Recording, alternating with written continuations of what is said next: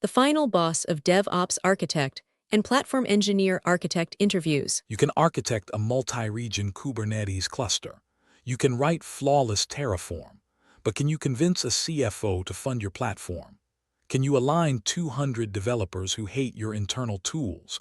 Welcome to the DevOps and Platform Architect Hiring Manager or Strategy Round. Strategy over syntax. This is where directors and VPs stop asking about syntax and start testing business acumen, risk management, and leadership. 90% of senior engineers fail here because they answer strategic questions with technical solutions. Today, we change that with 150 real-world scenarios used by FAANG and Fortune 500 companies. A critical distinction: DevOps versus platform architect. You might apply for roles called DevOps Architect, Platform Architect, or Staff SRE. In the modern enterprise, these roles have converged. The industry is moving from DevOps writing scripts to platform engineering, building internal products. In this video, we use these terms interchangeably because the expectation is the same. You are not just automating pipelines. You are building the product that powers the business. The two-part masterclass. Because this framework is so massive and dense with value, we have split it into two distinct parts. Part 1, this video, the platform builder and engineering leader. We focus on vision, teams, budgets, and vendors. Part 2, next video, the enterprise protector and future-proofer. We focus on scale, security, crisis management, and AI. Part 1 agenda, the 7 pillars of leadership. In this video, you will master the following strategic domains. Category 1, platform vision, setting the North Star, 10 scenarios. Category 2, org impact and operating model, navigating team topologies, 10 scenarios. Category 3, build versus buy strategy, the ultimate architect's dilemma, 10 scenarios. Category 4, roadmap and prioritization, managing chaos and tech debt, 10 scenarios. Category 5, executive communication, translating tech into ROI, 10 scenarios. Category 6, team building and talent strategy, hiring for scale, 10 scenarios. Category 7, vendor and ecosystem strategy, managing partnerships, 10 scenarios. For every single scenario, we will give you the manager's context, the hidden trap, the elite strategy, the curveball follow-ups, and exactly how to communicate your decision to a vice president VP. Category 1, platform vision. Without a clear vision, a platform engineering team degrades into a glorified ticket factory. In this round, interviewers are testing whether you are a reactive order taker or a proactive product manager. They want to see if you can look at fragmented, chaotic infrastructure and chart a clear 18-month path to a golden internal developer platform. The 10 scenarios we will cover. In this category, we will solve these exact challenges. 1. Define a platform vision for a 200-engineer org with fragmented tooling. 2. The platform team exists but is just a ticket factory. What changes? 3. Designing the transformation from legacy DevOps to modern platform engineering. 4. There is no internal developer platform at all. Where do you start? 5. Platform adoption is dangerously low recovery strategy. 6. Leadership wants faster delivery, but platform maturity is too low. 7. The company has multiple competing CI systems setting direction. 8. The platform team is perceived as a blocker, repositioning strategy. 9. Charting a hyper-growth platform vision for the next 18 months. 10. The evolution strategy for a legacy enterprise platform. The situation 1, context briefing by a manager. Over the past 18 months, we have scaled to 200 engineers across 15 product teams. Each team independently selected CI/CD tooling, infrastructure as code patterns, secrets management, and observability stacks. This created duplicated platform effort, inconsistent security posture, and high cognitive load for developers moving between services. Onboarding now takes multiple weeks, delivery predictability is declining, and leadership is concerned that scale is increasing complexity faster than velocity. Today, platform maturity is fragmented with no clearly defined golden path. The real question by hiring manager. How would you define and execute a platform vision that reduces fragmentation, lowers developer cognitive load, and standardizes delivery workflows, without slowing ongoing product feature delivery? Candidate, initial strategy framework answer. I would treat the platform as a product with clear outcomes, guiding principles, and phased execution. 1. Current state understanding, identify the highest friction across CI/CD, provisioning, secrets, and observability through team interviews and platform telemetry. 2. Desired outcomes, reduce onboarding time, improve delivery consistency, standardize operational ownership, and enable self-service workflows. 3. Principles, platform as a product, paved road not mandate, incremental migration, strong backward compatibility, and measurable adoption. 4.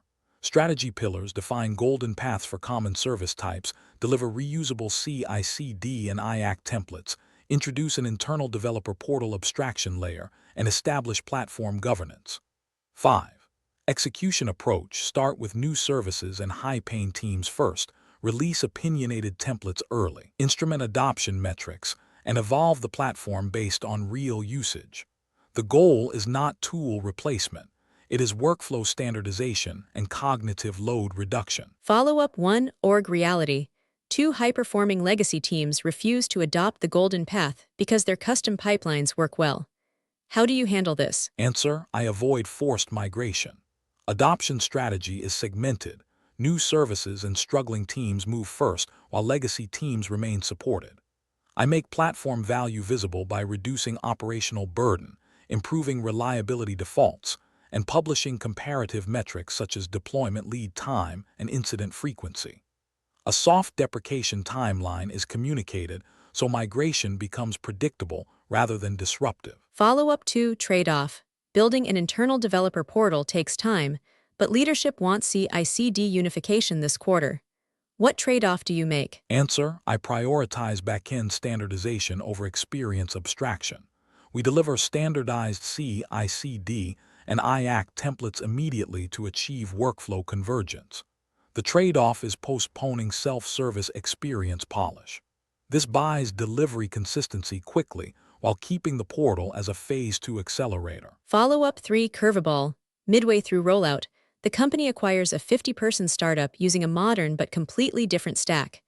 Do you force platform adoption? Answer: no immediate enforcement. Acquisition value depends on preserving velocity. I evaluate their tooling against our platform principles. If parts of their stack are stronger, they influence our roadmap. Short term, I align identity, security, and observability contracts first while keeping delivery workflows independent. Convergence becomes planned, not forced. Revise strategy. After curveball, updated plan. With acquisition and timeline constraints, the strategy shifts toward contract-first standardization and phased convergence. 1. Prioritize organization-wide standards at the contract layer, identity, security, audit logging, and observability. 2. Continue golden path rollout for the primary organization to stabilize delivery consistency. 3. Treat the acquired startup as a separate operational domain while establishing integration guardrails. 4. Delay internal developer portal experience expansion until adoption and stability targets are reached. 5. Resequence the roadmap to focus first on risk reduction and operational consistency before experience optimization. Revised strategy shows adaptability without resetting the entire platform direction. How to communicate this to leadership? Leadership communication focuses on outcomes, risk posture, and measurable impact rather than tooling details. 1. Goal: establish a standardized delivery foundation that reduces onboarding time and operational variability without slowing product delivery. 2. Strategy pillars: golden paths, contract-level standardization, and phased developer experience abstraction. 3. Expected outcomes: faster onboarding, clearer ownership, lower incident variance, and more predictable releases. 4. Metrics: onboarding time, golden path adoption rate, deployment lead time, and platform-related incident reduction. 5. Timeline: Q1 standardization templates, Q2 contract alignment including acquisition, Q3 developer portal expansion. Take a screenshot of this. This is exactly how you present to a vice president, VP. Pro tip. Never position a platform as a tooling initiative. Position it as a cognitive load reduction and delivery predictability initiative. Leaders invest when platform strategy improves decision speed, reduces operational variance, and makes engineering scale sustainable. The situation 2. Context briefing by a manager. Our platform team exists, but most engineering teams interact with it through tickets. Provisioning environments, setting up pipelines, and requesting infrastructure changes require manual platform involvement. This has created a perception that the platform team is a bottleneck. Delivery speed varies across teams. Platform engineers are overloaded with repetitive requests, and leadership wants the platform to enable self-service without losing governance or reliability. The real question, by hiring manager. How would you transform a ticket-driven platform team into a self-service internal developer platform that scales engineering productivity without losing control and governance? Candidate, initial strategy framework answer. I would reposition the platform from a service desk model to a product model focused on self-service enablement. 1. Current state understanding. Analyze ticket patterns to identify the highest volume repetitive platform requests and hidden workflow friction. 2. Desired outcomes. Reduce platform dependency, enable safe self-service provisioning, and shift platform engineers toward higher leverage work. 3. Principles, self-service with guardrails, paved road experience, policy as code, and platform APIs instead of manual intervention. 4. Strategy pillars, introduce reusable provisioning templates, build self-service workflows via an internal developer portal, automate policy enforcement, and define clear platform ownership boundaries. 5.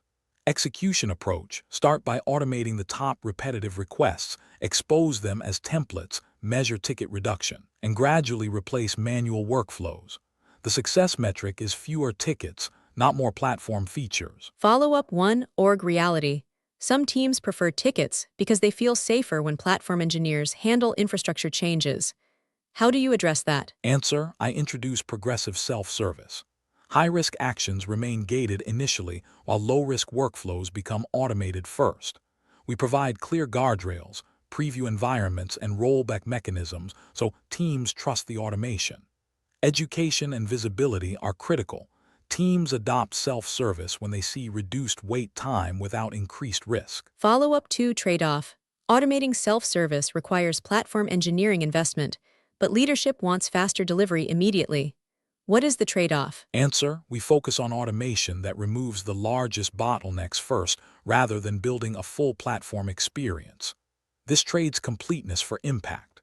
By eliminating the top ticket categories, we unlock immediate delivery gains while continuing to evolve the broader platform capabilities incrementally. Follow-up 3. Curveball. After automation rollout, ticket volume drops but platform reliability incidents increase because teams misuse templates. What do you do? Answer: this indicates guardrails maturity, not a failure of self-service. I strengthen policy as code, improve template defaults, and introduce progressive validation such as environment checks and automated testing. Self-service must be paired with safe defaults and opinionated design to prevent misuse. Revise strategy. After curveball, updated plan. With increased incidents after self-service rollout, the strategy shifts towards stronger guardrails and platform safety. 1. Introduce policy as code enforcement across provisioning and deployment workflows. 2. Strengthen template defaults to be secure and production-ready by default. 3. Add validation stages and automated checks before infrastructure changes are applied. 4. Expand platform observability to detect misuse patterns early. 5. Sequence rollout so high-risk capabilities remain gated until guardrails mature. Self-service without guardrails creates risk. Self-service with guardrails creates scale. How to communicate this to leadership? Leadership messaging focuses on productivity, platform leverage, and risk reduction. 1.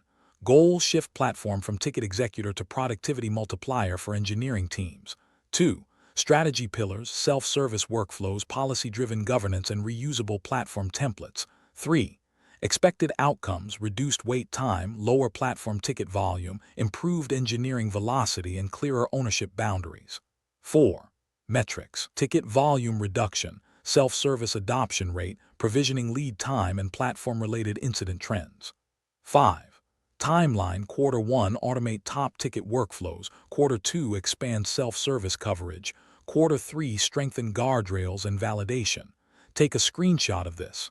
This is exactly how you present to a vice president, VP. Pro tip. A platform team becomes scalable when it stops doing work for teams and starts building systems that teams use safely. Measure platform success by ticket reduction and developer autonomy, not by the number of tools delivered. The situation 3, context briefing by a manager. Over the last 2 years, teams across the organization have independently adopted different observability tools, multiple logging platforms, separate metric systems, and inconsistent alerting strategies. During incidents, engineers struggle to correlate signals, on-call fatigue is increasing, and leadership lacks a single reliability view. Platform maturity and observability is fragmented, costs are rising due to duplicate tooling, and incident resolution time varies widely between teams. The real question by hiring manager. How would you define an observability strategy that standardizes visibility across teams, improves incident response, and reduces tool sprawl without disrupting existing services? Candidate, initial strategy framework answer. I would approach observability as a reliability capability rather than a tooling decision. 1. Current state understanding. Map existing logging, metrics, tracing, and alerting patterns to identify gaps in correlation and ownership. 2. Desired outcomes, consistent service visibility, faster incident triage, clear reliability ownership, and reduced observability cost duplication. 3. Principles, standardized telemetry contracts, separate data generation from visualization tools, opinionated defaults, and incremental migration. 4. Strategy pillars, define a unified telemetry standard, introduce shared observability pipelines, create standardized alerting models, and establish service-level reliability dashboards. 5. Execution approach, start with new services and high-incident domains, provide instrumentation libraries and templates, and measure incident response improvements. Observability strategy is about signal quality and ownership clarity, not choosing a single dashboard. Follow-up 1, organizational reality. Several senior teams strongly prefer their existing observability tools and resist standardization. How do you handle this? Answer: I avoid forcing tool replacement and instead standardize telemetry contracts first. Teams can keep their visualization layer temporarily as long as they emit standardized logs, metrics, and traces. This reduces resistance while enabling cross-team visibility. Over time, shared dashboards demonstrate value and naturally drive consolidation. Follow-up 2, trade-off. Leadership wants faster incident response immediately, but observability standardization takes time. What trade-off do you make? Answer: I prioritize incident response improvements before full tool consolidation. This includes standardized alert routing, clearer ownership metadata, and runbook integration. The trade-off is accepting temporary tooling diversity while focusing on the operational workflow that reduces mean time to resolution. Follow-up 3, curveball. After rollout begins, observability costs increase significantly because centralized data ingestion grows rapidly. What do you do? Answer: cost growth indicates success in signal collection, but requires governance. I introduce sampling strategies, data retention policies, and tiered telemetry levels. Not all services need the same signal depth. Observability must become cost-aware by design while preserving critical production visibility. Revise strategy. After curveball, updated plan. With cost pressure introduced, the observability strategy shifts toward signal prioritization and cost governance. 1. Define telemetry tiers so critical services receive full tracing while low-risk services use lighter signal levels. 2. Introduce sampling, retention policies, and cost visibility dashboards for observability data. 3. Maintain unified telemetry standards while allowing flexible visualization layers. 4. Sequence rollout so high-incident domains receive deeper instrumentation first. 5. Establish FinOps collaboration to monitor observability, spend alongside reliability outcomes. Good observability balances signal quality, developer usability, and cost control. How to communicate this to leadership? Leadership messaging focuses on reliability outcomes, incident speed, and cost predictability. 1. Goal: provide consistent service visibility that improves incident response and reduces operational uncertainty. 2. Strategy pillars: standardized telemetry, shared observability pipelines, and cost-aware signal governance. 3. Expected outcomes: faster incident triage, clearer ownership, improved reliability reporting, and reduced duplicate tooling spend. 4. Metrics: mean time to detection, mean time to resolution, alert noise reduction, and observability cost per service. 5. Timeline, Q1 telemetry standard rollout, Q2 incident workflow improvements, Q3 cost optimization and consolidation. Take a screenshot of this. This is exactly how you present to a vice president, VP. Pro tip. Standardizing observability starts with telemetry contracts, not tool mandates. When teams share the same signals, consolidation becomes a natural outcome and incident collaboration improves dramatically. Situation 4. Context briefing by a manager. Our organization has grown quickly, but environment provisioning is inconsistent and slow. Some teams manually create infrastructure, others rely on partially maintained Terraform modules, and staging environments frequently drift from production. This leads to deployment surprises, unreliable testing, and repeated platform intervention. Leadership wants faster environment creation, stronger consistency across environments, and reduced operational risk without forcing a full infrastructure rewrite. The real question by hiring manager. How would you design an environment strategy that standardizes provisioning, prevents configuration drift, and enables faster delivery while supporting different team needs? Candidate initial strategy framework answer. I would approach environment strategy as a consistency and lifecycle management problem rather than just an infrastructure tooling problem. 1. Current state understanding. Audit environment creation patterns, drift frequency, and differences between staging and production configurations. 2. Desired outcomes, reproducible environments, reduce drift, faster provisioning, and predictable deployment behavior. 3. Principles, environments as code, immutable patterns where possible, standardized environment tiers, and lifecycle automation. 4. Strategy pillars, define environment blueprints, create reusable IAC modules, introduce environment lifecycle automation, and standardize configuration management. 5. Execution approach, start with new services and high change domains, provide environment templates, enforce drift detection, and gradually migrate critical services. Environment strategy succeeds when staging behaves like production by default. Follow-up 1. Organizational reality. Some teams need highly customized environments due to product requirements. How do you standardize without blocking them? Answer: I standardize the foundation, not the entire environment. Core infrastructure layers such as networking, identity, logging, and baseline security become fixed blueprints. Teams can extend above that layer using approved modules. This preserves flexibility while ensuring consistency where it matters most. Follow-up 2. Trade-off. Full environment standardization takes time, but leadership wants faster provisioning immediately. What trade-off do you make? Answer: I prioritize provisioning speed first through reusable templates even if they are not fully standardized yet. This delivers immediate developer productivity gains while we evolve deeper consistency.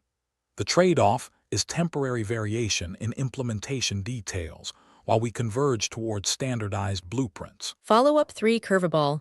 After introducing templates, teams begin modifying them heavily, causing drift again. What do you do? Answer: this signals missing boundaries.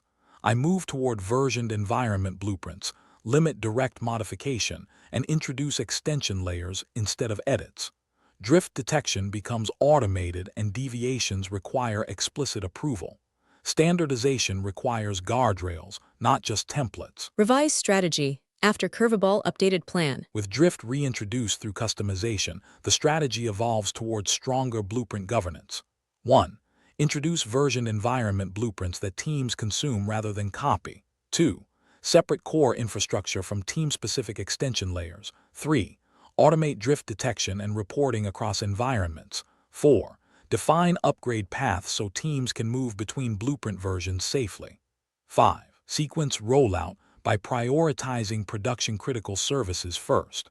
Blueprint ownership is what prevents environment drift at scale. How to communicate this to leadership? Leadership communication emphasizes risk reduction, delivery predictability, and developer speed. 1. Goal: create reproducible environments that reduce deployment surprises and accelerate delivery. 2. Strategy pillars, environment blueprints, lifecycle automation, and drift governance. 3. Expected outcomes: faster provisioning, fewer deployment failures, improved testing reliability, and clearer operational ownership. 4. Metrics: environment provisioning time, drift incidents, deployment rollback frequency, and environment consistency score. 5. Timeline: Quarter 1 environment templates, Quarter 2 blueprint governance, Quarter 3 drift automation and upgrade paths. Take a screenshot of this. This is exactly how you present to a vice president (VP). Pro tip. Environment consistency is one of the highest leverage platform investments. Most reliability issues originate from environment differences, not application logic. Treat environment blueprints as product assets with versioning, ownership, and lifecycle. The Situation 5, context briefing by a manager. Release processes across teams are inconsistent. Some teams deploy multiple times per day, while others rely on manual approvals, long release branches, and scheduled deployment windows. This creates uneven delivery speed, higher coordination overhead, and increased risk during large releases. Incidents often correlate with release complexity rather than code quality. Leadership wants a scalable release strategy that improves delivery frequency, reduces risk, and works across teams with different maturity levels. The Real Question by Hiring Manager. How would you define a release strategy that standardizes delivery practices, reduces deployment risk, and enables teams to ship faster without enforcing a single rigid workflow? Candidate Initial Strategy Framework Answer. I would treat release strategy as a risk management and workflow standardization problem rather than a pipeline configuration problem. 1. Current state understanding: map release workflows, approval patterns, rollback approaches, and incident correlation with deployment events. 2. Desired outcomes: predictable releases, reduced coordination overhead, faster deployment cycles, and safer production changes. 3. Principles: progressive delivery, automation over manual approval, small batch changes, and clear rollback mechanisms. 4. Strategy pillars: define release maturity tiers, introduce standardized deployment patterns, embed progressive delivery techniques, and standardize release observability. 5. Execution approach: start with high change services, introduce deployment templates, implement automated verification, and gradually reduce manual approvals. Release strategy should make safe releases the default behavior, not an advanced capability. Follow-up 1, Organizational Reality. Some teams operate in regulated domains and require manual approvals. How do you standardize releases without violating compliance requirements? Answer: I separate approval intent from approval mechanics. Compliance requirements can be satisfied through automated policy checks, audit trails, and controlled deployment gates rather than manual coordination meetings. Where manual approval is required, it becomes a structured step within a standardized release workflow instead of a custom process. Follow-up 2, Trade-off. Progressive delivery techniques take time to implement, but leadership wants faster releases immediately. What trade-off do you make? Answer: I prioritize release visibility and rollback readiness before advanced progressive delivery. This means standardizing deployment telemetry, ensuring consistent rollback procedures, and introducing deployment checklists. The trade-off is delaying canary and feature flag maturity while still improving release safety quickly. Follow-up 3, Curveball. After standardization begins, teams increase release frequency, but incident volume also rises. What do you do? Answer: this indicates release speed outpaced verification maturity. I strengthen automated validation, introduce progressive rollout thresholds, and improve release observability. Faster releases require stronger feedback loops. The strategy shifts toward balancing deployment frequency with automated safety mechanisms. Revise strategy. After Curveball updated plan. With incident growth following increased release frequency, the strategy evolves toward stronger release safety mechanisms. 1. Introduce automated verification gates before full production rollout. 2. Adopt progressive rollout patterns such as canary and stage deployments. 3. Standardize rollback automation across services. 4. Strengthen release observability to detect issues earlier. 5. Sequence rollout so high-risk services adopt progressive delivery first. Release speed must scale together with verification maturity. How to communicate this to leadership? Leadership messaging focuses on delivery speed, risk reduction, and release predictability. 1. Goal: enable faster, safer releases by standardizing deployment workflows and verification practices. 2. Strategy pillars: release templates, progressive delivery, and automated validation. 3. Expected outcomes: higher deployment frequency, fewer large release events, faster incident detection, and safer rollbacks. 4. Metrics, deployment frequency, change failure rate, rollback time, and release-related incident trends. 5. Timeline, Q1 release templates and rollback standardization, Q2 verification automation, Q3 progressive delivery expansion. Take a screenshot of this. This is exactly how you present to a vice president (VP). Pro tip. Most organizations try to speed up releases by optimizing pipelines. The real leverage is reducing release risk perception. When teams trust rollback and verification, release frequency increases naturally. The situation 6. Context briefing by a manager. Leadership is pushing for significantly faster delivery across the organization because competitive pressure is increasing. However, platform maturity is still low. CI/CD patterns are inconsistent, environments are not standardized, and reliability practices vary between teams. Attempts to speed up delivery have led to more incidents and operational stress. Executives want velocity improvements immediately, but the underlying platform foundation is not ready. The real question by hiring manager. How would you increase delivery speed across the organization when leadership expects immediate results, but platform maturity is still low? Candidate initial strategy framework answer. I would treat this as a sequencing strategy problem, balancing short-term velocity with foundational platform investment. 1. Current state understanding. Identify the largest delivery bottlenecks such as slow environment provisioning, inconsistent pipelines, and manual release steps. 2. Desired outcomes. Improve delivery speed without increasing incident rates, reduce coordination overhead, and establish predictable workflows. 3. Principles. Optimize for flow efficiency first, standardize high-frequency workflows, avoid large platform rewrites, and invest in foundations incrementally. 4. Strategy pillars. Remove top delivery friction, introduce lightweight golden path templates, standardize pipeline stages, and improve release visibility. 5. Execution approach. Deliver quick wins that unlock velocity while running foundational platform work in parallel using phased rollout. Velocity improvements should target friction first, not architecture perfection. Follow-up 1. Organizational reality. Some teams interpret the push for speed as permission to bypass platform standards. How do you prevent that? Answer: speed must be framed as standardized speed. I define clear paved road workflows that are faster than custom approaches, making bypassing unnecessary. Platform standards become accelerators rather than restrictions. Visibility is important. Teams see that standardized workflows reduce wait time and operational burden. Follow-up 2. Trade-off. Foundational platform work slows visible delivery improvements.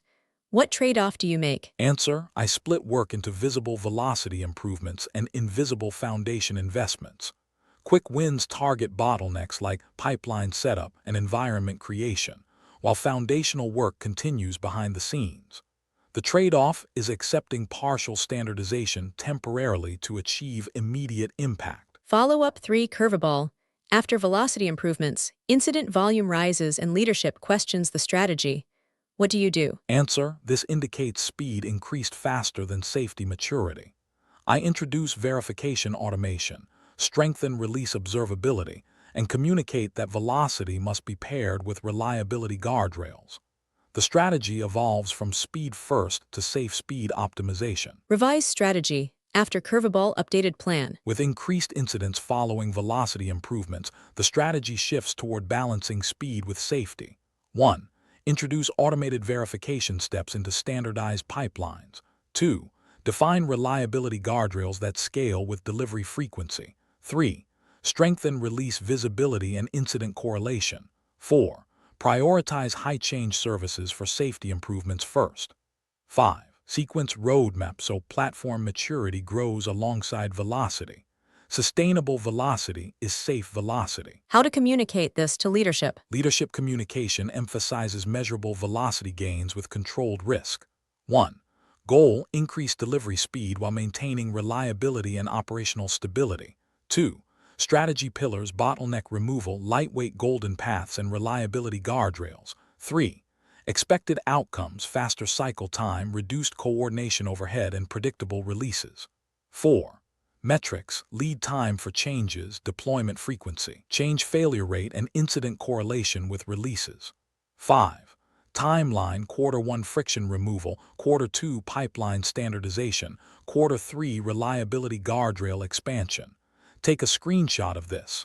This is exactly how you present to a vice president, VP. Pro tip. When leadership pushes for speed before platform maturity exists, the correct move is sequencing, not resistance. Deliver visible velocity improvements quickly while quietly investing in the foundations that make that speed sustainable. The Situation 7. Context briefing by a manager. Different teams across the organization use multiple CI systems. Some rely on GitHub Actions, others on GitLab CI, Jenkins, or internally maintained pipelines. This creates duplicated effort, inconsistent security controls, varied developer experience, and difficulty standardizing deployment workflows. Platform engineers spend time supporting multiple CI stacks instead of improving delivery capabilities. Leadership wants direction on whether to standardize, consolidate, or support multiple CI systems. The Real Question by hiring manager. How would you define a platform direction when multiple CI systems exist across the organization and teams have strong preferences? Candidate Initial Strategy Framework answer. I would treat this as a workflow standardization problem rather than an immediate tool consolidation decision. 1. Current state understanding, inventory CI usage patterns, security differences, pipeline complexity, and maintenance overhead across systems. 2. Desired outcomes, consistent delivery workflows, reduced operational overhead, stronger security posture, and improved developer experience. 3.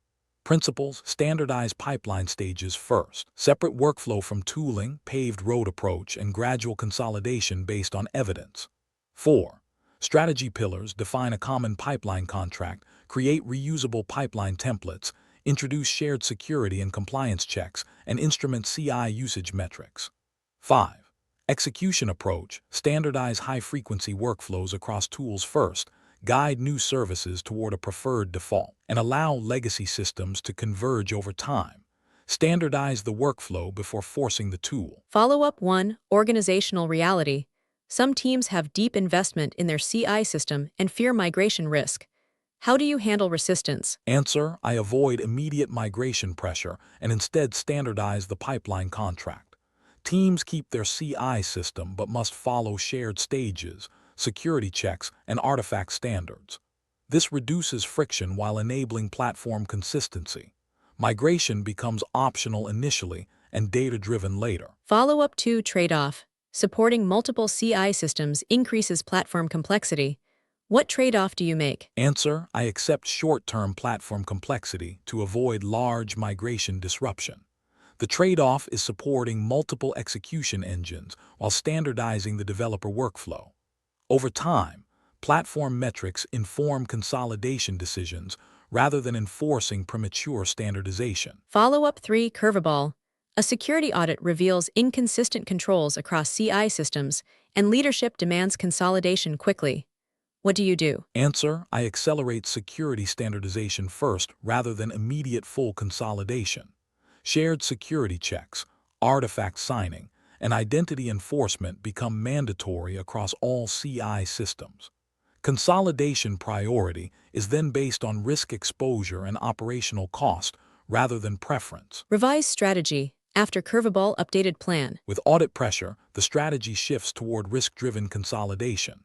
1. Mandate security and compliance controls across all CI systems immediately. 2.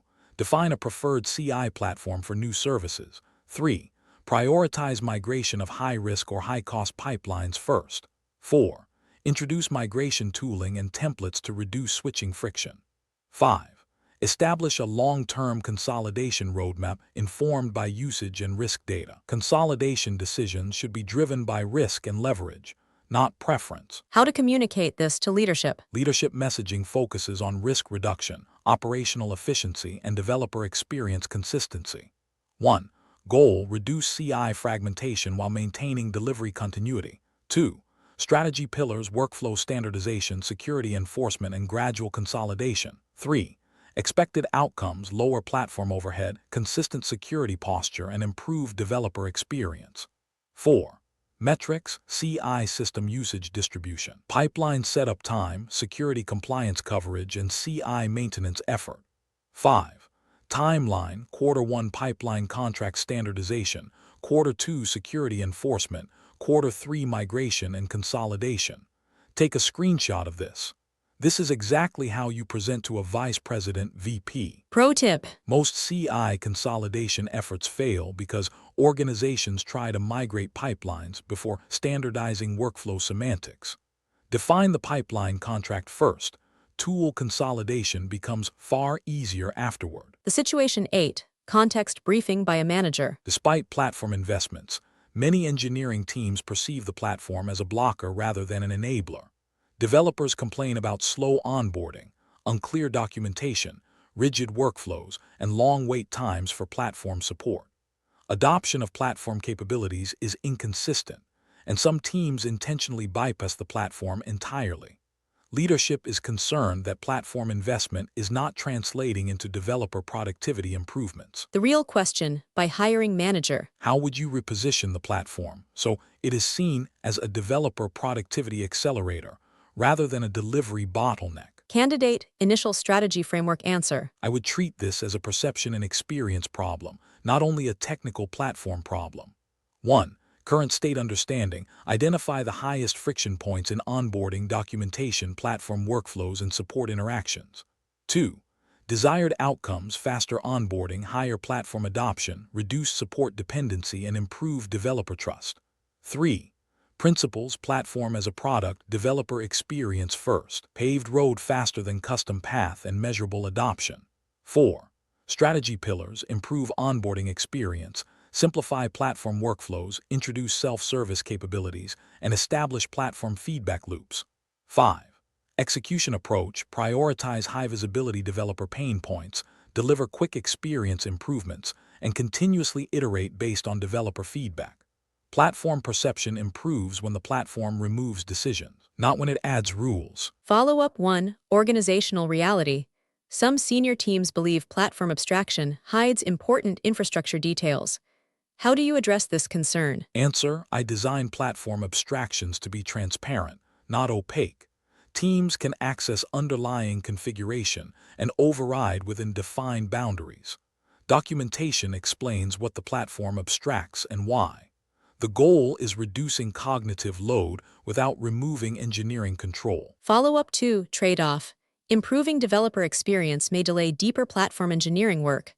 What trade-off do you make? Answer: I prioritize developer experience improvements that unlock adoption, because adoption enables platform leverage.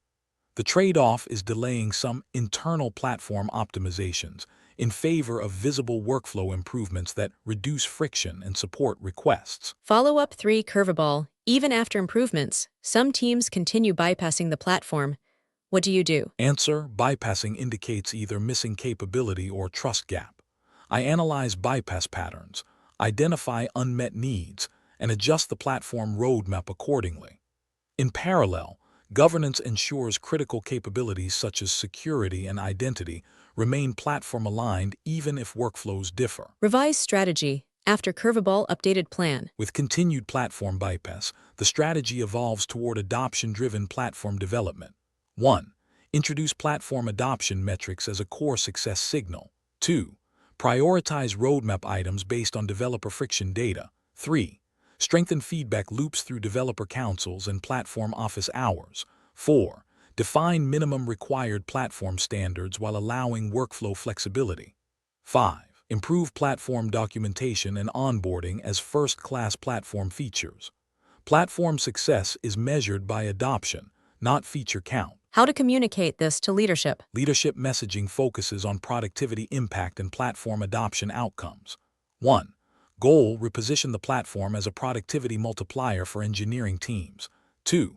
Strategy pillars: developer experience improvements, self-service workflows, and adoption-driven roadmap. 3. Expected outcomes: faster onboarding, reduced support load, higher platform usage, and improved delivery consistency. 4. Metrics: platform adoption rate, onboarding time, platform ticket volume, and developer satisfaction signals. 5. Timeline: Q1 onboarding and documentation improvements, Q2 workflow simplification, Q3 adoption-driven roadmap expansion. Take a screenshot of this. This is exactly how you present to a vice president (VP). Pro tip. If teams bypass the platform, treat it as product feedback, not non-compliance. The fastest way to increase adoption is to remove the friction that caused the bypass. The situation 9. Context briefing by a manager. The company is entering a hypergrowth phase. Engineering headcount is expected to double within 12-18 months. New product lines are launching, and infrastructure scale is increasing rapidly. Current platform capabilities work for today's size but are not designed for rapid expansion. Onboarding speed, environment scalability, and platform ownership boundaries are already showing strain. Leadership wants a platform vision that supports hypergrowth without repeated re-architecture. The real question by hiring manager. What platform vision would you define for the next 18 months to support hypergrowth while keeping delivery predictable and operational complexity manageable? Candidate, initial strategy framework answer. I would design the platform vision around scalability of workflows, ownership, and platform leverage rather than infrastructure scale alone. 1. Current state understanding. Identify where growth pressure will appear first. Onboarding, CI capacity, environment provisioning, and platform team bandwidth. 2. Desired outcomes, faster onboarding at scale, consistent delivery workflows, reduced cognitive load, and clear ownership boundaries. 3. Principles, platform as leverage, self-service first, standardization before scale optimization, and platform team focused on high-impact capabilities. 4. Strategy pillars, expand golden paths, define platform ownership boundaries, invest in self-service provisioning, and introduce platform scalability metrics. 5.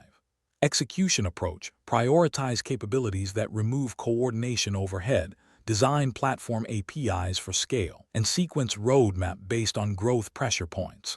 Hypergrowth platform strategy focuses on workflow scalability before infrastructure scalability. Follow-up 1. Organizational reality.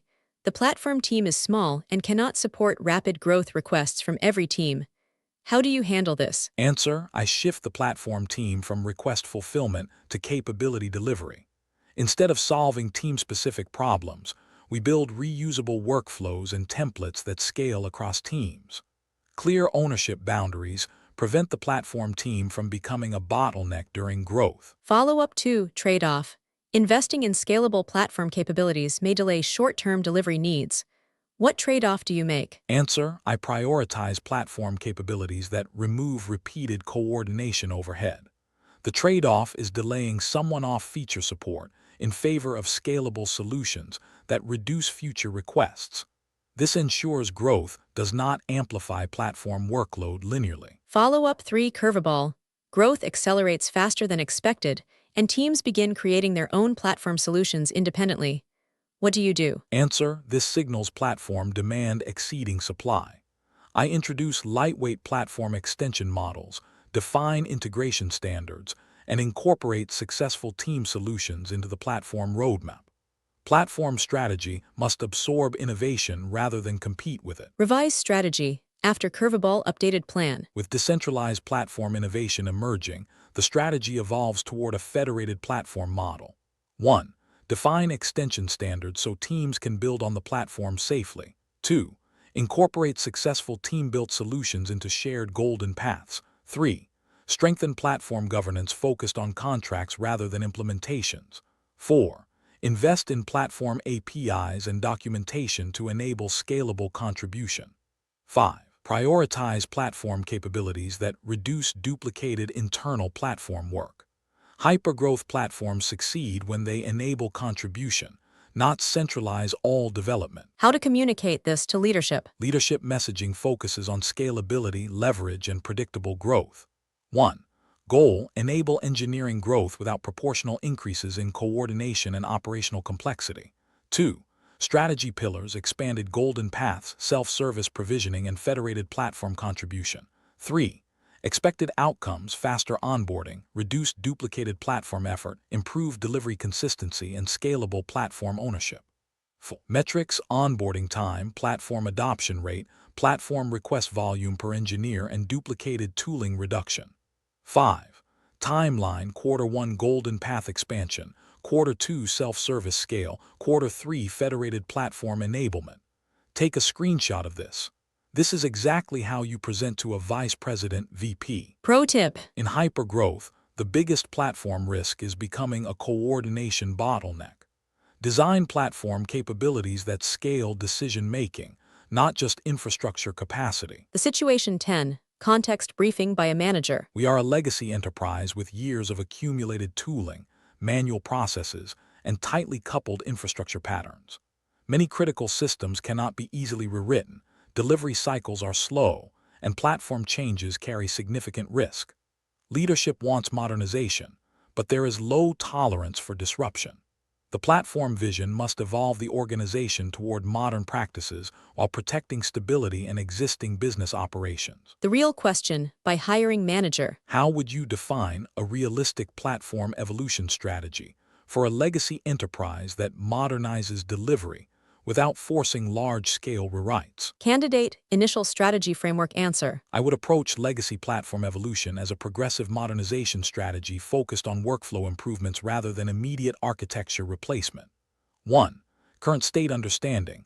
Identify critical legacy constraints, modernization blockers, and areas where workflow improvements can occur without system rewrites. 2. Desired outcomes, faster delivery cycles, reduced operational risk, improved reliability visibility, and gradual modernization momentum. 3. Principles incremental change, coexistence over replacement, automation first, and modernization aligned with business value. 4. Strategy pillars introduce modernization layers around legacy systems, standardize delivery workflows, automate environment and release processes, and define modernization pathways per system. 5. Execution approach, start with high-change domains, implement wrapper patterns and automation, and sequence modernization alongside business priorities. Legacy transformation succeeds when modernization happens around systems before it happens inside them. Follow-up 1. Organizational reality. Many teams fear modernization because past platform initiatives caused instability. How do you rebuild trust? Answer: I focus on low-risk improvements that demonstrate immediate value, such as automation, visibility, and standardized workflows. Small wins build confidence. Clear rollback strategies and transparent communication reduce perceived risk. Trust is rebuilt through predictable outcomes rather than large transformation announcements. Follow-up 2. Trade-off. Incremental modernization is slower than large transformation programs. What trade-off do you make? Answer: I accept slower visible transformation in exchange for lower risk and higher adoption. The trade-off favors continuous progress over disruptive change. This ensures modernization survives organizational resistance and funding cycles. Follow-up 3. Curveball. A major outage occurs in a legacy system, and leadership demands rapid modernization of that system. What do you do? Answer: I distinguish between reliability remediation and modernization scope. Immediate work focuses on stability, observability, and automation. Modernization becomes a structured follow-up plan. Crisis should accelerate modernization sequencing, not trigger rushed rewrites. Revise strategy. After curveball updated plan. With outage pressure, the strategy shifts toward risk-driven modernization prioritization. 1. Prioritize modernization of high-risk legacy domains first. 2. Introduce observability and automation layers before structural changes. 3. Define modernization roadmaps per system with clear sequencing. 4. Strengthen reliability guardrails to prevent repeated incidents. 5. Align modernization milestones with business impact and risk reduction. Outages should change modernization priority, not modernization discipline. How to communicate this to leadership? Leadership messaging focuses on risk reduction, modernization progress, and delivery improvement. 1. Goal: modernize delivery capabilities while protecting business continuity. 2. Strategy pillars: incremental modernization, automation layers, and risk-driven prioritization. 3. Expected outcomes: reduced operational risk, improved delivery speed, and measurable modernization progress. 4. Metrics: legacy deployment frequency, automation coverage, incident recurrence, and modernization milestone completion. 5. Timeline: Q1 automation and visibility improvements, Q2 modernization of high-risk domains, Q3 structured modernization roadmap expansion. Take a screenshot of this. This is exactly how you present to a vice president, VP. Pro tip. Legacy platform strategy is about sequencing, not ambition. Organizations fail when modernization is framed as replacement. Success comes from making legacy systems easier to operate first, then easier to evolve. Category 1 wrap-up, platform vision. In the previous scenarios, we focused on platform vision, defining direction, sequencing modernization, enabling hypergrowth, and ensuring platform investments translate into developer productivity. Platform vision answers the question of where we are going, but vision alone is not enough. The next challenge is organizational impact, how platform decisions change team structures, ownership boundaries, and operating models across the organization. Transition from vision to operating model. Platform vision defines direction, but operating model determines whether that vision actually works in reality. This is where many platform strategies struggle, not because the technical direction is wrong, but because ownership, incentives, and team boundaries are unclear. As organizations scale, platform success depends on how decisions are distributed, how standards are introduced, and how teams collaborate without slowing delivery. This transition shifts the conversation from what the platform should be to how the organization must evolve for the platform to succeed. Please check description or comment section of this video. I have given a lot of links for downloading 6 PDFs containing all types of most asked interview question and answers like scenario-based, technical-based, behavioral-based, real-world problem-solving, generally most asked, and system design. Required for your AWS and DevOps jobs interviews like AWS Cloud Migration Specialist jobs, AWS Cloud Financial Analyst jobs, AWS Solution Architect jobs, Cloud Security Engineer jobs, Kubernetes Admin or Engineer or Architect or Developer jobs, DevOps ISE Engineer jobs, DevOps Metrics and Observability Engineer jobs, DevOps CI or CD Engineer jobs, AWS DevOps Engineer jobs, Cloud DevOps Engineer jobs, AWS Java or Python Developer jobs, DevOps Engineer jobs, etc., etc. These questions and answers are carefully curated by industry experts, saving you people hours of research and ensuring you people will have the most accurate and relevant answers.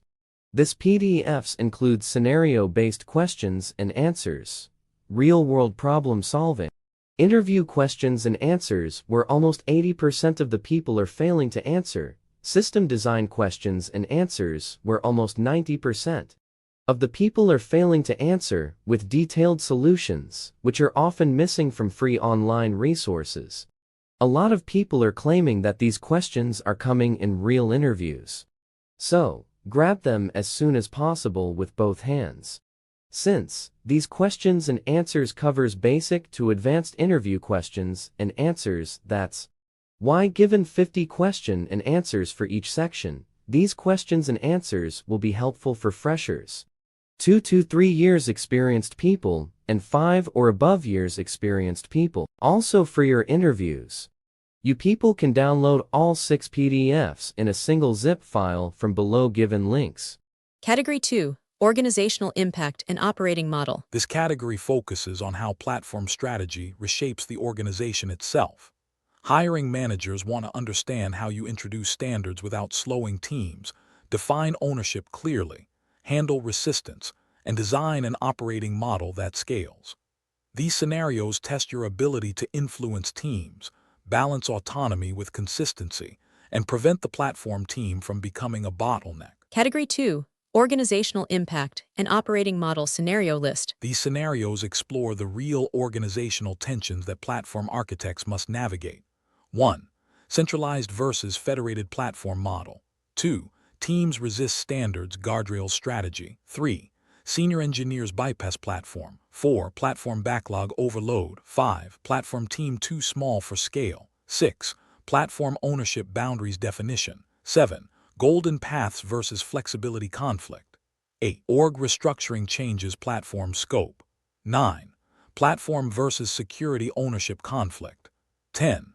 Multi-region inconsistent practices. Category 2 focuses on how platform strategy succeeds or fails based on organizational design. The situation 11, context briefing by a manager. Our organization is debating whether the platform team should remain centralized or move toward a federated model where domain teams own parts of the platform. A centralized model provides consistency and governance, but risks becoming a bottleneck. A federated model increases autonomy, but may create fragmentation and duplicated effort. Leadership wants clarity on which model will scale better as the organization grows. The real question by hiring manager. How would you decide between a centralized platform model and a federated platform model? And what factors determine the right approach? Candidate, initial strategy framework answer. I would treat this as a scalability and ownership design decision rather than choosing one model universally. 1. Current state understanding. Evaluate platform workload distribution, coordination overhead, and areas where central ownership is creating bottlenecks. 2.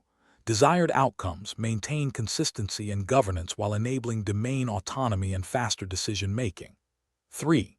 Principles. Centralized standards, federate implementation. Define clear contracts and design for contribution. 4. Strategy pillars. Establish core platform capabilities centrally, define extension boundaries, introduce domain platform ownership, and create shared platform governance. 5. Execution approach. Start with a centralized foundation, enable federated contribution in specific domains, and evolve toward a hybrid model informed by platform demand. The real decision is not centralized versus federated. It is what should be centralized. Follow-up 1, organizational reality. Domain teams lack platform expertise and may struggle with federated ownership. How do you handle this? Answer: federation must be enabled, not assumed. I introduce platform extension templates, documentation, and enablement programs so domain teams can contribute safely. The platform team provides patterns and guardrails while domains gradually build capability. Follow-up 2, trade-off. Federated models can create duplication. What trade-off do you make? Answer: I accept some duplication in exchange for scalability, but limit duplication through strong platform contracts and shared reusable components. The trade-off favors controlled autonomy over centralized bottlenecks. Follow-up 3, curveball. Leadership wants immediate federation across all domains at once. What do you do? Answer: I recommend phased federation. Immediate full federation introduces fragmentation risk. Instead, we pilot federation in selected domains, validate patterns, and expand gradually. Federation must follow maturity, not precede it. Revise strategy. After curveball, updated plan. With pressure for immediate federation, the strategy shifts toward controlled rollout. 1. Pilot federated platform ownership in a limited number of domains. 2. Define platform contracts that must remain centralized. 3. Create contribution standards for domain platform extensions. 4. Measure duplication, adoption, and platform workload distribution. 5. Expand federation gradually based on maturity signals. Federation is a scaling strategy, not an organizational announcement. How to communicate this to leadership? Leadership messaging focuses on scalability, ownership clarity, and risk management. 1. Goals: scale platform ownership without creating fragmentation. 2. Strategy pillars: centralized core capabilities, federated extensions, and platform contracts. 3. Expected outcomes: reduced platform bottlenecks, clearer ownership, and scalable platform development. 4. Metrics: platform workload distribution, duplicated platform effort, domain platform adoption, and delivery cycle time. 5. Timeline: Quarter 1 federation pilots, Quarter 2 contract enforcement, Quarter 3 broader federation rollout. Take a screenshot of this. This is exactly how you present to a vice president, VP. Pro tip. Centralization fails when platform demand grows faster than platform capacity. Federation fails when contracts are unclear. Strong platform contracts are the foundation that makes federation safe. The situation 12, context briefing by a manager. Platform standards have been defined, but several teams resist adopting them. Some teams believe standards reduce autonomy, others feel migration effort outweighs benefits, and a few senior engineers prefer custom solutions. As a result, standardization progress is slow, duplicated tooling continues, and platform investments are not producing organization-wide consistency. Leadership wants a strategy to introduce standards without slowing delivery or creating resistance. The real question by hiring manager. How would you introduce platform standards across teams that resist them, while preserving autonomy and delivery speed? Candidate, initial strategy framework answer. I would approach standards adoption as an incentive design and workflow design problem rather than a compliance enforcement problem. 1. Current state understanding. Identify why teams resist standards: migration cost, missing capabilities, trust gaps, or perceived loss of control. 2. Desired outcomes: higher standards adoption, reduced duplicated tooling, consistent workflows, and improved developer experience. 3. Principles: paved road faster than custom path, incentives over mandates, backward compatibility, and visible platform value. 4. Strategy pillars: improve golden path usability, reduce migration friction, introduce measurable benefits, and define minimum required standards. 5.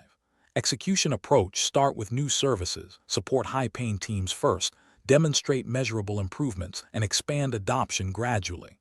Standards succeed when they remove work, not when they add rules. Follow-up 1. Organizational reality. Some senior engineers publicly challenge platform standards and influence others. How do you handle this? Answer: I involve influential engineers early as design partners rather than treating them as blockers. Their feedback improves standards quality and increases credibility. Visibility into decision trade-offs helps build trust. Influencers often become advocates once they see standards solve real problems. Follow-up 2. Trade-off. Making standards flexible increases adoption but reduces consistency.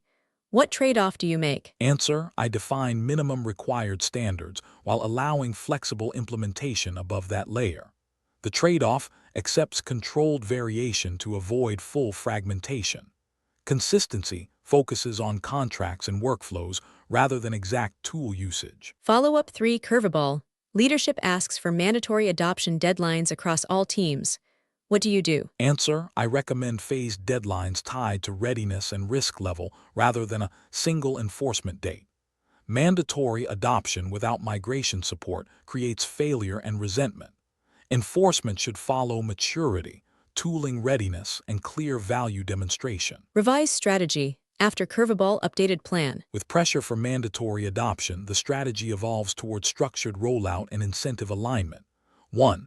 Define minimum required standards that must be adopted first. 2. Introduce phased adoption milestones based on service criticality. 3. Provide migration tooling and platform support for high-impact teams. 4. Track adoption metrics and publish progress transparently. 5. Tie enforcement to platform maturity rather than deadlines alone. Mandates work only after standards clearly create value. How to communicate this to leadership. Leadership messaging focuses on adoption strategy, risk management, and measurable progress. 1. Goal: increase platform standards adoption without disrupting delivery. 2. Strategy pillars: incentive-driven adoption, minimum required standards, and phased rollout. 3.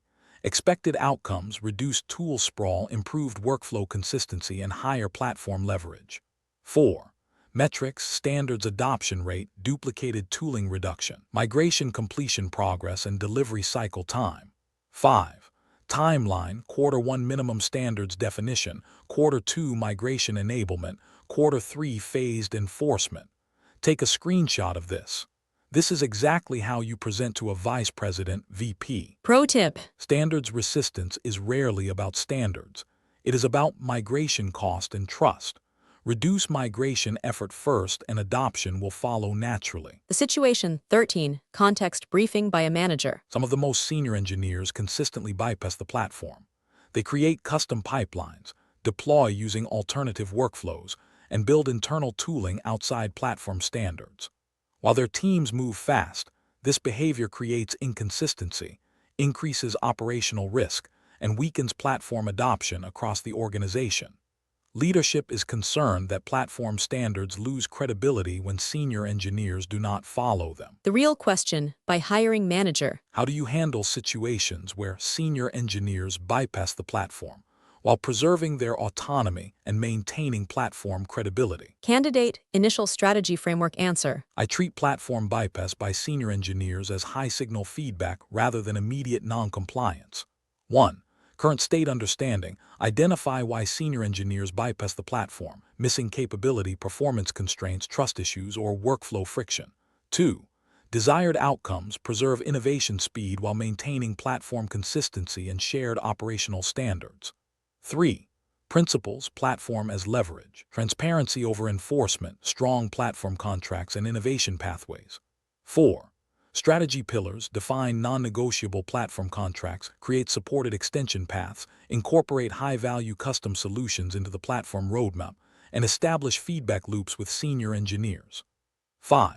Execution approach. Engage bypassing teams directly, evaluate their solutions, adopt useful patterns into golden paths, and limit bypass only where risk is introduced.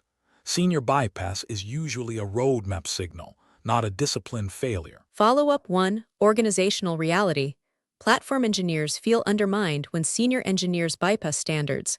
How do you manage this tension? Answer: I shift the narrative from enforcement to collaboration. Platform engineers partner with senior engineers to evaluate custom solutions.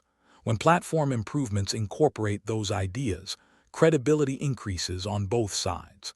Clear platform contracts also protect platform authority without blocking innovation. Follow-up 2. Trade-off. Allowing extension paths can increase platform complexity. What trade-off do you make? Answer: I accept controlled complexity in exchange for innovation scalability. The trade-off favors defined extension boundaries rather than uncontrolled custom tooling. Complexity is managed through platform contracts and contribution standards. Follow-up 3. Curveball. A bypass solution becomes widely adopted across teams without platform involvement. What do you do? Answer: this indicates emergent platform capability.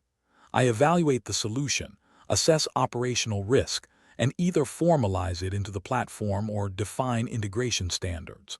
Platform strategy must absorb successful patterns quickly to maintain relevance. Revise strategy. After curveball, updated plan. With emergent solutions spreading, the strategy evolves towards structured platform contribution. 1. Introduce a formal platform contribution pathway for team-built capabilities. 2. Evaluate widely adopted custom tooling against platform standards. 3. Define criteria for promotion into golden paths. 4. Strengthen platform governance around contracts instead of implementation control. 5. Create visibility into emerging platform patterns across the organization. Platforms stay relevant by absorbing innovation faster than fragmentation spreads. How to communicate this to leadership. Leadership messaging focuses on innovation alignment, platform credibility, and risk control. 1. Goal: preserve engineering innovation while maintaining platform consistency. 2. Strategy pillars: platform contracts, extension pathways, and structured contribution. 3. Expected outcomes: higher platform adoption, reduced shadow tooling, and faster platform evolution. 4. Metrics: platform bypass frequency, extension usage, promoted contributions, and duplicated tooling trends. 5. Timeline: Q1 extension framework, Q2 contribution pathway rollout, Q3 integration of emergent capabilities. Take a screenshot of this. This is exactly how you present to a vice president, VP. Pro tip. Senior engineers bypass platforms when the platform slows decision speed. The fastest way to stop bypass is to make the platform the fastest path to production. The situation 14. Context briefing by a manager. The platform backlog has grown significantly. Teams submit requests for new templates, pipeline changes, environment support, and tooling improvements faster than the platform team can deliver. Prioritization is unclear, urgent requests disrupt planned work, and platform engineers spend most of their time reacting instead of executing strategy. Leadership is concerned that the platform team is overwhelmed and losing strategic focus. The real question by hiring manager. How would you manage a growing platform backlog while ensuring the platform team remains strategic and does not become a reactive service desk? Candidate Initial Strategy Framework answer. I treat platform backlog management as a product prioritization and leverage optimization problem. 1. Current state understanding. Analyze backlog themes, request frequency, duplicated requests, and reactive interruption patterns. 2. Desired outcomes, clear prioritization, reduced reactive work, higher leverage platform investments, and predictable platform delivery. 3. Principles, platform as product, prioritize leverage over volume, reduce repeated requests through automation and transparent prioritization. 4. Strategy pillars, introduce platform intake model, categorize backlog by leverage level, define self-service alternatives, and establish platform roadmap visibility. 5. Execution approach, prioritize requests that eliminate repeated work, convert common requests into reusable capabilities, and protect strategic capacity. Platform backlog should measure repeated friction, not feature demand. Follow-up 1. Organizational reality. Teams escalate requests to leadership when platform work is not prioritized. How do you handle escalation pressure? Answer: I introduce transparent prioritization criteria so escalation does not override strategy. Requests are evaluated based on leverage, risk, and organizational impact. Visibility into roadmap decisions reduces escalation because teams understand why decisions are made. Follow-up 2. Trade-off. Protecting strategic work may delay urgent team needs. What trade-off do you make? Answer: I reserve a defined capacity buffer for urgent requests while protecting the majority of time for strategic work. The trade-off ensures responsiveness without allowing reactive work to dominate platform direction. Follow-up 3. Curveball. Backlog continues growing despite prioritization improvements. What do you do? Answer: this indicates structural demand exceeding platform capacity. I shift focus from request fulfillment to capability creation, turning repeated requests into self-service workflows. Backlog growth becomes a signal for platform investment areas. Revise strategy. After curveball, updated plan. With backlog growth persisting, the strategy evolves toward leverage-driven platform development. 1. Identify the most repeated backlog requests and convert them into reusable platform capabilities. 2. Expand self-service workflows to reduce platform dependency. 3. Introduce backlog analytics to detect systemic friction patterns. 4. Adjust platform roadmap to prioritize capability creation over request delivery. 5. Define platform capacity planning aligned with organizational growth. A growing backlog is a platform signal, not a failure signal. How to communicate this to leadership? Leadership messaging focuses on leverage, capacity planning, and platform scalability. 1. Goal shift platform from request fulfillment to scalable capability delivery. 2. Strategy pillars, transparent prioritization, self-service expansion, and leverage-based roadmap. 3. Expected outcomes, reduced backlog growth, fewer repeated requests, improved platform velocity, and clearer roadmap alignment. 4. Metrics, backlog growth rate, repeated request reduction, self-service adoption, and platform work distribution. 5. Timeline, Q1 prioritization model rollout, Q2 self-service expansion, Q3 backlog-driven platform roadmap refinement. Take a screenshot of this. This is exactly how you present to a vice president, VP. Pro tip. If your platform backlog keeps growing, you are solving requests instead of removing causes. The highest leverage platform work eliminates entire categories of future tickets. The situation. 15. Context briefing by a manager. The platform team is too small relative to organizational scale. Engineering headcount has grown quickly, but platform capacity has not kept pace. Platform engineers are overloaded, response times are increasing, and critical platform improvements are delayed. Leadership wants the platform to support growth, but hiring takes time and the team cannot scale linearly with engineering demand. The real question by hiring manager. How do you scale platform impact when the platform team itself cannot scale at the same rate as the organization? Candidate, initial strategy framework answer. I treat this as a leverage and operating model problem rather than a staffing problem. 1. Current state understanding, identify where platform time is spent, repetitive support, manual provisioning, custom integrations, or strategic capability work.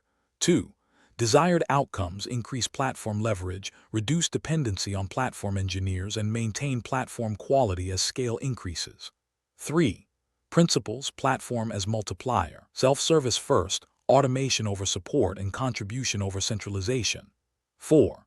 Strategy pillars: expand self-service workflows, reduce manual platform interactions, introduce platform extension patterns, and redefine platform ownership boundaries.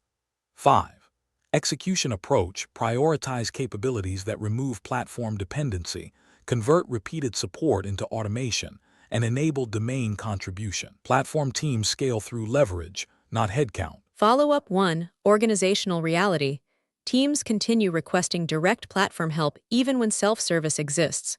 How do you change behavior? Answer: behavior changes when the paved road is easier than asking for help. I improve discoverability, documentation, and onboarding around self-service workflows. In parallel, platform support shifts toward guiding teams to use capabilities rather than doing work for them. Follow-up 2. Trade-off. Investing in automation slows delivery of custom requests. What trade-off do you make? Answer: I prioritize automation that removes repeated work even if some custom requests are delayed. The trade-off favors long-term scalability over short-term responsiveness. This prevents platform demand from growing faster than platform capacity. Follow-up 3. Curveball. Leadership insists on hiring instead of changing the operating model. What do you do? Answer: hiring helps but does not solve structural scaling limits. I present data showing request patterns, repeated work, and automation opportunities. The strategy combines targeted hiring with operating model changes, so new hires increase leverage rather than absorb backlog. Revise strategy. After curveball, updated plan. With hiring pressure introduced, the strategy evolves toward combined leverage and capacity scaling. 1. Prioritize hiring in high-leverage platform capability areas rather than support roles. 2. Accelerate automation of the most repeated platform requests. 3. Introduce platform extension pathways so domain teams can contribute safely. 4. Define platform support boundaries to prevent the team from becoming a service desk. 5. Measure platform leverage metrics to guide hiring and roadmap decisions. Hiring without leverage design recreates the same bottleneck at a larger scale. How to communicate this to leadership? Leadership messaging focuses on leverage, scalability, and responsible capacity growth. 1. Goal: scale platform impact faster than platform headcount growth. 2. Strategy pillars: self-service expansion, automation, and targeted hiring. 3. Expected outcomes: reduced platform dependency, improved response times, and scalable platform ownership. 4. Metrics: platform request volume per engineer, self-service adoption rate, platform automation coverage, and platform leverage ratio. 5. Timeline: Quarter 1 automation of repeated requests, Quarter 2 extension pathways and hiring alignment, Quarter 3 leverage-driven roadmap expansion. Take a screenshot of this. This is exactly how you present to a vice president, VP. Pro tip. If platform demand grows linearly with engineering growth, the operating model is wrong. A healthy platform reduces the need for platform involvement as the organization scales. The situation. 16. Context briefing by a manager. Platform ownership boundaries are unclear. Teams are unsure what the platform team owns versus what product teams own. This leads to duplicated work, gaps in responsibility, escalation conflicts, and inconsistent operational practices. Some teams expect the platform team to run production systems, while the platform team expects product teams to own runtime operations. Leadership wants clarity to avoid friction and improve accountability. The real question by hiring manager. How would you define clear platform ownership boundaries that reduce confusion while maintaining team autonomy and operational accountability? Candidate. Initial strategy framework answer. I treat ownership boundaries as an operating model design problem rather than a documentation exercise. 1. Current state understanding: identify where ownership confusion occurs, runtime operations, incident response, infrastructure provisioning, and tooling maintenance.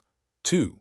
Desired outcomes: clear accountability, reduced escalation conflicts, consistent operational practices, and scalable team autonomy. 3. Principles: platform owns capabilities, teams own services, contracts define boundaries, and operational expectations are explicit. 4. Strategy pillars: define responsibility model, document platform contracts, standardize runtime ownership expectations, and introduce onboarding clarity. 5. Execution approach: start by mapping current confusion areas, publish ownership matrix, align leadership expectations, and reinforce boundaries through platform workflows. Ownership clarity reduces escalation more than process improvement. Follow-up 1. Organizational reality. Some teams push operational responsibility to the platform team during incidents. How do you handle this? Answer: I define incident roles explicitly. Platform provides tooling, observability, and support guidance, but service teams own incident resolution. Clear runbooks, escalation paths, and incident templates reinforce this boundary. Platform involvement supports recovery without replacing ownership. Follow-up 2. Trade-off. Strong ownership boundaries may reduce flexibility. What trade-off do you make? Answer: I accept reduced flexibility in exchange for accountability clarity. The trade-off ensures operational reliability and prevents hidden dependencies on the platform team.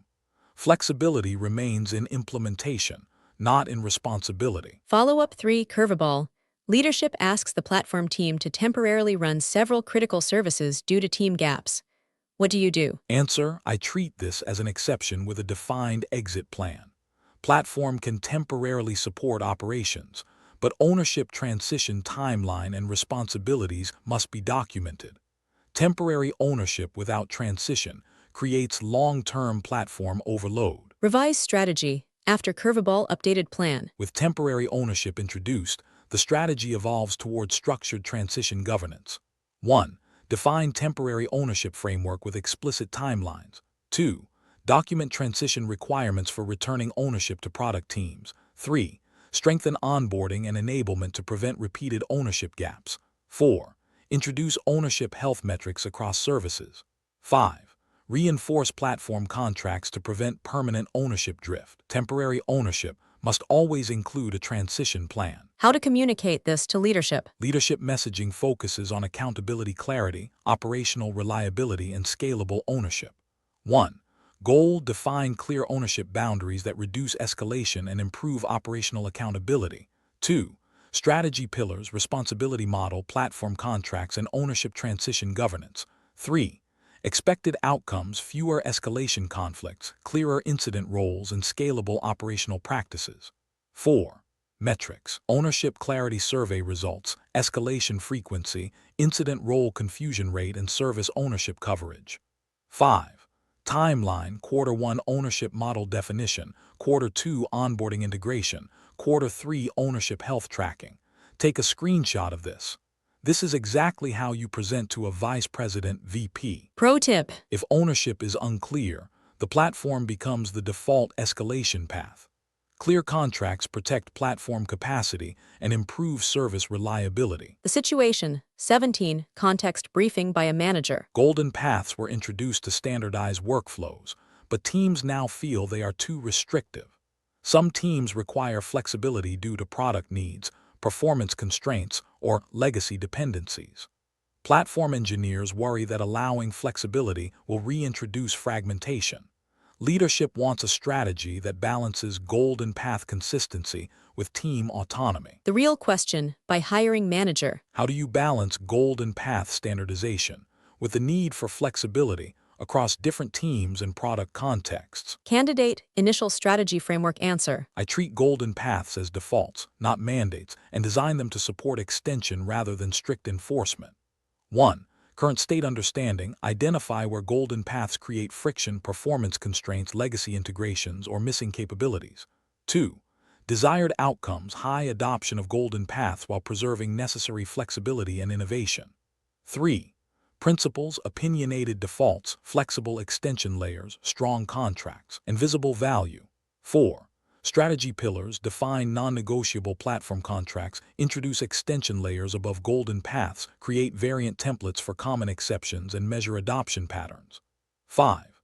Execution approach: improve golden path usability first, provide documented extension patterns, and treat exceptions as signals for platform evolution. Golden paths should be the fastest path, not the only path. Follow-up 1. Organizational reality. Some teams bypass golden paths entirely once flexibility is introduced. How do you prevent fragmentation? Answer: flexibility must exist within boundaries. I enforce platform contracts such as security, telemetry, and deployment workflow requirements, while allowing implementation variation above that layer. This prevents fragmentation while preserving autonomy. Follow-up 2 trade-off. Supporting variance increases platform maintenance complexity.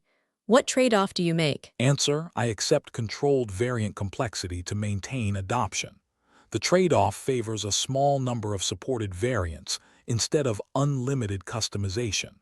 Platform complexity is intentionally designed rather than emergent. Follow-up 3 curveball. Leadership demands strict golden path enforcement to reduce operational risk. What do you do? Answer: I recommend enforcing platform contracts rather than entire golden path implementations. Strict enforcement at the contract layer reduces risk without blocking legitimate variation. Enforcement should target outcomes, not implementation details. Revise strategy. After curveball updated plan. With enforcement pressure introduced, the strategy evolves toward contract-driven golden path governance. 1. Define mandatory platform contracts that all services must follow. 2. Limit golden path variants to a small supported set. 3. Introduce compliance automation to enforce contracts. 4. Track golden path adoption and exception patterns. 5. Continuously evolve golden paths based on real exception data. Enforce outcomes, not implementations. How to communicate this to leadership? Leadership messaging focuses on risk control, adoption, and developer productivity balance. 1.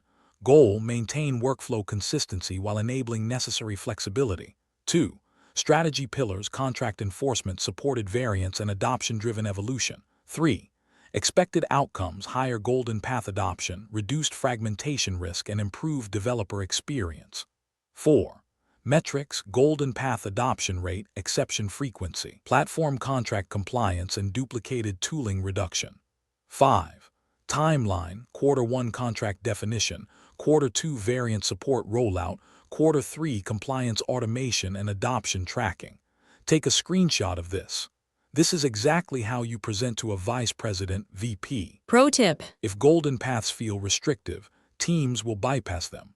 If golden paths are faster than custom work, teams will adopt them voluntarily. The situation. 18 context briefing by a manager. The organization is going through a restructuring.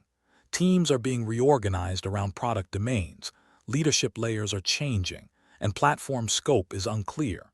Some capabilities previously owned by the platform may move to domains, while new expectations are emerging for the platform team.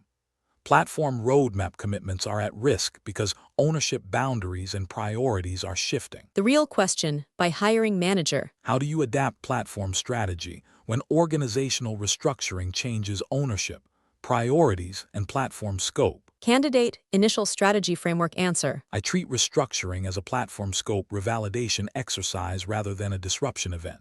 1. Current state understanding. Identify which platform capabilities are impacted by ownership changes and where new expectations are emerging. 2. Desired outcomes: maintain platform momentum, avoid duplicated work, and align platform scope with the new organizational structure. 3. Principles: platform scope follows organizational leverage. Contracts remain stable even when ownership shifts and roadmap sequencing adapts. 4. Strategy pillars: revalidate platform capability boundaries, redefine ownership contracts, protect core platform roadmap, and align platform strategy with new domain structure. 5. Execution approach: engage new leaders early, map capability ownership, adjust roadmap sequencing, and communicate scope changes transparently. Platform scope should evolve with organizational structure, but platform contracts should remain stable. Follow-up 1 organizational reality. Domain leaders want to take ownership of platform capabilities previously centralized. How do you handle this? Answer: I evaluate whether the capability benefits from central leverage or domain proximity. Capabilities that scale across domains remain centralized, while domain-specific capabilities can move with clear contracts. Ownership changes must preserve consistency and avoid fragmentation. Follow-up 2 trade-off. Adjusting platform scope may delay roadmap commitments. What trade-off do you make? Answer: I prioritize clarity over speed. Delivering platform capabilities without ownership alignment creates rework later. The trade-off: accepts short-term roadmap adjustment to ensure long-term platform stability. Follow-up 3 curveball. Leadership expects the platform team to absorb additional responsibilities after restructuring. What do you do? Answer: I evaluate new responsibilities against platform leverage.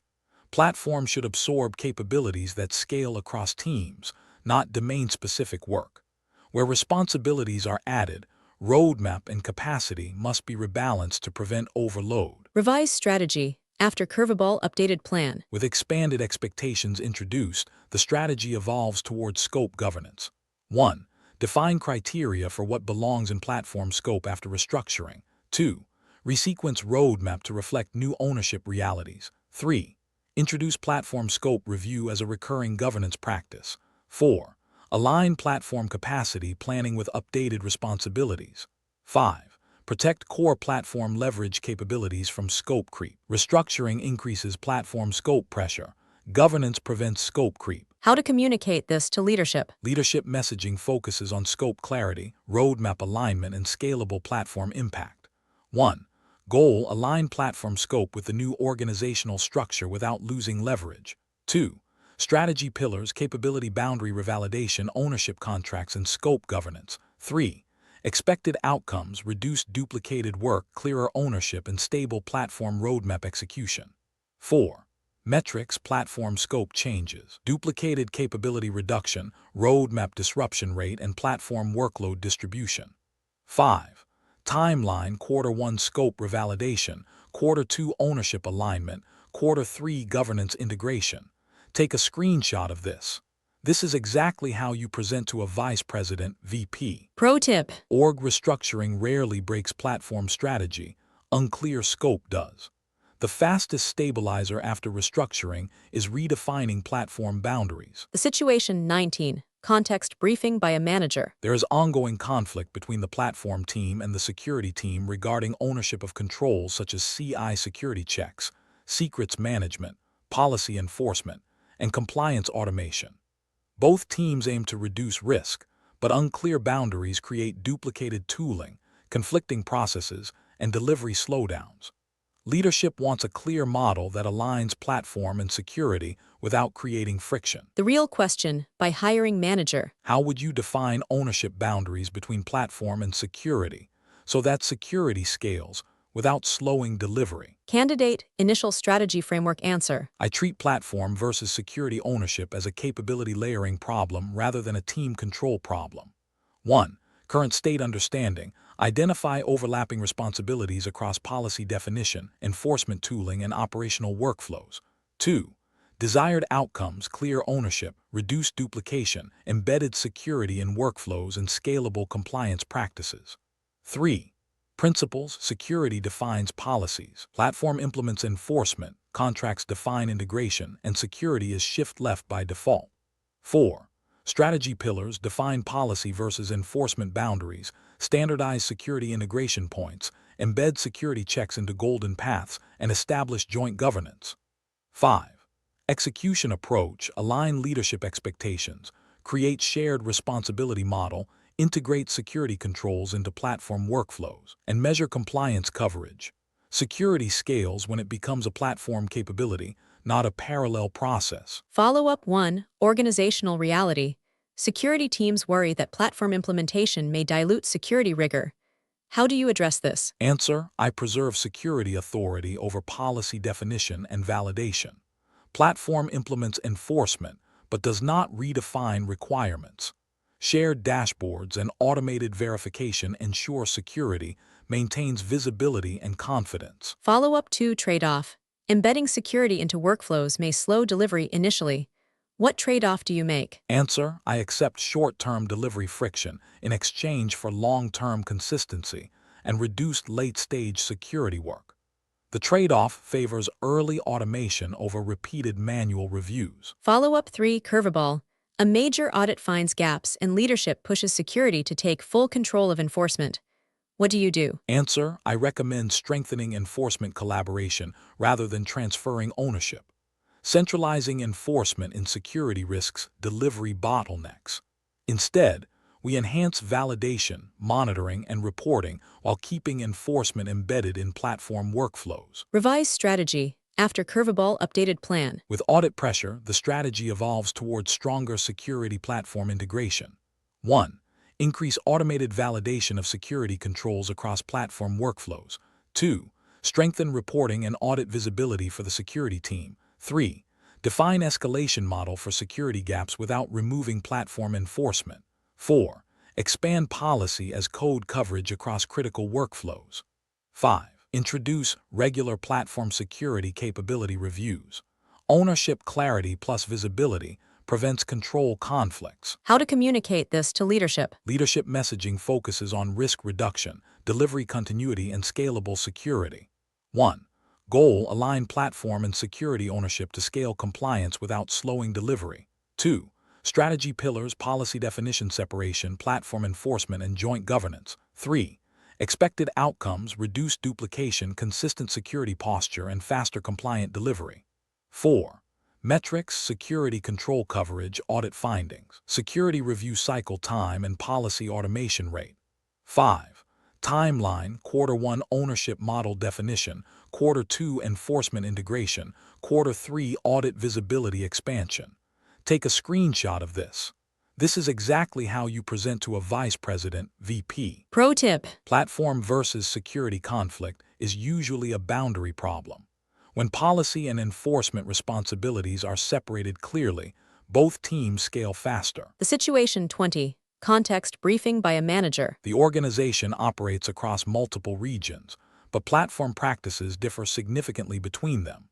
CI/CD workflows, environment standards, security controls, and observability approaches vary due to historical decisions and local autonomy. This inconsistency makes cross-region reliability difficult, increases operational risk, and complicates incident response. Leadership wants consistency without ignoring regional constraints such as compliance, latency, and local team autonomy. The real question by hiring manager. How would you standardize platform practices across multiple regions while respecting regional constraints and autonomy? Candidate initial strategy framework answer. I treat multi-region platform consistency as a contract standardization problem rather than enforcing identical implementations. 1. Current state understanding. Identify which differences are constraint-driven versus historical drift. 2. Desired outcomes: consistent operational practices, predictable reliability, and reduced cross-region complexity. 3. Principles: standardize contracts, allow regional implementation variation, minimize duplicated tooling, and ensure portability. 4. Strategy pillars: define global platform standards, introduce regional extension layers, standardize telemetry and deployment workflows, and create cross-region governance. 5. Execution approach: align on non-negotiable platform contracts first, map regional constraints, and gradually converge implementation where possible. Global consistency should focus on outcomes, not identical tools. Follow-up 1. Organizational reality. Regional teams fear losing autonomy if global standards are introduced. How do you address this? Answer: I separate global contracts from regional implementation. Regions retain autonomy in tooling choices as long as they meet shared contracts for security, telemetry, and deployment workflow. This preserves flexibility while enabling consistency. Follow-up 2. Trade-off. Supporting regional variation increases platform complexity. What trade-off do you make? Answer: I accept limited implementation variation to avoid forcing impractical standardization. The trade-off favors contract consistency over tool uniformity, reducing fragmentation while respecting real constraints. Follow-up 3. Curveball. A major cross-region incident exposes inconsistencies that slow recovery. Leadership demands stricter global standardization. What do you do? Answer: I accelerate standardization in incident-critical areas such as observability, alerting, and deployment workflows. Stricter consistency should target operational coordination layers first rather than full tooling replacement. Revise strategy after curveball updated plan. With incident pressure introduced, the strategy evolves toward operational layer standardization. 1. Mandate standardized observability and incident workflows across regions. 2. Define global deployment workflow contracts required for production systems. 3. Introduce cross-region reliability reviews to detect divergence early. 4. Prioritize convergence in high-risk operational capabilities. 5.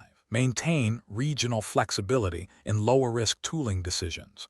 Incident coordination layers must be globally consistent. How to communicate this to leadership. Leadership messaging focuses on reliability, coordination speed, and scalable global operations.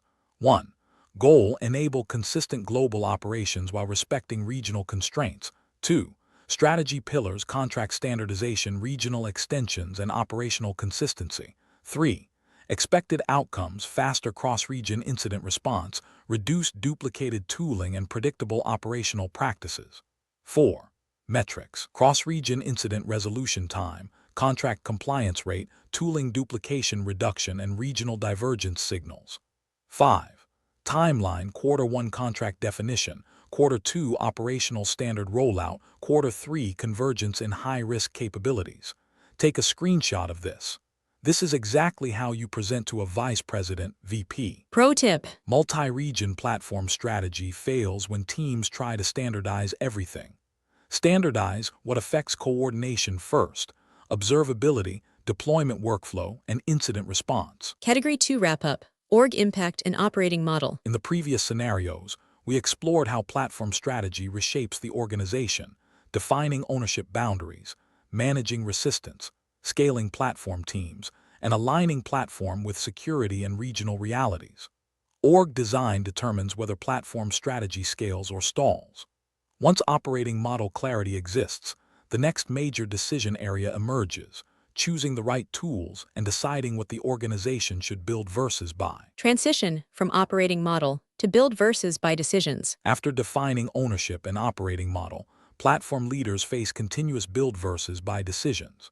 These decisions shape delivery speed, long-term maintenance cost, platform leverage, and vendor dependency risk.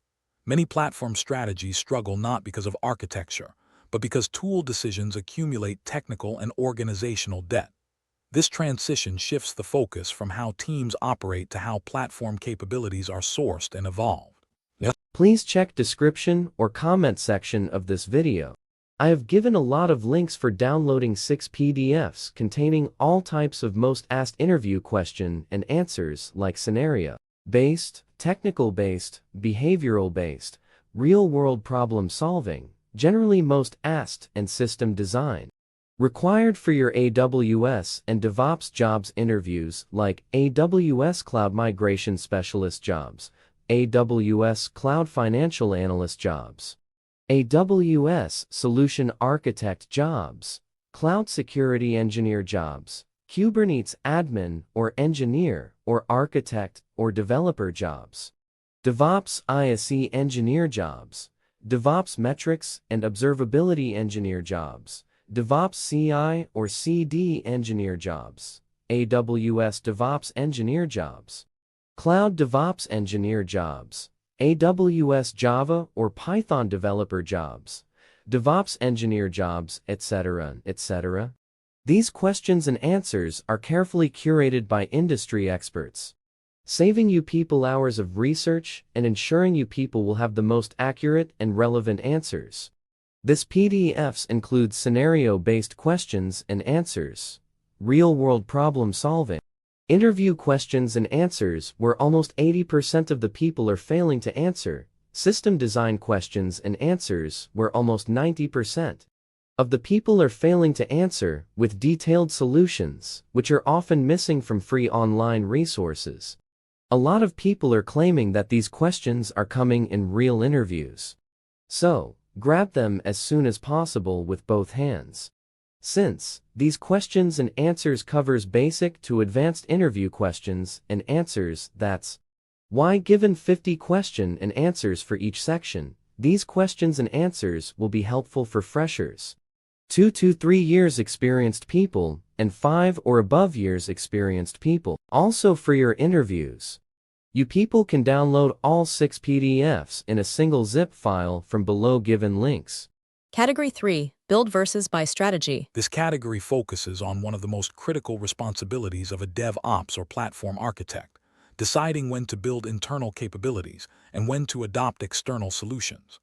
Hiring managers evaluate your ability to balance speed, cost, control, customization, vendor risk, and long-term maintenance. These scenarios test decision frameworks, trade-off thinking, and your ability to evolve platform strategy as the ecosystem changes. Category 3. Build versus buy strategy scenario list. These scenarios explore the most common real-world build versus buy decisions platform architects face. 1. Internal developer portal versus backstage. 2. Managed CI versus self-hosted. 3.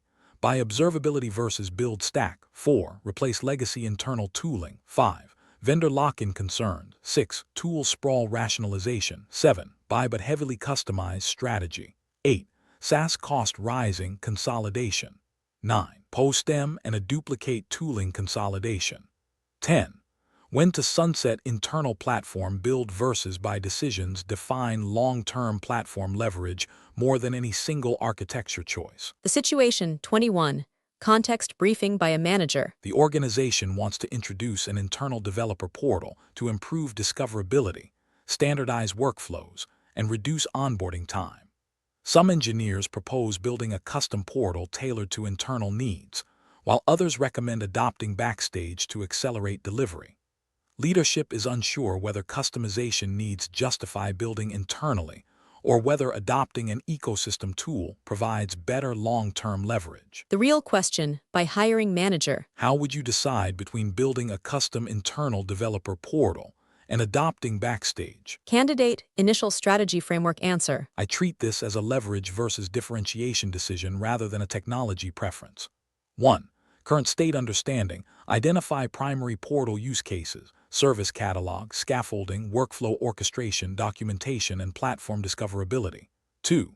Desired outcomes, faster onboarding, improved platform adoption, reduced cognitive load, and extensible platform workflows. 3. Principles, build where differentiation exists, buy where ecosystem leverage exists, prefer extensible foundations, and avoid long-term maintenance burden. 4. Strategy pillars, evaluate differentiation needs, assess ecosystem maturity, estimate maintenance cost, and validate customization requirements. 5. Execution approach, start with Backstage as a foundation, extend where needed, and validate internal requirements before considering custom build. Developer portals are workflow platforms. Maintenance cost matters more than initial build speed. Follow-up 1. Organizational reality. Some teams worry Backstage will not fit internal workflows perfectly. How do you address this? Answer: I position Backstage as a foundation rather than a finished product. We validate extension capability, build internal plugins where differentiation exists, and avoid premature custom build. The goal is to leverage ecosystem innovation while supporting internal workflows. Follow-up 2. Trade-off. Backstage adoption may introduce dependency on external roadmap. What trade-off do you make? Answer: I accept ecosystem dependency in exchange for reduced maintenance burden and faster capability evolution. The trade-off favors extensibility over full control. Control is preserved through plugins and internal integration layers. Follow-up 3. Curveball. After adoption, platform engineers spend significant time maintaining Backstage infrastructure. Leadership questions the decision. What do you do? Answer: I reevaluate operating model and scope rather than the tool choice. Maintenance effort may indicate over-customization or missing platform boundaries. I simplify plugin strategy, align ownership, and ensure portal investment correlates with developer productivity impact. Revise strategy. After curveball updated plan. With maintenance overhead concerns, the strategy evolves toward disciplined portal scope management. 1. Define clear portal capability boundaries to prevent scope creep. 2. Limit custom plugin development to high-leverage workflows. 3. Strengthen portal ownership and lifecycle management. 4. Measure developer productivity impact to justify investment. 5. Continuously reassess build versus extend decisions. Portal value comes from workflow leverage, not feature count. How to communicate this to leadership? Leadership messaging focuses on leverage, maintenance cost, and developer productivity impact. 1. Goal: introduce a developer portal that improves discoverability and reduces onboarding time. 2. Strategy pillars: ecosystem foundation, targeted customization, and disciplined scope. 3. Expected outcomes: faster onboarding, improved platform adoption, and reduced duplicated workflow effort. 4. Metrics, onboarding time, portal adoption rate, workflow usage, and portal maintenance effort. 5. Timeline, Q1 Backstage Foundation rollout, Q2 plugin development for high-impact workflows, Q3 portal optimization and governance. Take a screenshot of this. This is exactly how you present to a vice president, VP. Pro tip. Most organizations overestimate how unique their developer portal needs are. Start with an extensible foundation, prove differentiation areas with real usage, and only build from scratch when platform workflow truly becomes a competitive advantage. The situation, 22, context briefing by a manager. The organization currently uses a mix of CI approaches. Some teams rely on managed CI services, while others run self-hosted CI infrastructure due to compliance, customization, or cost concerns. Platform engineers are divided. Managed CI reduces maintenance but may limit control, while self-hosted CI increases flexibility but creates operational overhead. Leadership wants a clear direction that balances speed, reliability, and long-term cost. The real question, by hiring manager. How would you decide between managed CI and self-hosted CI as a platform strategy? Candidate, initial strategy framework answer. I approach this as an operational leverage versus control decision rather than a pure tooling comparison. 1. Current state understanding. Evaluate CI workload patterns, compliance constraints, customization requirements, and maintenance effort. 2. Desired outcomes, reliable pipelines, predictable performance, reduced platform overhead, and scalable CI capacity. 3. Principles, prefer managed where differentiation is low. Retain self-hosted where constraints require control. Avoid dual strategy without clear boundaries. 4. Strategy pillars, segment CI workloads by constraint level, define default managed CI path, retain self-hosted for high-control use cases, and standardize pipeline contracts across both. 5. Execution approach, move the majority of teams to managed CI while defining clear criteria for when self-hosted CI is justified. CI strategy should optimize platform leverage, not maximize control. Follow-up 1, organizational reality. Some teams insist self-hosted CI is faster and more flexible. How do you address this? Answer, I validate performance claims using data rather than perception. Where self-hosted advantages are real, we preserve that path with defined criteria. Otherwise, we optimize managed CI configuration to remove friction.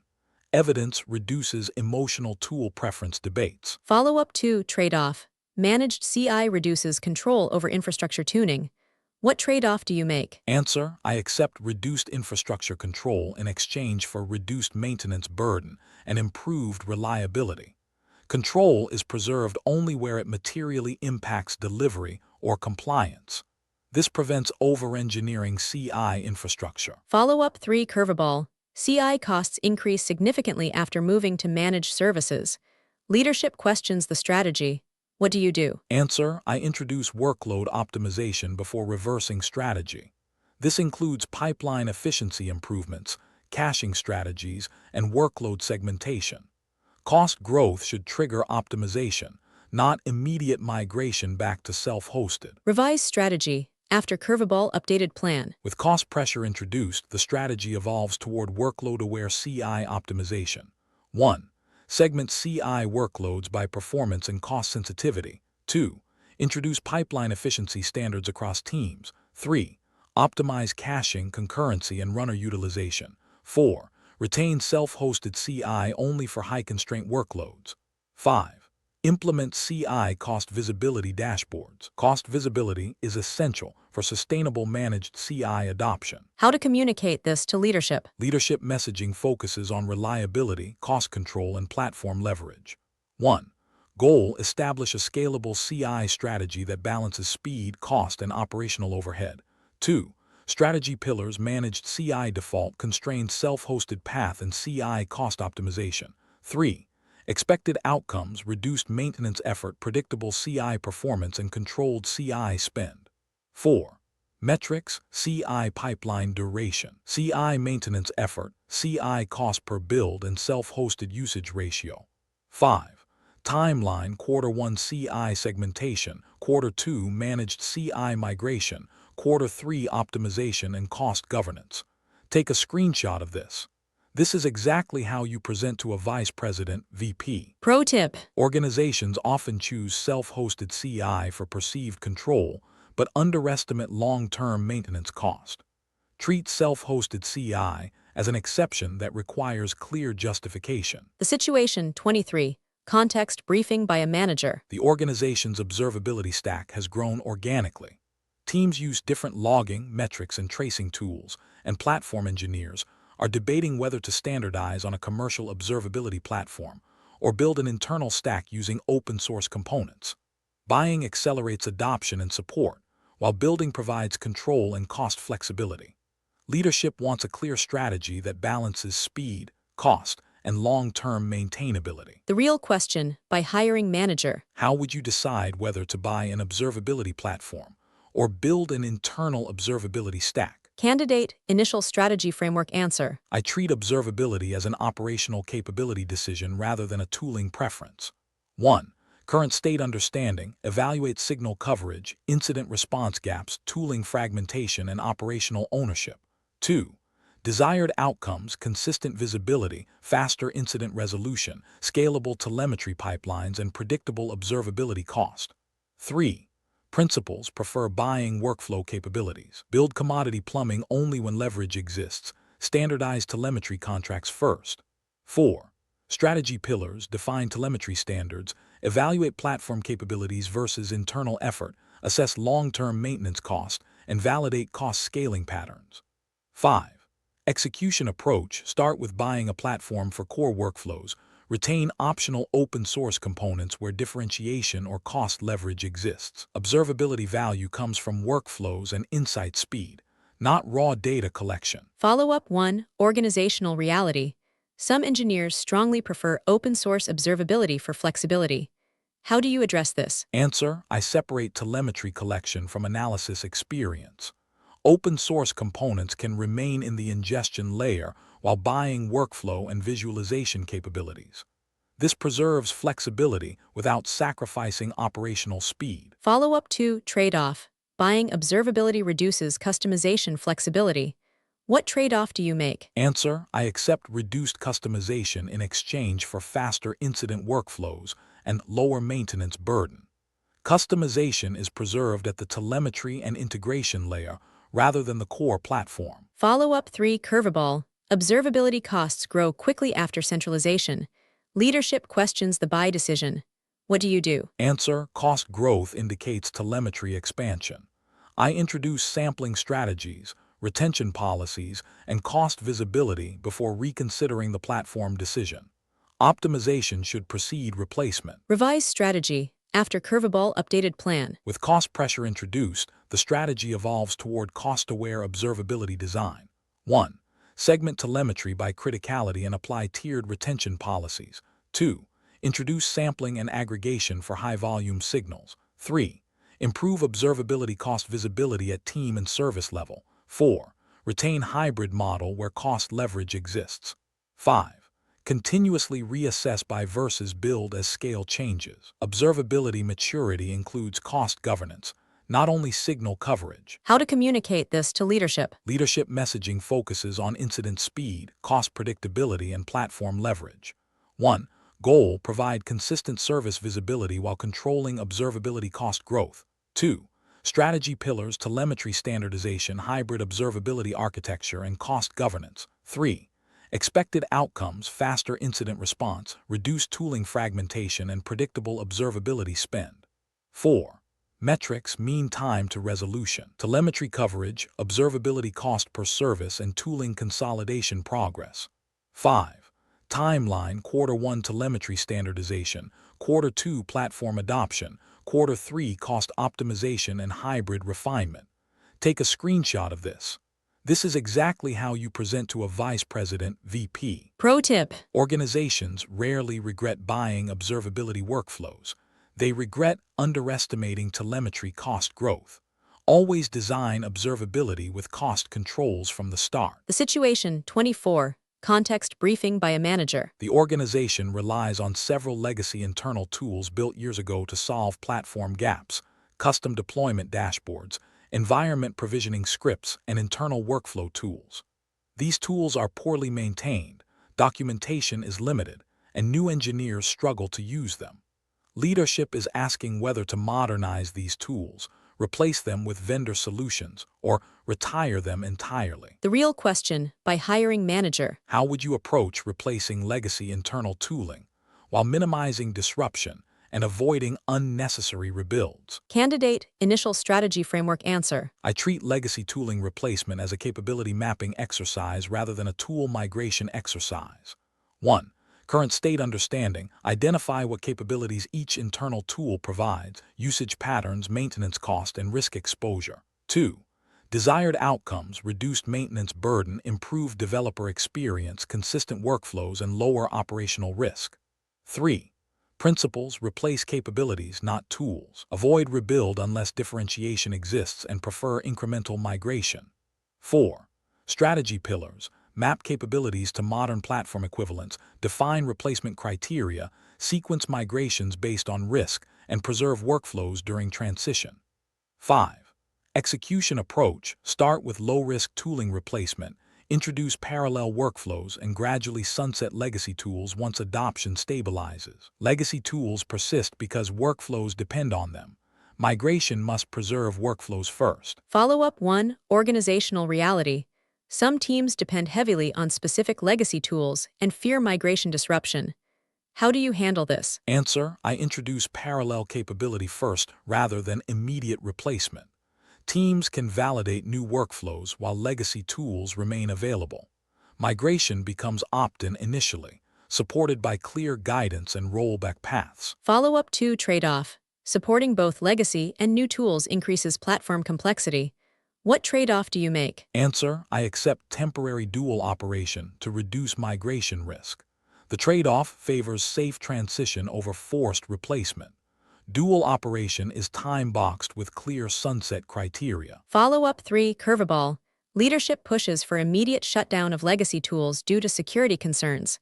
What do you do? Answer: I prioritize high-risk capability replacement first and introduce interim controls if immediate shutdown is required. Where replacement is incomplete, we isolate risk through access controls and monitoring while accelerating migration sequencing. Revise strategy. After curveball, updated plan. With security pressure introduced, the strategy evolves toward risk-driven legacy replacement. 1. Prioritize replacement of high-risk legacy capabilities first. 2. Introduce temporary mitigation controls where replacement is incomplete. 3. Accelerate migration support for affected teams. 4. Define strict sunset timelines for legacy tools. 5.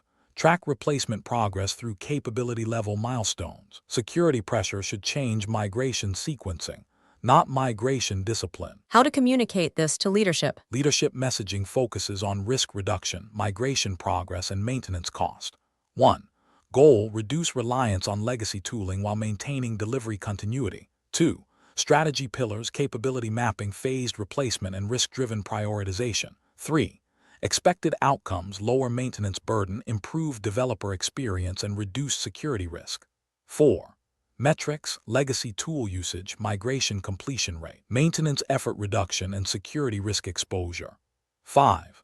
Timeline: Q1 capability mapping, Q2 high-risk replacement, Q3 broader migration and sunset execution. Take a screenshot of this.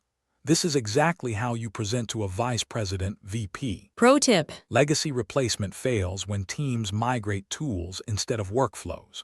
Focus on preserving the developer workflow, and the tool transition becomes much easier. The situation 25. Context briefing by a manager. Leadership is concerned about vendor lock-in, as the platform stack increasingly relies on managed cloud services and SaaS tooling. While these tools accelerate delivery, teams worry about migration difficulty, pricing power imbalance, and limited portability. Platform leadership must define a strategy that balances ecosystem leverage with long-term flexibility. The real question by hiring manager. How do you approach vendor lock-in risk while still leveraging managed services and SaaS tools? Candidate initial strategy framework answer. I treat vendor lock-in as a risk management problem rather than something to eliminate completely. 1. Current state understanding. Identify critical dependencies, switching difficulty, data portability constraints, and pricing exposure. 2. Desired outcomes, maintain delivery speed while preserving strategic flexibility and negotiation leverage. 3. Principles, accept intentional lock-in where leverage exists. Design exit paths for critical capabilities. Standardize interfaces and avoid accidental lock-in.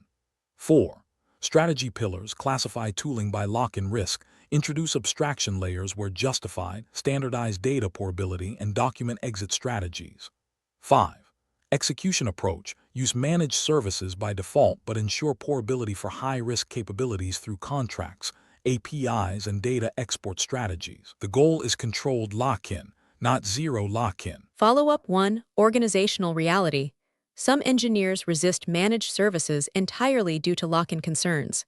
How do you address this? Answer: I differentiate perceived lock-in from material lock-in. Many services provide practical portability through APIs and data export. Decisions should be based on switching cost analysis rather than ideology. Transparency reduces resistance. Follow-up 2. Trade-off. Introducing abstraction layers increases complexity. What trade-off do you make? Answer: I introduce abstraction only for high-risk capabilities where switching cost is significant. The trade-off avoids unnecessary complexity while preserving strategic flexibility where it matters most. Follow-up 3. Curveball. A vendor announces a major pricing increase impacting platform cost. What do you do? Answer: I activate the exit readiness plan. This includes cost modeling, validating portability assumptions, and evaluating alternative providers. Even if migration is not immediate, readiness improves negotiation leverage and decision speed. Revise strategy. After curveball updated plan. With pricing pressure introduced, the strategy evolves toward proactive vendor risk management. 1. Prioritize portability for high-cost and high-risk capabilities. 2. Strengthen vendor benchmarking and cost monitoring practices. 3. Validate exit strategies through periodic portability testing. 4. Reduce dependency concentration across critical workflows. 5. Align vendor strategy with long-term platform roadmap. Vendor strategy is part of platform architecture. How to communicate this to leadership? Leadership messaging focuses on risk awareness, negotiation leverage, and platform flexibility. 1. Goal: leverage managed services while maintaining strategic flexibility. 2. Strategy pillars: controlled lock-in, exit readiness, and vendor diversification. 3. Expected outcomes: reduced pricing risk, improved negotiation leverage, and sustainable platform evolution. 4. Metrics: vendor concentration index, portability readiness, pricing volatility exposure, and exit strategy coverage. 5. Timeline: Q1 vendor risk classification, Q2 exit strategy validation, Q3 ongoing vendor benchmarking. Take a screenshot of this. This is exactly how you present to a vice president, VP. Pro tip. Most lock-in risk is accidental, not intentional. The best prevention is documenting exit assumptions at the time you adopt a vendor, not when you need to leave. The situation 26. Context briefing by a manager. The platform stack has grown organically and now includes multiple tools solving similar problems. Several CI solutions, multiple secrets managers, overlapping observability tools, and duplicated deployment workflows. Engineers are confused, maintenance cost is rising, and leadership wants to rationalize tooling without disrupting delivery. The real question by hiring manager. How do you approach tool sprawl rationalization while minimizing disruption to engineering teams? Candidate initial strategy framework answer. I treat tool sprawl as a capability overlap problem rather than a tool reduction exercise. 1. Current state understanding. Map tooling by capability, adoption level, maintenance cost, and workflow dependency. 2. Desired outcomes. Reduced cognitive load, lower maintenance overhead, clearer golden paths, and consistent workflows. 3. Principles. Rationalize by capability. Avoid forced consolidation without migration path. Prefer ecosystem leverage and prioritize high-impact overlap. 4. Strategy pillars. Define target tool set per capability. Classify tools by adoption tier. Introduce migration pathways and sequence consolidation by risk. 5. Execution approach. Start with low-risk consolidation areas.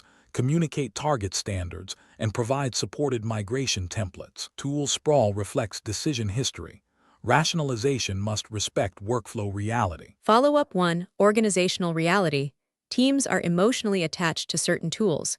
How do you handle resistance? Answer: I focus discussions on workflow outcomes rather than tool preference. When teams see reduced maintenance burden and improved platform support, adoption increases. Providing migration support is more effective than enforcing tool removal. Follow-up 2. Trade-off. Consolidation may slow teams that rely on specialized workflows. What trade-off do you make? Answer: I accept limited exceptions for specialized workflows while consolidating the majority. The trade-off favors overall platform clarity while preserving necessary flexibility. Follow-up 3. Curveball. Leadership mandates aggressive tool reduction within 1 quarter. What do you do? Answer: I prioritize consolidation areas with the lowest migration risk and highest overlap. Aggressive timelines shift sequencing, but should not remove migration safety. Forced removal without transition increases operational risk. Revise strategy. After curveball, updated plan. With timeline pressure introduced, the strategy evolves toward impact-first consolidation. 1. Identify high-overlap, low-risk consolidation targets first. 2. Introduce fast-track migration templates for affected teams. 3. Communicate clear sunset timelines for redundant tools. 4. Provide platform support during migration windows. 5. Track consolidation impact through workflow metrics. Consolidation speed should follow migration safety. How to communicate this to leadership? Leadership messaging focuses on clarity, cost reduction, and developer experience. 1. Goal: reduce tooling overlap while maintaining delivery continuity. 2. Strategy pillars: capability mapping, phased consolidation, and migration support. 3. Expected outcomes: reduced maintenance cost, improved developer clarity, and stronger platform standards. 4. Metrics: tool count per capability, consolidation progress, maintenance effort reduction, and developer experience signals. 5. Timeline: Quarter 1 capability mapping and target standards, Quarter 2 consolidation rollout, Quarter 3 sunset execution and optimization. Take a screenshot of this.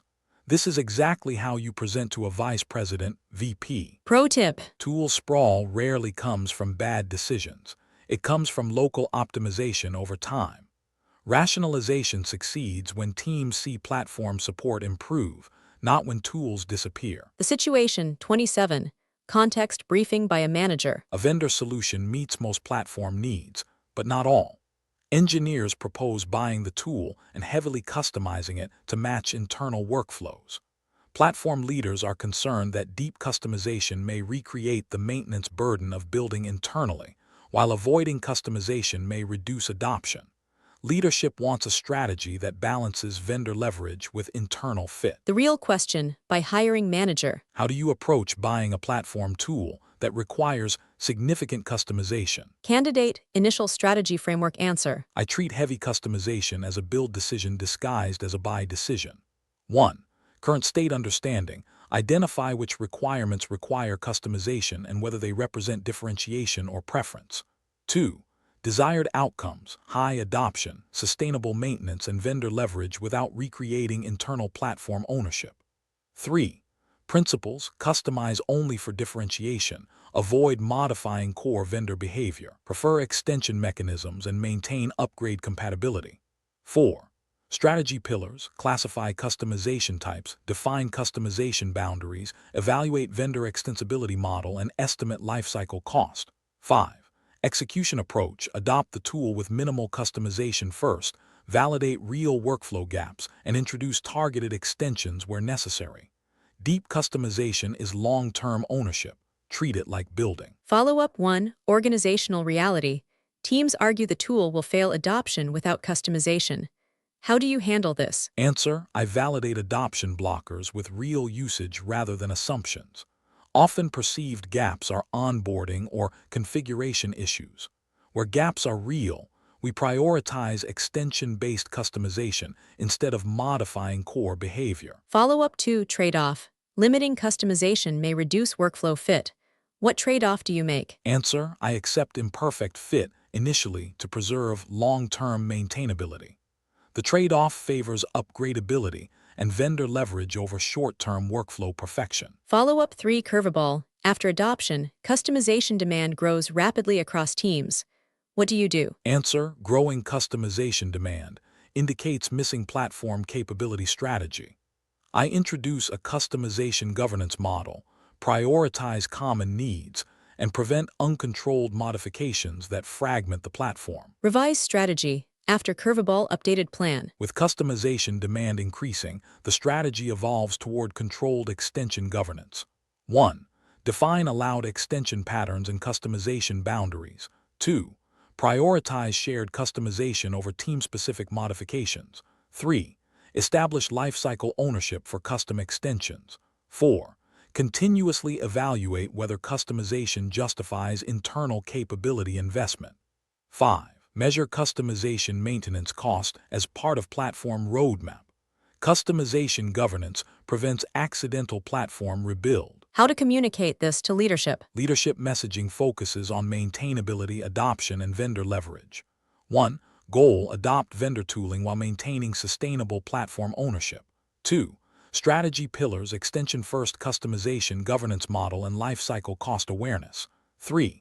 Expected outcomes: high tool adoption, reduced maintenance risk, and preserved upgrade flexibility. 4. Metrics: customization footprint, upgrade effort, extension reuse rate, and tool adoption signals. 5. Timeline: Q1 adoption baseline, Q2 extension governance rollout, Q3 customization optimization. Take a screenshot of this. This is exactly how you present to a vice president, VP. Pro tip. If customization grows faster than adoption, you are rebuilding the tool. Track customization footprint early to prevent accidental platform ownership. The situation 28. Context briefing by a manager. SaaS platform costs have increased significantly as usage has scaled. Multiple teams rely on different paid tools across CI, observability, security, and developer productivity. Finance is asking for consolidation to control spend, while engineering fears losing useful capabilities. Leadership wants a strategy that reduces cost without degrading developer experience or platform effectiveness. The real question by hiring manager. How do you approach SaaS cost consolidation while protecting platform capability and developer productivity? Candidate initial strategy framework answer. I treat SaaS consolidation as a value density problem rather than a cost-cutting exercise. 1. Current state understanding: map SaaS tools by capability, usage depth, overlapping features, and cost drivers. 2. Desired outcomes: reduce spend, preserved high-value workflows, and clearer platform standards. 3. Principles: consolidate overlapping capabilities, retain differentiated tools, avoid replacing high-leverage workflows purely for cost, and increase cost visibility. 4.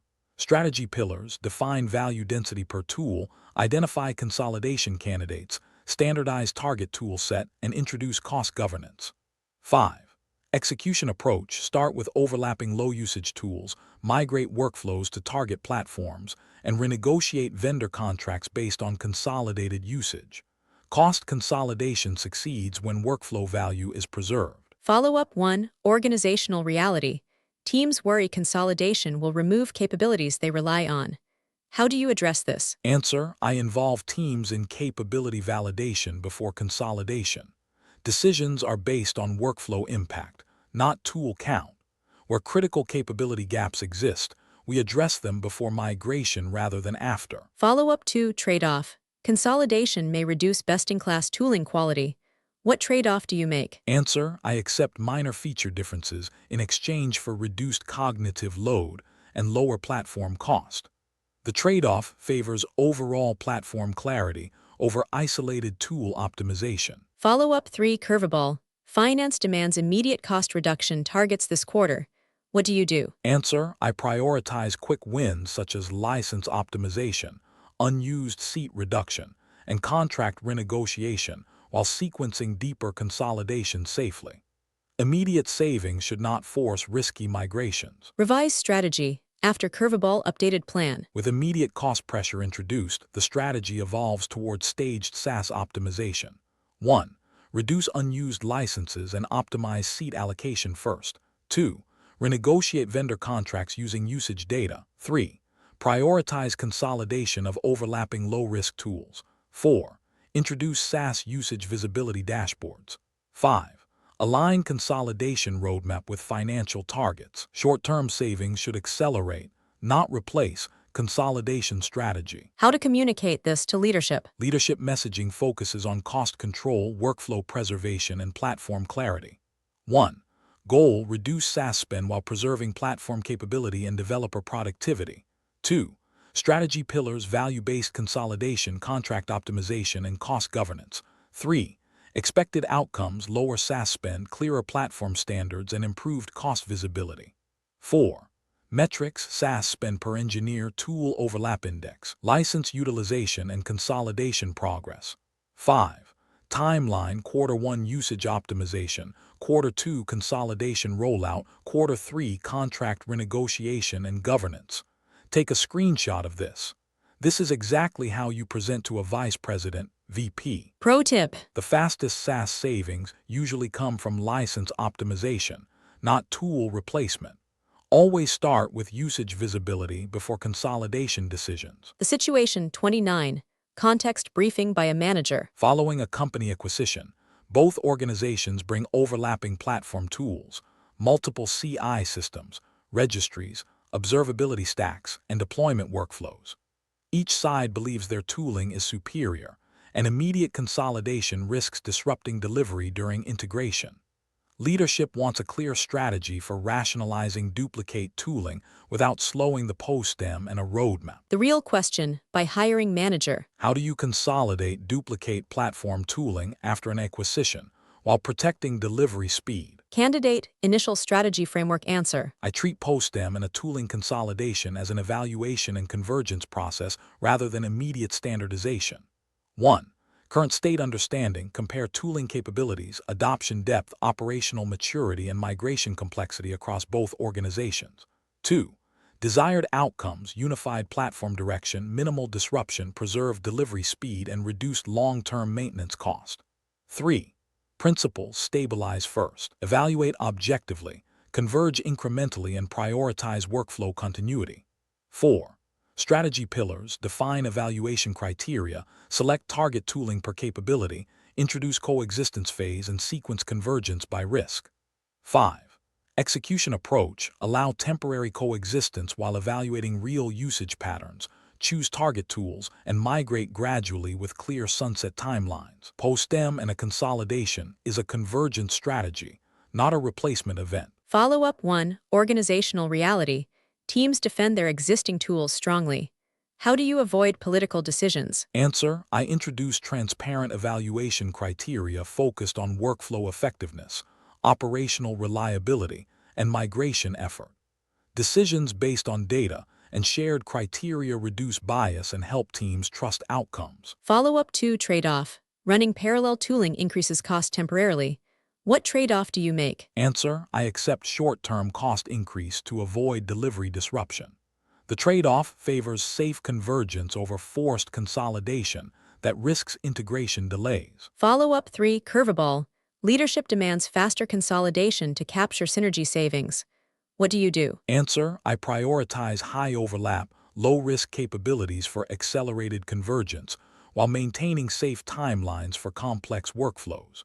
Synergy savings should come from sequencing, not forcing risky migrations. Revise strategy. After curveball updated plan. With synergy pressure introduced, the strategy evolves toward accelerated convergence sequencing.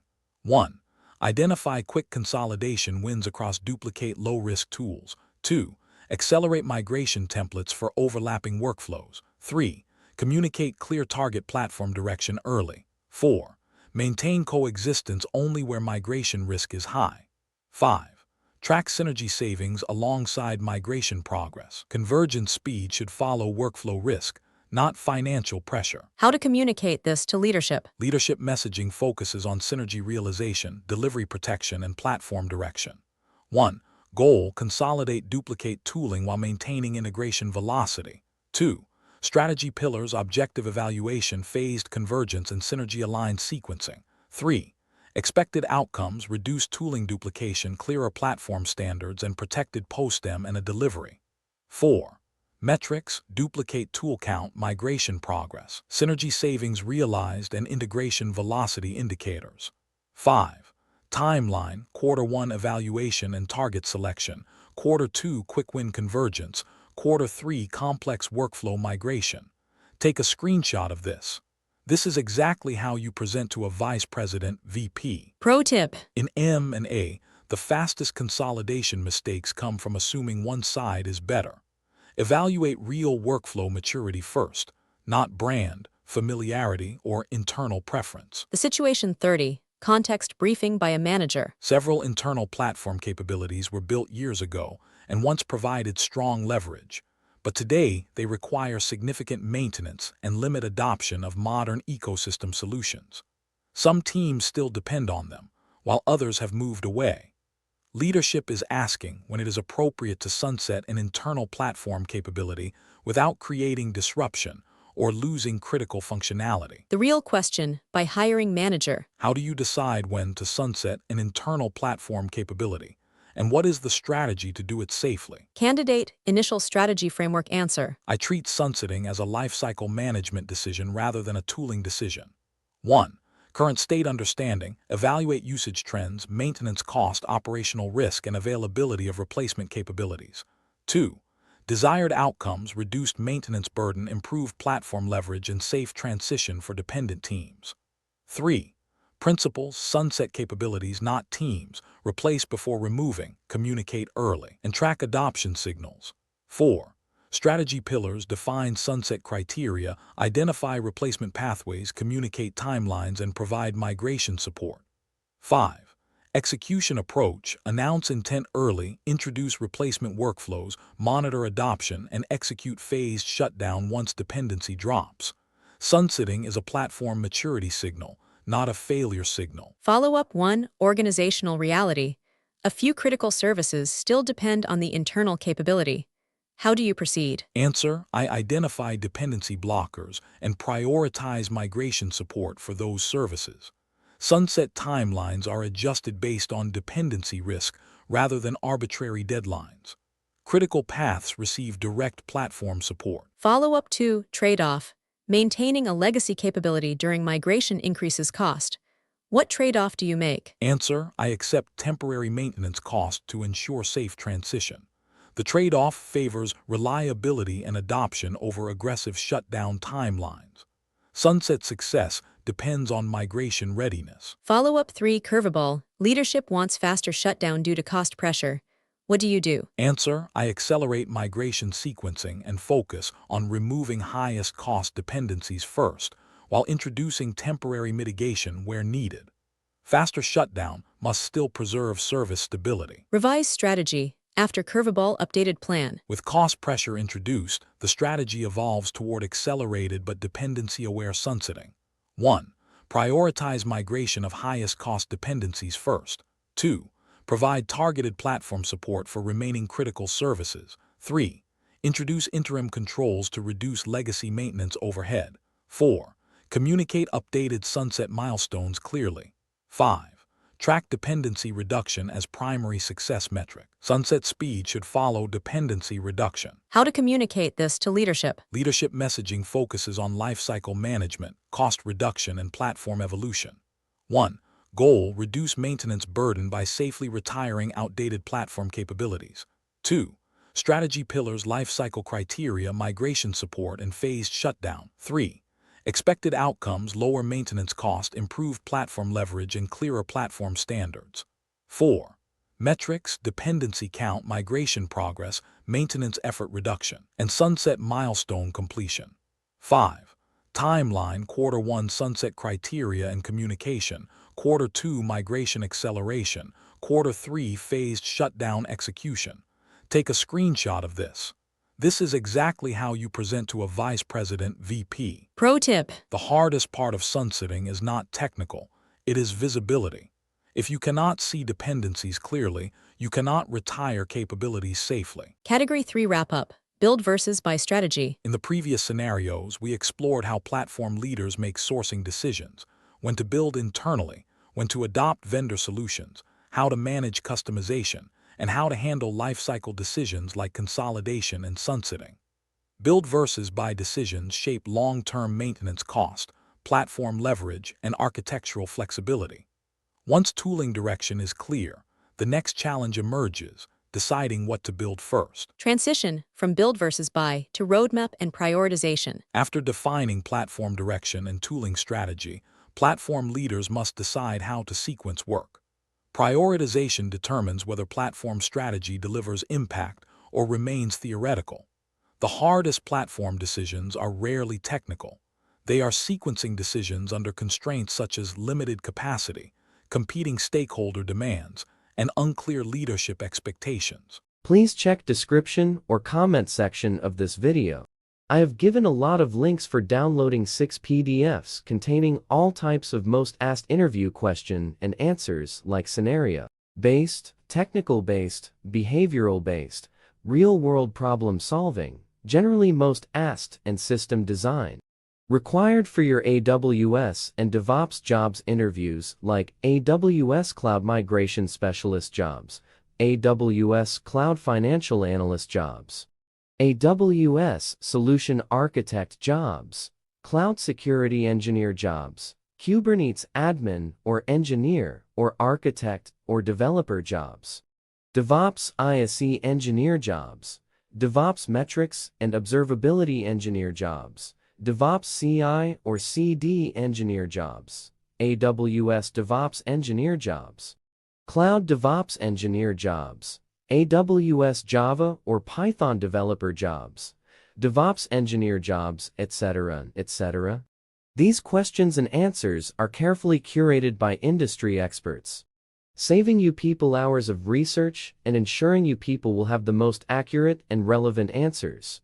This PDFs includes scenario-based questions and answers, real-world problem solving, interview questions and answers where almost 80% of the people are failing to answer, system design questions and answers where almost 90% of the people are failing to answer, with detailed solutions, which are often missing from free online resources.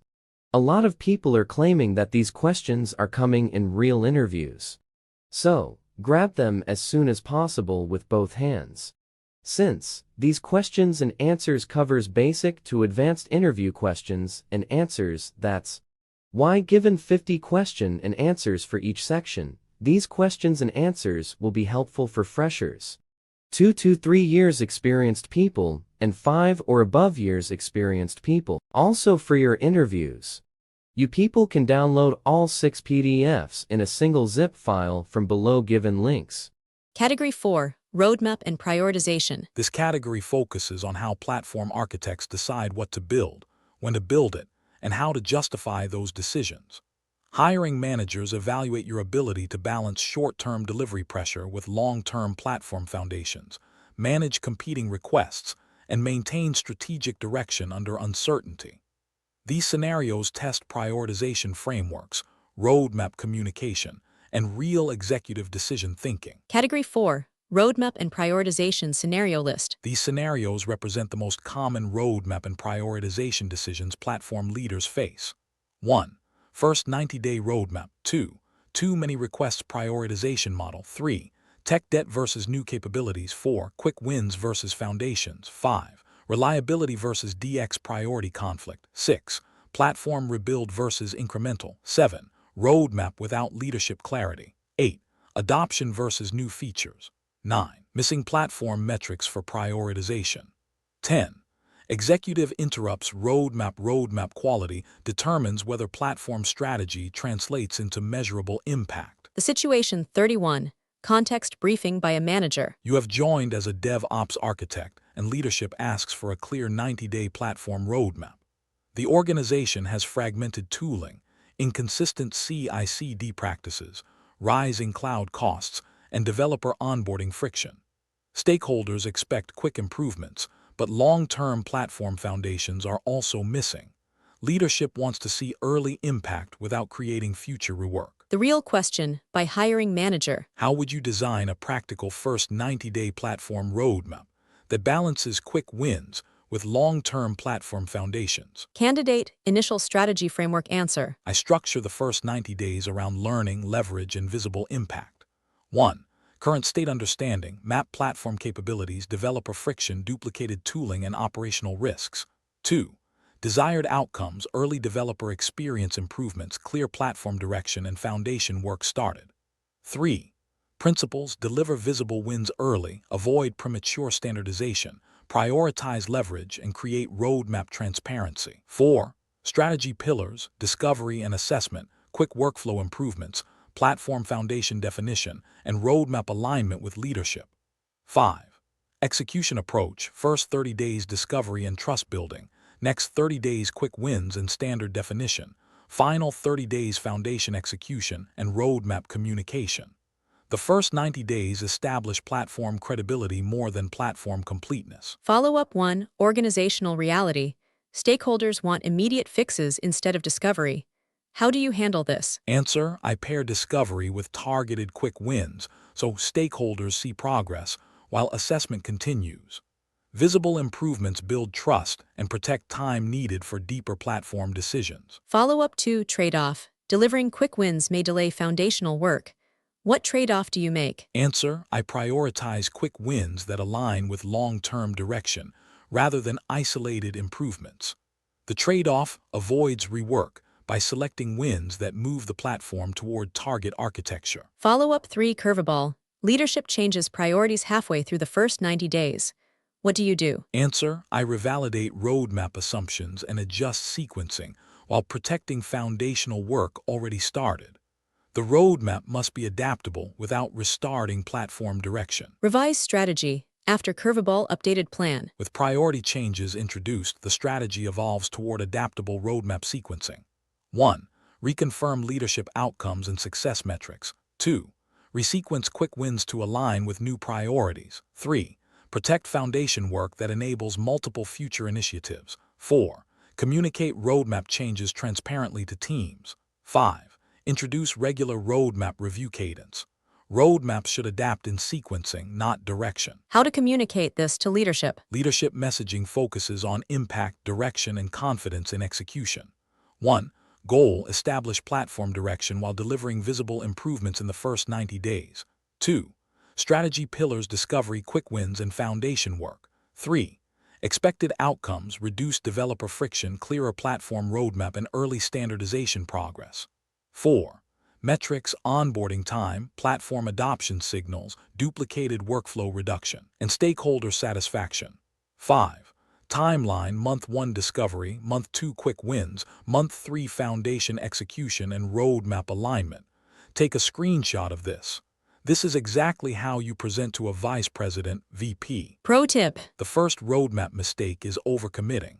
A strong 90-day roadmap shows direction, removes friction, and builds trust rather than trying to solve everything. The situation 32. Context briefing by a manager. The platform team receives a constant stream of requests from product teams: new templates, pipeline changes, environment support, security integrations, and tooling improvements. Everything feels urgent, stakeholders escalate frequently, and the platform roadmap keeps shifting. Leadership wants a clear prioritization model so decisions are consistent and defensible. The real question by hiring manager. How would you design a prioritization model when the platform team receives more requests than it can deliver? Candidate Initial Strategy Framework Answer. I treat prioritization as a leverage and impact decision rather than urgency management. 1. Current state understanding: categorize incoming requests by capability type, frequency, risk, and affected teams. 2. Desired outcomes: transparent prioritization, reduced escalation pressure, and higher leverage platform investments. 3.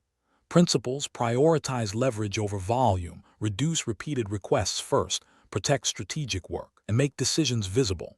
4. Strategy pillars: define prioritization criteria, classify requests by impact tier, introduce intake process, and align roadmap with criteria. 5. Execution approach: prioritize requests that remove recurring friction, convert repeated work into reusable capabilities, and maintain a capacity buffer for urgent needs. Prioritization clarity reduces escalation more than capacity increase. Follow-up 1. Organizational reality. Stakeholders continue escalating requests despite the prioritization model. How do you handle this? Answer: I make prioritization transparent and tie escalation discussions back to agreed criteria. When stakeholders understand trade-offs, escalation shifts from pressure to alignment conversation. Follow-up 2. Trade-off. Strict prioritization may slow important team-specific requests. What trade-off do you make? Answer: I reserve defined capacity for high-impact team needs while protecting majority capacity for leverage work. The trade-off balances responsiveness with long-term platform progress. Follow-up 3. Curveball. Leadership introduces a new initiative that bypasses normal prioritization. What do you do? Answer: I incorporate the initiative into the prioritization model rather than bypassing it entirely. The roadmap is resequenced transparently so teams understand the impact on existing work. Revise strategy. After curveball, updated plan. With leadership initiative pressure introduced, the strategy evolves toward adaptive prioritization governance. 1. Reevaluate prioritization criteria with leadership alignment. 2. Resequence roadmap based on updated organizational goals. 3. Communicate trade-offs and capacity impact clearly. 4. Protect high-leverage work from continuous disruption. 5. Introduce regular prioritization review cadence. A prioritization model must survive leadership pressure to be effective. How to communicate this to leadership? Leadership messaging focuses on decision clarity, impact, and roadmap confidence. 1. Goal: establish consistent prioritization so platform work delivers maximum organizational impact. 2. Strategy pillars: leverage-based criteria, transparent intake, and roadmap governance. 3. Expected outcomes: reduced escalation, clearer roadmap decisions, and improved platform effectiveness. 4. Metrics: request resolution distribution, repeated request reduction, roadmap stability, and stakeholder satisfaction. 5. Timeline: Month 1 prioritization model definition, Month 2 intake rollout, Month 3 governance and refinement. Take a screenshot of this. This is exactly how you present to a vice president, VP. Pro tip. If everything is urgent, nothing is prioritized. The strongest prioritization models make trade-offs explicit rather than trying to satisfy everyone. The situation 33. Context briefing by a manager. The platform team faces a constant tension between addressing technical debt and delivering new platform capabilities requested by product teams. Engineers argue that ignoring tech debt increases risk and slows delivery later, while stakeholders push for visible new features. Leadership wants a clear framework for balancing technical debt with forward platform progress. The real question by hiring manager. How do you prioritize technical debt versus new platform capabilities in a roadmap? Candidate initial strategy framework answer. I treat technical debt as risk exposure rather than internal engineering preference. 1. Current state understanding. Identify debt impact on reliability, delivery speed, operational overhead, and platform evolution. 2. Desired outcomes: sustainable platform velocity, reduced operational risk, and continuous capability delivery. 3. Principles: fix debt that blocks leverage, quantify risk, avoid invisible debt accumulation, and combine debt work with capability work. 4. Strategy pillars: classify debt by impact level, link debt to roadmap outcomes, allocate dedicated capacity, and sequence remediation alongside feature work. 5. Execution approach: prioritize debt that reduces future platform friction, bundle debt remediation into capability initiatives, and communicate debt impact in business terms. Technical debt prioritization improves velocity when tied to roadmap outcomes. Follow-up 1. Organizational reality. Stakeholders view technical debt as invisible work. How do you make it visible? Answer: I translate technical debt into delivery impact metrics such as incident frequency, cycle time, and maintenance effort. When debt is framed as risk and velocity impact, prioritization becomes easier. Follow-up 2. Trade-off. Allocating capacity to debt reduces visible feature delivery. What trade-off do you make? Answer: I maintain a consistent capacity allocation for debt while ensuring each debt initiative ties to measurable platform improvement. The trade-off preserves long-term velocity, rather than maximizing short-term output. Follow-up 3, curveball. A major incident reveals technical debt was underestimated. What do you do? Answer: I reclassify the affected debt as high-risk platform work, adjust roadmap sequencing, and introduce ongoing risk visibility to prevent similar underestimation. Revise strategy. After curveball, updated plan. With incident-driven risk visibility introduced, the strategy evolves toward risk-weighted debt prioritization. 1. Reclassify debt using risk exposure instead of perceived effort. 2. Increase capacity allocation for high-risk debt areas. 3. Integrate debt metrics into roadmap governance. 4. Align debt remediation with reliability initiatives. 5. Introduce recurring debt review as part of roadmap planning. Incidents often reveal hidden prioritization errors. How to communicate this to leadership? Leadership messaging focuses on risk reduction, sustainable velocity, and platform stability. 1. Goal: balance new platform capabilities with risk-reducing technical debt remediation. 2. Strategy pillars: risk-based debt classification, capacity allocation, and outcome-linked remediation. 3. Expected outcomes: fewer incidents, improved delivery speed, and reduced maintenance overhead. 4. Metrics: incident frequency, maintenance effort, platform cycle time, and debt backlog trend. 5. Timeline: Quarter 1 debt classification, Quarter 2 prioritized remediation, Quarter 3 integration into roadmap governance. Take a screenshot of this. This is exactly how you present to a vice president, VP. Pro tip. The strongest argument for technical debt is future delivery speed. If you cannot connect debt to velocity or risk, it will always lose prioritization. The situation 34. Context briefing by a manager. The platform roadmap contains foundational work such as standardization, internal developer platform components, and observability improvements. However, stakeholders push for quick wins that demonstrate visible progress. Platform engineers worry that focusing only on quick wins will delay foundational work and create long-term constraints.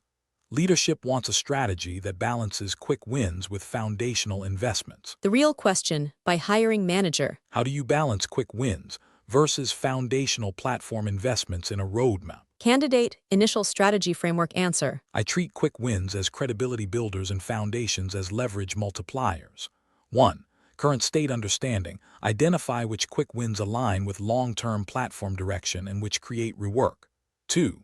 Desired outcomes, visible progress, stakeholder confidence, and continuous foundation development. 3. Principles: quick wins should move architecture forward. Foundations should unlock multiple initiatives, avoid isolated improvements, and sequence intentionally. 4. Strategy pillars: pair quick wins with foundation work, define leverage impact for foundational initiatives, sequence roadmap to show early value, and communicate dependency mapping. 5. Execution approach: select quick wins that demonstrate platform direction, bundle them with enabling foundation work, and track foundation progress explicitly. Quick wins should validate direction, not distract from it. Follow-up 1, organizational reality. Stakeholders continue requesting visible features instead of foundation work. How do you handle this? Answer: I frame foundation work through outcomes stakeholders care about, such as speed, reliability, and onboarding improvement. When foundations are tied to visible impact, support increases. Follow-up 2, trade-off. Bundling quick wins with foundations may slow visible delivery. What trade-off do you make? Answer: I accept slightly slower visible delivery to avoid rework later. The trade-off favors sustainable progress over isolated short-term wins. Follow-up 3, curveball. Leadership requests a quarter focused entirely on quick wins. What do you do? Answer: I reframe quick wins to include enabling work that still advances platform foundations. Even during quick win cycles, foundation progress should continue through embedded improvements. Revise strategy. After curveball, updated plan. With quick win pressure introduced, the strategy evolves toward foundation through delivery. 1. Redefine quick wins to include enabling platform improvements. 2. Ensure each visible initiative advances a foundation capability. 3. Track foundation progress alongside visible outcomes. 4. Sequence roadmap to maintain continuous leverage growth. 5. Communicate how quick wins accumulate into platform maturity. Foundations hidden inside delivery, Maintain momentum. How to communicate this to leadership. Leadership messaging focuses on visible progress, long-term leverage, and roadmap confidence. 1. Goal: deliver visible improvements while continuously strengthening platform foundations. 2. Strategy pillars: directional quick wins, leverage-driven foundations, and transparent sequencing. 3. Expected outcomes: faster delivery over time, reduced rework, and stronger platform adoption. 4. Metrics: time to deliver quick wins, foundation milestone completion, developer experience signals, and roadmap predictability. 5. Timeline: Quarter 1 directional quick wins, Quarter 2 foundation expansion, Quarter 3 cumulative leverage outcomes. Take a screenshot of this. This is exactly how you present to a vice president, VP. Pro tip. Platform leaders who only deliver foundations lose credibility. Platform leaders who only deliver quick wins create future bottlenecks. The strongest strategy deliberately connects both. The situation 35. Context briefing by a manager. The platform team faces a prioritization conflict between improving reliability and investing in developer experience. Reliability initiatives such as observability, incident automation, and deployment safety reduce risk, but are less visible to product teams. Developer experience improvements such as templates, automation, and faster onboarding are highly visible, but may not reduce operational risk immediately. Leadership wants guidance on how to prioritize between reliability and developer experience. The real question by hiring manager. How do you resolve prioritization conflicts between reliability initiatives and developer experience improvements? Candidate initial strategy framework answer. I treat reliability and developer experience as coupled outcomes rather than competing initiatives. 1. Current state understanding. Identify where reliability issues create developer friction and where developer experience gaps introduce reliability risk. 2. Desired outcomes: improved system stability, faster delivery, and reduced operational overhead. 3. Principles: reliability enables velocity, developer experience reduces error rate. Prioritize systemic impact and avoid isolated improvements. 4.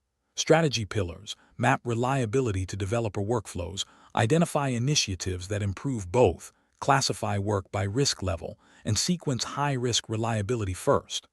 5. Execution approach: deliver reliability improvements that reduce developer friction while sequencing developer experience work that improves safe delivery. Reliability and developer experience reinforce each other when prioritized correctly. Follow-up 1. Organizational reality. Product teams push for developer experience improvements over reliability work. How do you respond? Answer: I connect reliability initiatives to delivery outcomes such as fewer incidents, faster releases, and reduced interruptions.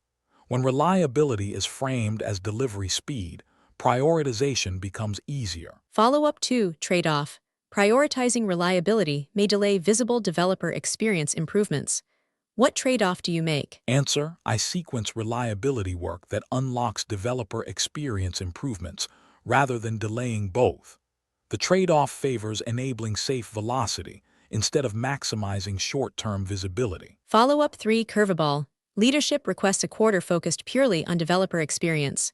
What do you do? Answer: I embed reliability improvements inside developer experience initiatives, so the roadmap still improves safety. Developer experience without reliability increases long-term risk. Revise strategy. After curveball updated plan. With developer experience pressure introduced, the strategy evolves toward reliability through experience. 1. Embed reliability guardrails inside developer workflows. 2. Prioritize developer experience improvements that reduce operational risk. 3. Track reliability impact alongside developer experience metrics. 4. Sequence roadmap to maintain risk reduction momentum.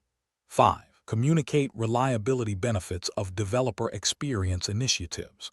Safe developer experience is the highest leverage reliability strategy. How to communicate this to leadership. Leadership messaging focuses on safe velocity, risk reduction, and delivery confidence. 1. Goal: improve developer productivity while strengthening platform reliability. 2. Strategy pillars: coupled reliability and developer experience initiatives, guardrails, and workflow improvements. 3. Expected outcomes, fewer incidents, faster delivery, and improved developer satisfaction. 4. Metrics, incident frequency, deployment success rate, developer cycle time, and developer experience signals. 5. Timeline, Q1 reliability guardrails, Q2 workflow improvements, Q3 integrated platform maturity outcomes. Take a screenshot of this. This is exactly how you present to a vice president (VP). Pro tip. Developer experience without reliability creates hidden risk. Reliability without developer experience creates resistance. Platform leaders prioritize initiatives that improve both. The situation 36. Context briefing by a manager. Leadership proposes a major platform rebuild to address long-standing architectural issues, fragmented tooling, and technical debt. However, product teams depend on the current platform and cannot tolerate delivery disruption. Platform engineers are divided between rebuilding for long-term clarity and improving incrementally to reduce risk. Leadership wants a clear recommendation. The real question by hiring manager. How do you decide between a platform rebuild and an incremental evolution strategy? Candidate initial strategy framework answer. I treat rebuild versus incremental evolution as a risk and leverage decision rather than an architectural preference. 1. Current state understanding. Identify architectural constraints, delivery bottlenecks, technical debt impact, and migration complexity. 2. Desired outcomes. Reduced platform friction, improved scalability, and minimal delivery disruption. 3. Principles. Prefer evolutionary architecture. Rebuild only when constraints block leverage. Avoid parallel platform ownership, and prioritize migration safety. 4. Strategy pillars. Define rebuild criteria, isolate constrained capabilities, introduce incremental replacement patterns, and sequence migration safely. 5. Execution approach. Apply incremental evolution by default. Rebuild only constrained components, and use migration patterns that avoid big bang replacement. Rebuild decisions should be triggered by constraints, not discomfort. Follow-up 1. Organizational reality. Some senior engineers strongly advocate for a full rebuild. How do you respond? Answer. I ask for constraint evidence rather than opinion. If constraints truly block leverage, targeted rebuild is justified.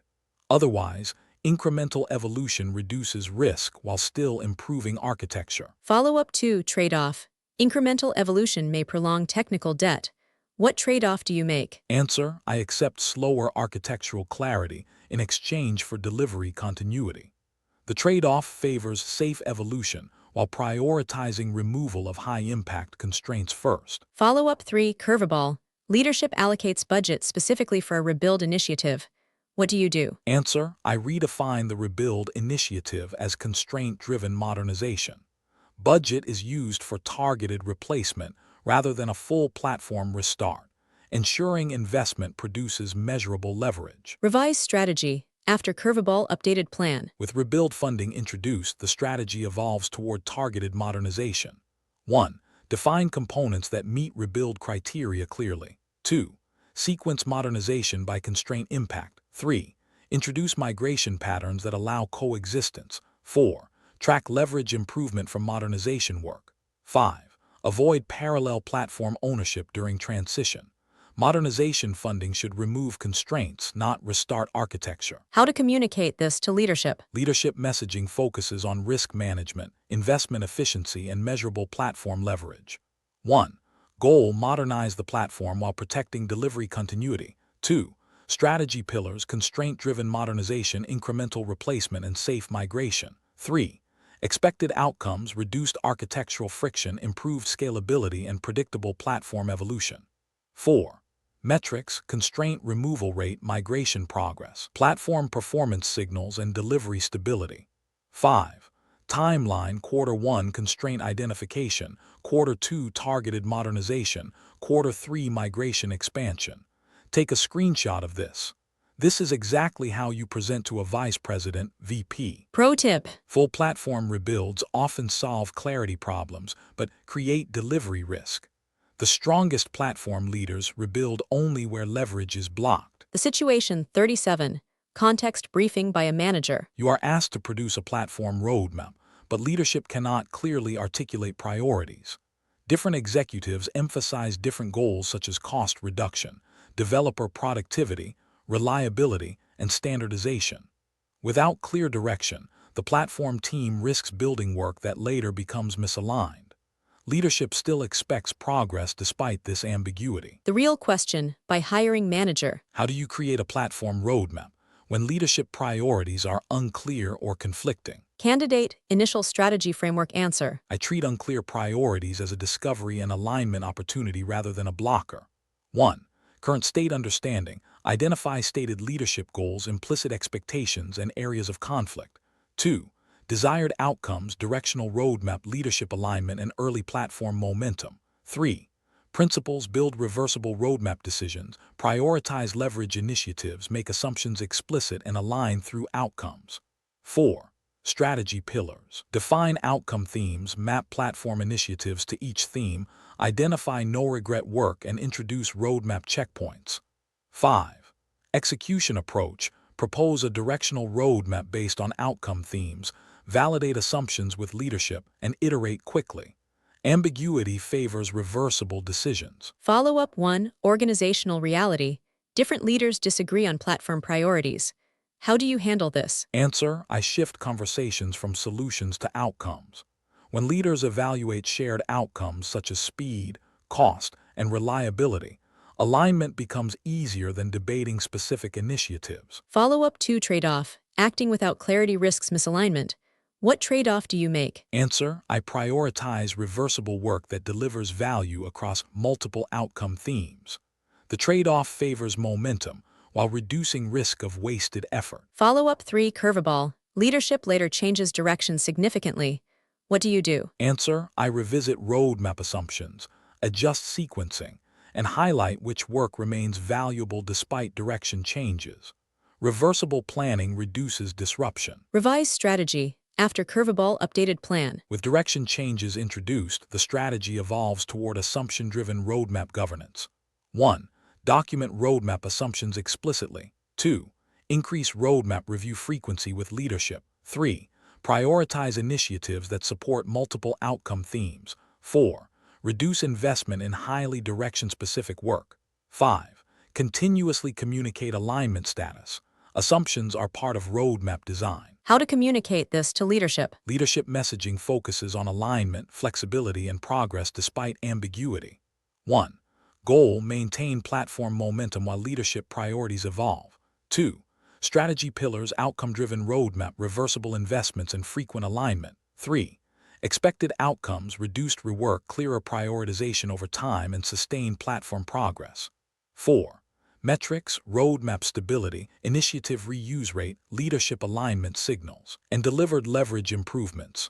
5. Timeline: month 1 outcome alignment, month 2 directional roadmap execution, month 3 iterative refinement. Take a screenshot of this. This is exactly how you present to a vice president (VP). Pro tip. When priorities are unclear, platform leaders should optimize for flexibility and leverage. Work that remains valuable under multiple directions is always safe to start. The situation 38. Context briefing by a manager. The platform roadmap includes several new capabilities, but adoption of existing platform features is low. Engineers continue using custom workflows instead of standardized platform paths.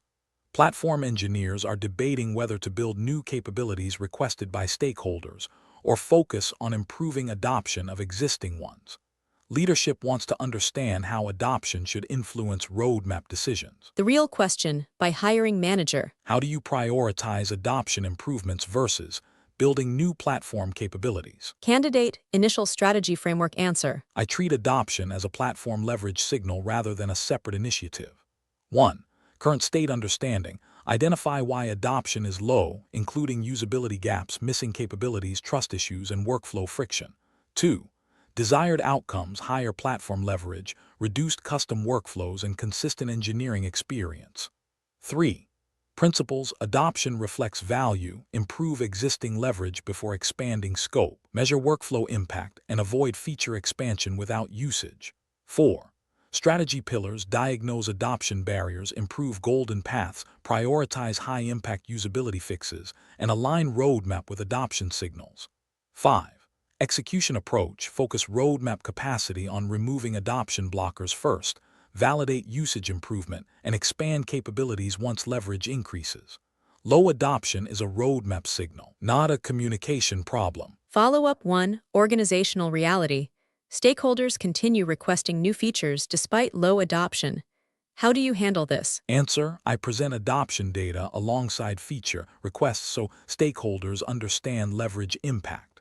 When adoption is visible, roadmap conversations shift toward improving value before expanding scope. Follow-up 2. Trade-off. Focusing on adoption may slow visible roadmap expansion. What trade-off do you make? Answer: I accept slower feature expansion to ensure platform capabilities deliver real value. The trade-off favors leverage over feature count. Follow-up 3. Curveball. Leadership mandates delivery of new capabilities despite adoption gaps. What do you do? Answer: I embed adoption improvements within new capability delivery, so expansion still increases leverage. New features should launch with strong usability and integration design. Revise strategy. After curveball, updated plan. Capability expansion pressure introduced, the strategy evolves toward adoption-aware expansion. 1. Ensure new capabilities address existing adoption barriers. 2.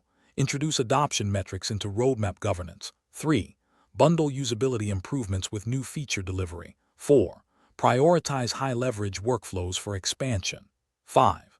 Continuously monitor adoption impact after releases. Expansion without adoption reduces platform leverage. How to communicate this to leadership. Leadership messaging focuses on leverage, usage impact, and roadmap effectiveness. 1. Goal: increase platform impact by improving adoption before expanding scope. 2. Strategy pillars: adoption diagnostics, usability improvements, and leverage-driven expansion. 3. Expected outcomes: higher platform usage, reduced custom workflows, and stronger return on platform investment. 4. Metrics: adoption rate, workflow standardization, feature usage depth, and duplicated workflow reduction. 5.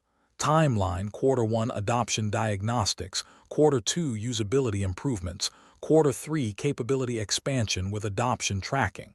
Take a screenshot of this. This is exactly how you present to a vice president, VP. Pro tip. Platform roadmaps fail when they measure delivery instead of usage. Adoption is the most reliable indicator of platform value. The situation 39.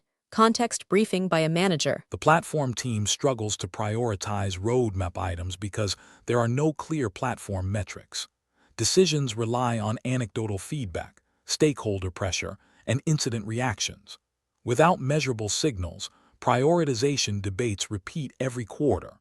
Leadership asks how platform metrics should influence roadmap decisions. The real question by hiring manager. How do you design platform metrics that drive prioritization decisions? Candidate initial strategy framework answer. I treat platform metrics as decision signals rather than reporting artifacts. 1. Current state understanding: identify decisions currently driven by opinion instead of data. 2. Desired outcomes: objective prioritization, clearer roadmap trade-offs, and measurable platform impact. 3.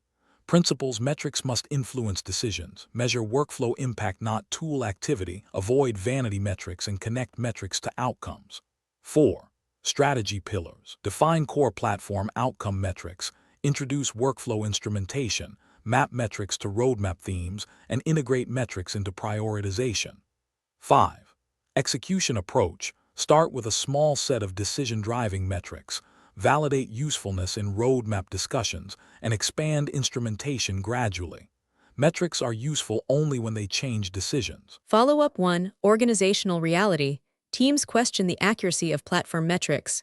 How do you respond? Answer: I treat metrics as evolving signals rather than absolute truth. Transparency about methodology and iteration builds trust over time. Follow-up 2. Trade-off. Instrumentation requires engineering effort. What trade-off do you make? Answer: I prioritize metrics that influence recurring roadmap decisions first. The trade-off favors decision clarity over comprehensive measurement. Follow-up 3. Curveball. Leadership requests immediate metric dashboards before instrumentation is ready. What do you do? Answer: I provide directional metrics using available data while clearly communicating limitations. Early visibility should guide discussion without creating false confidence. Revise strategy. after curveball updated plan. With early dashboard pressure introduced, the strategy evolves toward progressive metric maturity. 1. Provide initial directional metrics with clear assumptions. 2. Prioritize instrumentation for high-impact decisions. 3. Introduce metric review as part of roadmap governance. 4. Refine metric definitions through usage. 5. Expand measurement coverage iteratively. Metric maturity grows through usage. How to communicate this to leadership. Leadership messaging focuses on decision clarity, measurable impact, and roadmap confidence. 1. Goal: enable objective platform prioritization using decision-driving metrics. 2. Strategy pillars: outcome metrics, progressive instrumentation, and governance integration. 3. Expected outcomes: reduced prioritization debate, clearer trade-offs, and measurable platform impact. 4. Metrics: deployment frequency, onboarding time, platform adoption rate, incident impact, and workflow standardization. 5. Timeline: Quarter 1 metric definition, Quarter 2 instrumentation rollout, Quarter 3 metric-driven roadmap governance. Take a screenshot of this. This is exactly how you present to a vice president, VP. Pro tip. The most important platform metric is the one that changes what you build next. If a metric does not influence prioritization, it is noise. The situation 40. Context briefing by a manager. The platform team has a well-defined roadmap, but senior leadership frequently interrupts with urgent requests and strategic initiatives. Each interruption forces resequencing, disrupts ongoing work, and reduces roadmap predictability. Teams feel the roadmap is unreliable, while leadership expects flexibility.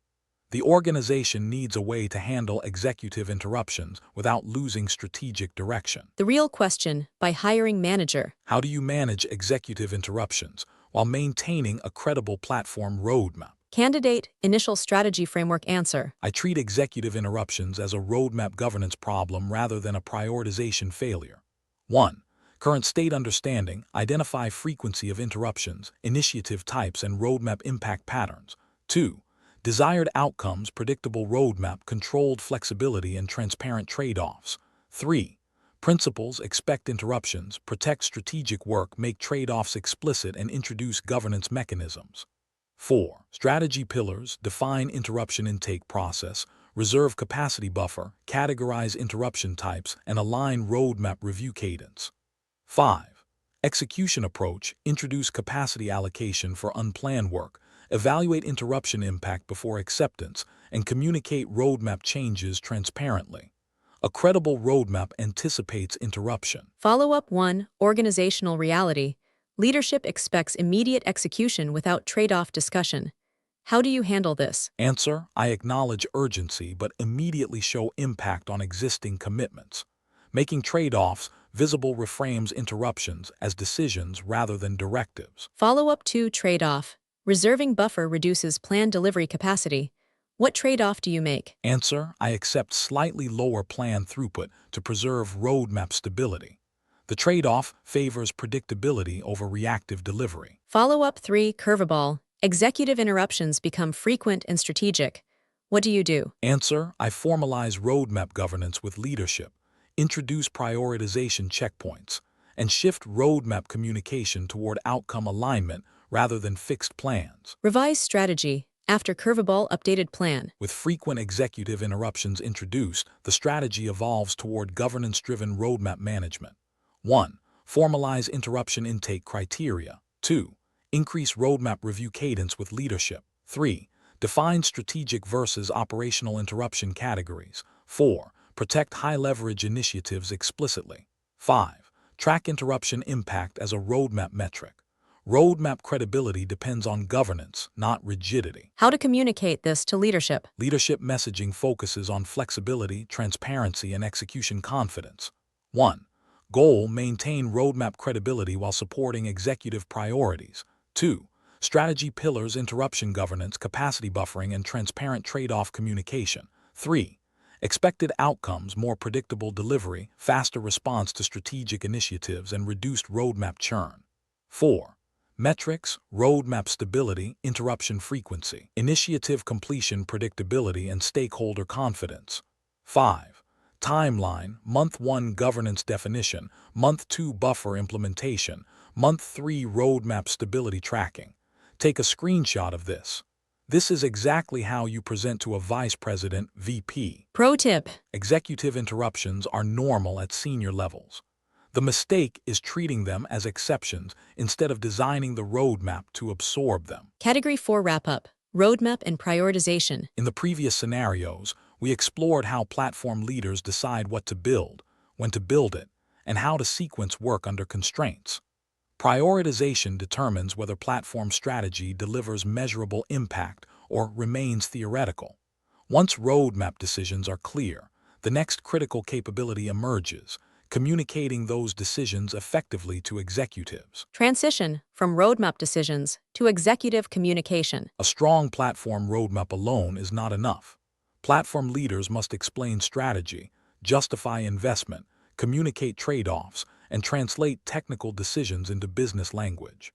Many platform initiatives fail not because of strategy quality, but because executive communication lacks clarity. This transition shifts focus from deciding what to do to explaining why it matters. Please check description or comment section of this video. I have given a lot of links for downloading 6 PDFs containing all types of most asked interview question and answers like scenario-based, technical-based, behavioral-based, real-world problem-solving, generally most asked, and system design.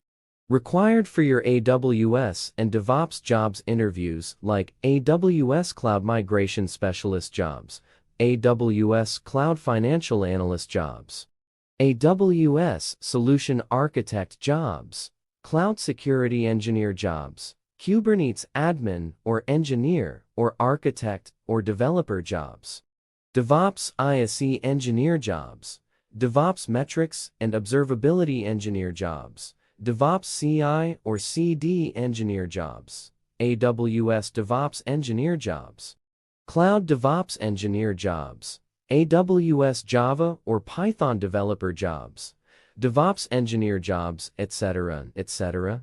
These questions and answers are carefully curated by industry experts, saving you people hours of research and ensuring you people will have the most accurate and relevant answers.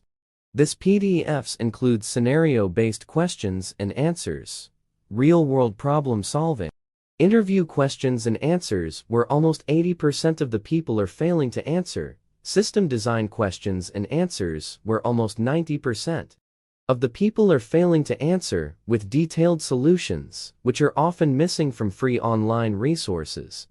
A lot of people are claiming that these questions are coming in real interviews. So, grab them as soon as possible with both hands. Since these questions and answers covers basic to advanced interview questions and answers, that's why given 50 question and answers for each section, these questions and answers will be helpful for freshers, 2 to 3 years experienced people, and 5 or above years experienced people. Also for your interviews, you people can download all 6 PDFs in a single zip file from below given links. Category 5. Executive Communication. This category focuses on one of the most critical senior-level skills, communicating platform strategy to leadership. Hiring managers evaluate your ability to justify investment, explain risk, present trade-offs, and translate platform impact into business outcomes. These scenarios simulate real executive conversations where clarity, brevity, and outcome language matter more than technical detail. Category 5. Executive Communication Scenario List. These scenarios represent the most common executive communication situations platform architects face. 1. Justify platform investment to CFO. 2. Platform seen as overhead. 3. Explain ROI without revenue link. 4. Board-level platform strategy presentation. 5. Demonstrate productivity improvement. 6. Communicate migration risk. 7. Quarterly platform reporting. 8. Leadership unrealistic timelines. 9. Explain trade-offs to non-technical execs. 10. Asking leadership to stop funding tool executive communication determines whether platform strategy gets funded. The Situation 41. Context briefing by a manager. The CFO questions continued investment in the platform team. Platform work does not directly generate revenue, and finance wants justification for infrastructure, tooling, and platform engineering headcount. Leadership asks you to explain why platform investment should continue and how its value can be measured. The real question by hiring manager. How do you justify platform investment to a CFO who expects clear financial impact? Candidate initial strategy framework answer. I position platform investment as a productivity and risk reduction multiplier rather than a cost center. 1. Current state understanding. Identify where platform work reduces engineering effort, operational risk, and delivery delays. 2. Desired outcomes, clear financial narrative, measurable productivity gains, and visible cost avoidance. 3. Principles, translate technical impact into business language, quantify time savings, highlight risk reduction, and connect platform work to product velocity. 4. Strategy pillars, productivity impact modeling, cost avoidance analysis, risk exposure reduction, and engineering leverage metrics. 5. Execution approach, present platform value through engineer time saved, incident cost avoided, onboarding acceleration, and delivery throughput improvement. Platform value is leverage, not revenue. Follow-up 1. Organizational reality. The CFO wants hard numbers, not qualitative statements. How do you respond? Answer: I translate platform outcomes into financial proxies such as engineering hours saved, incident cost reduction, and infrastructure efficiency. Quantification builds credibility even when revenue linkage is indirect. Follow-up 2. Trade-off. Quantifying platform value requires assumptions. What trade-off do you make? Answer: I use conservative assumptions and clearly document methodology. The trade-off favors credible estimates over precise but fragile calculations. Follow-up 3. Curveball. Finance requests platform budget reduction while maintaining delivery expectations. What do you do? Answer: I identify highest leverage platform investments and protect them while reducing lower impact work. Budget pressure should sharpen prioritization, not eliminate platform capability. Revise strategy. After curveball updated plan. With budget pressure introduced, the strategy evolves toward leverage-focused platform investment. 1. Protect initiatives with highest productivity impact. 2. Delay lower leverage platform expansion work. 3. Increase measurement of platform ROI signals. 4. Align platform roadmap with financial priorities. 5. Communicate investment trade-offs clearly. Budget pressure reveals true platform priorities. How to communicate this to leadership. Leadership messaging focuses on leverage, cost avoidance, and delivery acceleration. 1. Goal: demonstrate that platform investment increases engineering productivity and reduces operational risk. 2. Strategy pillars: productivity modeling, cost avoidance, and leverage measurement. 3. Expected outcomes: faster delivery, reduced incident cost, and improved engineering efficiency. 4. Metrics: engineering hours saved, onboarding time reduction, incident cost avoided, and delivery throughput. 5. Timeline: Q1 measurement baseline, Q2 ROI visibility, Q3 investment optimization. Take a screenshot of this. This is exactly how you present to a vice president, VP. Pro tip. CFO conversations should focus on leverage and cost avoidance. Revenue linkage is optional, but financial impact clarity is mandatory. The situation 42. Context briefing by a manager. Some executives perceive the platform team as overhead rather than a value-generating function. Product teams deliver visible features, while platform work happens behind the scenes. During planning discussions, platform initiatives are deprioritized because leadership struggles to see direct impact. You are asked to change this perception. The real question by hiring manager. How do you change leadership perception when the platform team is seen as overhead? Candidate initial strategy framework answer. I reposition the platform from cost center to delivery multiplier. 1. Current state understanding. Identify where platform work already accelerates delivery but remains invisible. 2. Desired outcomes. Leadership recognizes platform impact, improved prioritization support, and clearer value narrative. 3. Principles: make impact visible, connect platform work to product outcomes, communicate leverage repeatedly, and avoid tool-centric narratives. 4. Strategy pillars: map platform capabilities to product outcomes, introduce visible success metrics, highlight developer workflow improvements, and share impact stories. 5. Execution approach: regularly demonstrate how platform initiatives reduce delivery time, prevent incidents, and enable product teams to scale. Perception changes when impact becomes visible. Follow-up 1. Organizational reality. Product teams get credit for outcomes enabled by platform work. How do you address this? Answer: I frame platform as an enabler rather than a competitor. Highlighting joint outcomes reinforces collaboration while making platform contribution explicit. Follow-up 2. Trade-off. Increased communication requires time from platform engineers. What trade-off do you make? Answer: I allocate lightweight reporting and storytelling capacity because visibility directly influences prioritization and funding. Follow-up 3. Curveball. Leadership questions whether platform impact is overstated. What do you do? Answer: I strengthen evidence by using before and after metrics, concrete case studies, and measurable workflow improvements to reinforce credibility. Revise strategy. After curveball updated plan. With credibility pressure introduced, the strategy evolves toward evidence-driven platform communication. 1. Introduce before and after impact measurement. 2. Publish recurring platform impact summaries. 3. Align platform metrics with product delivery metrics. 4. Share concrete case studies from product teams. 5. Increase transparency of platform roadmap outcomes. Visibility must be evidence-backed. How to communicate this to leadership. Leadership messaging focuses on delivery acceleration, leverage, and measurable platform impact. 1. Goal: reframe platform as a delivery multiplier rather than overhead. 2. Strategy pillars: outcome mapping, impact visibility, and evidence-based reporting. 3. Expected outcomes: stronger platform prioritization, clearer value recognition, and increased leadership confidence. 4. Metrics: delivery cycle time improvement, incident reduction, onboarding speed, and platform adoption. 5. Timeline: month 1 impact baseline, month 2 visibility rollout, month 3 recurring platform reporting. Take a screenshot of this. This is exactly how you present to a vice president (VP). Pro tip. Platform teams are seen as overhead when they communicate tools instead of outcomes. Always communicate what changed for product teams. The situation 43. Context briefing by a manager. Leadership asks you to explain platform ROI, but there is no direct revenue linkage. Platform improvements influence speed, reliability, and developer productivity rather than generating sales.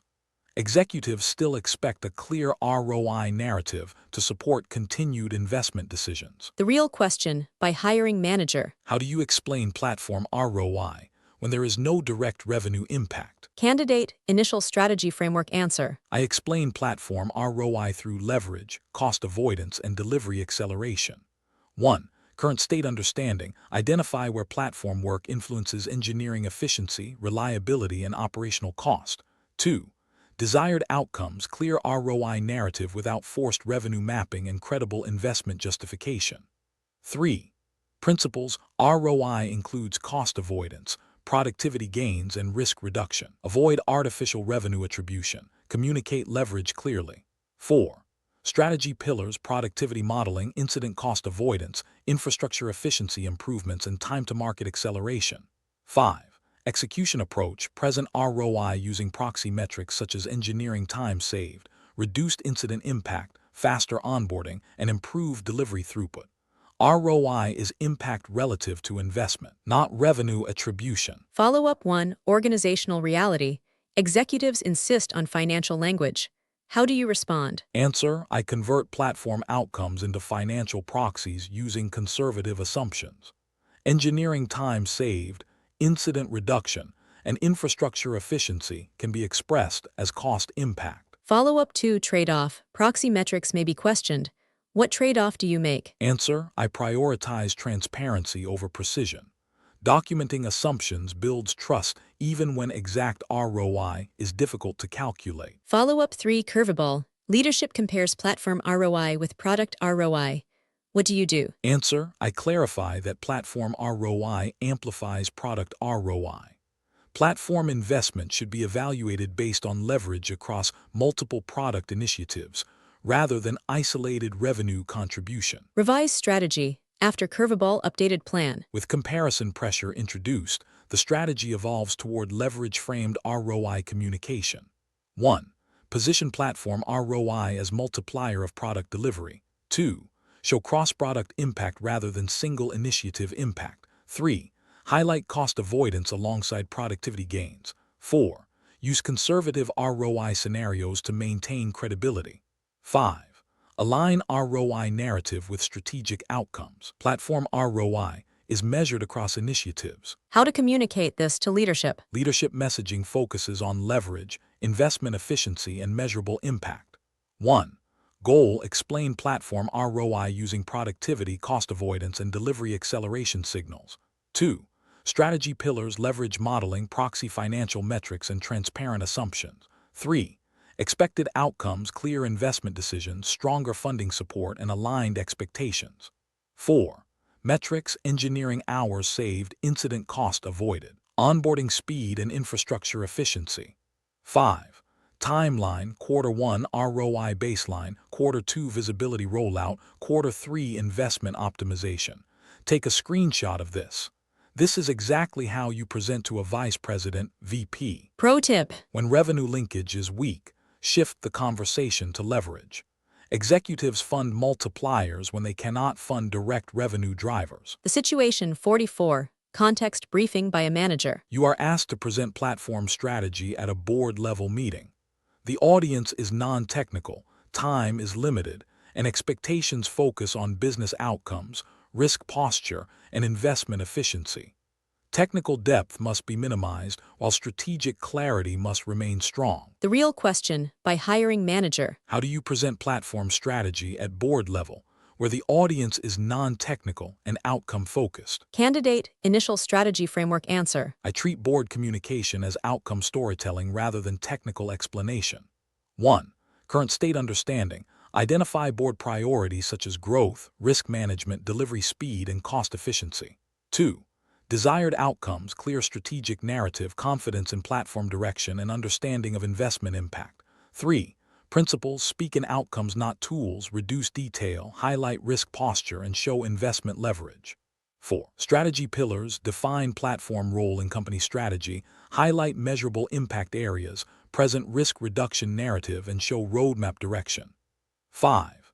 Execution approach: use a simple narrative structure covering problem, platform strategy, expected outcomes, and measurable signals. Board presentations are about confidence, not completeness. Follow-up 1. Organizational reality. Board members ask technical questions unexpectedly. How do you handle this? Answer: I answer at the impact level first and provide deeper detail only if requested. Maintaining outcome framing keeps the conversation aligned with board priorities. Follow-up 2. Trade-off. Simplification risks oversimplifying platform complexity. What trade-off do you make? Answer: I accept reduced technical depth to preserve clarity. The trade-off favors strategic understanding over technical completeness. Follow-up 3. Curveball. Board questions whether platform investment is too early. What do you do? Answer: I reframe platform investment as an enabler of scaling safely. Timing is explained through growth readiness and risk exposure rather than technical readiness. Revise strategy. After curveball, updated plan. With timing skepticism introduced, the strategy evolves toward readiness-based narrative. 1. Link platform investment to growth readiness milestones. 2. Highlight risks of delayed platform investment. 3. Show phased investment approach to reduce perceived risk. 4. Present examples of scaling constraints without platform support. 5. Align platform narrative with company growth timeline. Board conversations focus on timing and risk. How to communicate this to leadership. Leadership messaging focuses on growth enablement, risk posture, and investment confidence. 1. Goal: position platform strategy as a scaling enabler for the company. 2. Strategy pillars: growth readiness, risk reduction, and delivery acceleration. 3. Expected outcomes: faster product delivery, reduced operational risk, and scalable engineering model. 4. Metrics: delivery cycle time, incident impact, onboarding speed, and infrastructure scalability signals. 5. Timeline: Phase 1 foundational readiness, Phase 2 scaling enablement, Phase 3 optimization. Take a screenshot of this. This is exactly how you present to a vice president, VP. Pro tip. Board presentations should answer 3 questions quickly: why now, what changes, and how we measure success. The situation 45. context briefing by a manager. Leadership asks you to demonstrate how the platform improves engineering productivity. However, productivity is difficult to measure directly and different teams define it differently.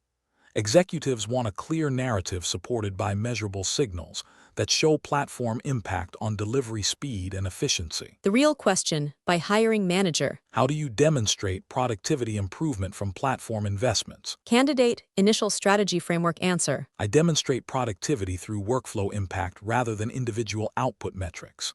1. Current state understanding. Identify workflows where platform changes reduce friction such as onboarding, deployment, and environment provisioning. 2. Desired outcomes, measurable productivity signals, leadership confidence, and repeatable impact measurement. 3. Principles, measure workflow efficiency, not individual performance, use trend data, avoid vanity metrics, and connect productivity to delivery outcomes. 4. Strategy pillars, define productivity proxy metrics, instrument developer workflows, capture before and after comparisons, and align metrics with roadmap initiatives. 5. Execution approach, show trend improvements across onboarding time, deployment frequency, cycle time, and manual effort reduction. Productivity is workflow speed, not individual output. Follow-up 1. Organizational reality. Teams challenge productivity metrics accuracy. How do you respond? Answer: I share methodology transparently and focus on trends instead of exact numbers. Consistent directional improvement builds trust. Follow-up 2. Trade-off. Measuring productivity requires instrumentation effort. What trade-off do you make? Answer: I prioritize metrics tied to recurring leadership questions first. The trade-off favors decision usefulness over measurement completeness. Follow-up 3. Curveball. Leadership asks for a single productivity number. What do you do? Answer: I provide a composite productivity index while explaining underlying signals. A single number simplifies communication but should not hide drivers. Revise strategy. After curveball, updated plan. With single metric pressure introduced, the strategy evolves toward composite productivity measurement. 1. Define composite productivity index using key workflow metrics. 2. Maintain visibility into underlying metric drivers. 3. Use index for executive communication and trends for internal decisions. 4. Review index definition periodically. 5. Align productivity measurement with roadmap outcomes. Composite metrics simplify without oversimplifying. How to communicate this to leadership? Leadership messaging focuses on delivery speed, efficiency, and measurable improvement. 1. Goal: demonstrate platform impact on engineering productivity through workflow efficiency. 2. Strategy pillars, productivity proxies, trend measurement, and composite index communication. 3. Expected outcomes: faster onboarding, shorter cycle time, reduced manual work, and improved delivery predictability. 4. Metrics: onboarding time, deployment frequency, developer cycle time, and manual task reduction. 5. Timeline: Quarter 1 baseline, Quarter 2 trend visibility, Quarter 3 productivity index rollout. Take a screenshot of this. This is exactly how you present to a vice president, VP. Pro tip. Executives trust productivity narratives that show trends over time. One snapshot metric is weak. Directional improvement is convincing. The situation 46. Context briefing by a manager. Leadership is concerned about the risks associated with migrating to a new platform architecture. Product teams fear downtime, unexpected regressions, and delivery disruption. Executives want a clear explanation of migration risk, mitigation strategy, and how the organization can move forward safely. The real question by hiring manager. How do you communicate platform migration risk to leadership without creating unnecessary fear? Candidate initial strategy framework answer. I communicate migration risk as managed exposure rather than uncertainty. 1. Current state understanding. Identify migration scope, dependency complexity, operational risk areas, and critical workflows. 2. Desired outcomes, leadership confidence, realistic expectations, and approved migration strategy. 3. Principles: make risk visible, show mitigation clearly, communicate sequencing, and avoid binary success framing. 4. Strategy pillars: risk classification, mitigation planning, phased migration design, and fallback strategy definition. 5. Execution approach: present migration plan with risk categories, mitigation actions, pilot phases, and rollback readiness. Risk clarity increases confidence. Follow-up 1. Organizational reality. Executives focus only on worst-case scenarios. How do you respond? Answer: I acknowledge worst-case scenarios while emphasizing probability and mitigation. Context reduces fear without dismissing risk. Follow-up 2. Trade-off. Over-communicating risk may slow decision-making. What trade-off do you make? Answer: I balance clarity with simplicity. Leadership needs enough information to trust the plan without being overwhelmed by technical detail. Follow-up 3. Curveball. A recent incident increases migration skepticism. What do you do? Answer: I incorporate incident learnings into mitigation strategy and adjust sequencing. Demonstrating adaptation strengthens credibility. Revise strategy. After curveball, updated plan. With increased skepticism introduced, the strategy evolves toward evidence-based migration communication. 1. Highlight lessons learned from recent incidents. 2. Increase pilot phase coverage before broader rollout. 3. Strengthen rollback and monitoring readiness. 4. Provide clearer migration readiness criteria. 5. Share progress checkpoints regularly. Migration confidence grows through evidence. How to communicate this to leadership? Leadership messaging focuses on managed risk, sequencing, and confidence in execution. 1. Goal: execute platform migration safely while maintaining delivery continuity. 2. Strategy pillars: risk classification, phased rollout, and mitigation readiness. 3. Expected outcomes: reduced migration risk, predictable rollout, and stronger platform reliability. 4. Metrics: migration success rate, incident impact, rollback frequency, and migration progress milestones. 5. Timeline: Phase 1 pilot migrations, Phase 2 controlled rollout, Phase 3 full migration completion. Take a screenshot of this. This is exactly how you present to a vice president, VP. Pro tip. Executives fear unknown risk more than real risk. Showing mitigation and sequencing reduces perceived uncertainty dramatically. The situation 47. Context briefing by a manager. You are responsible for quarterly platform reporting to leadership. Previous reports focused on tool updates and completed tasks, but executives found them difficult to interpret.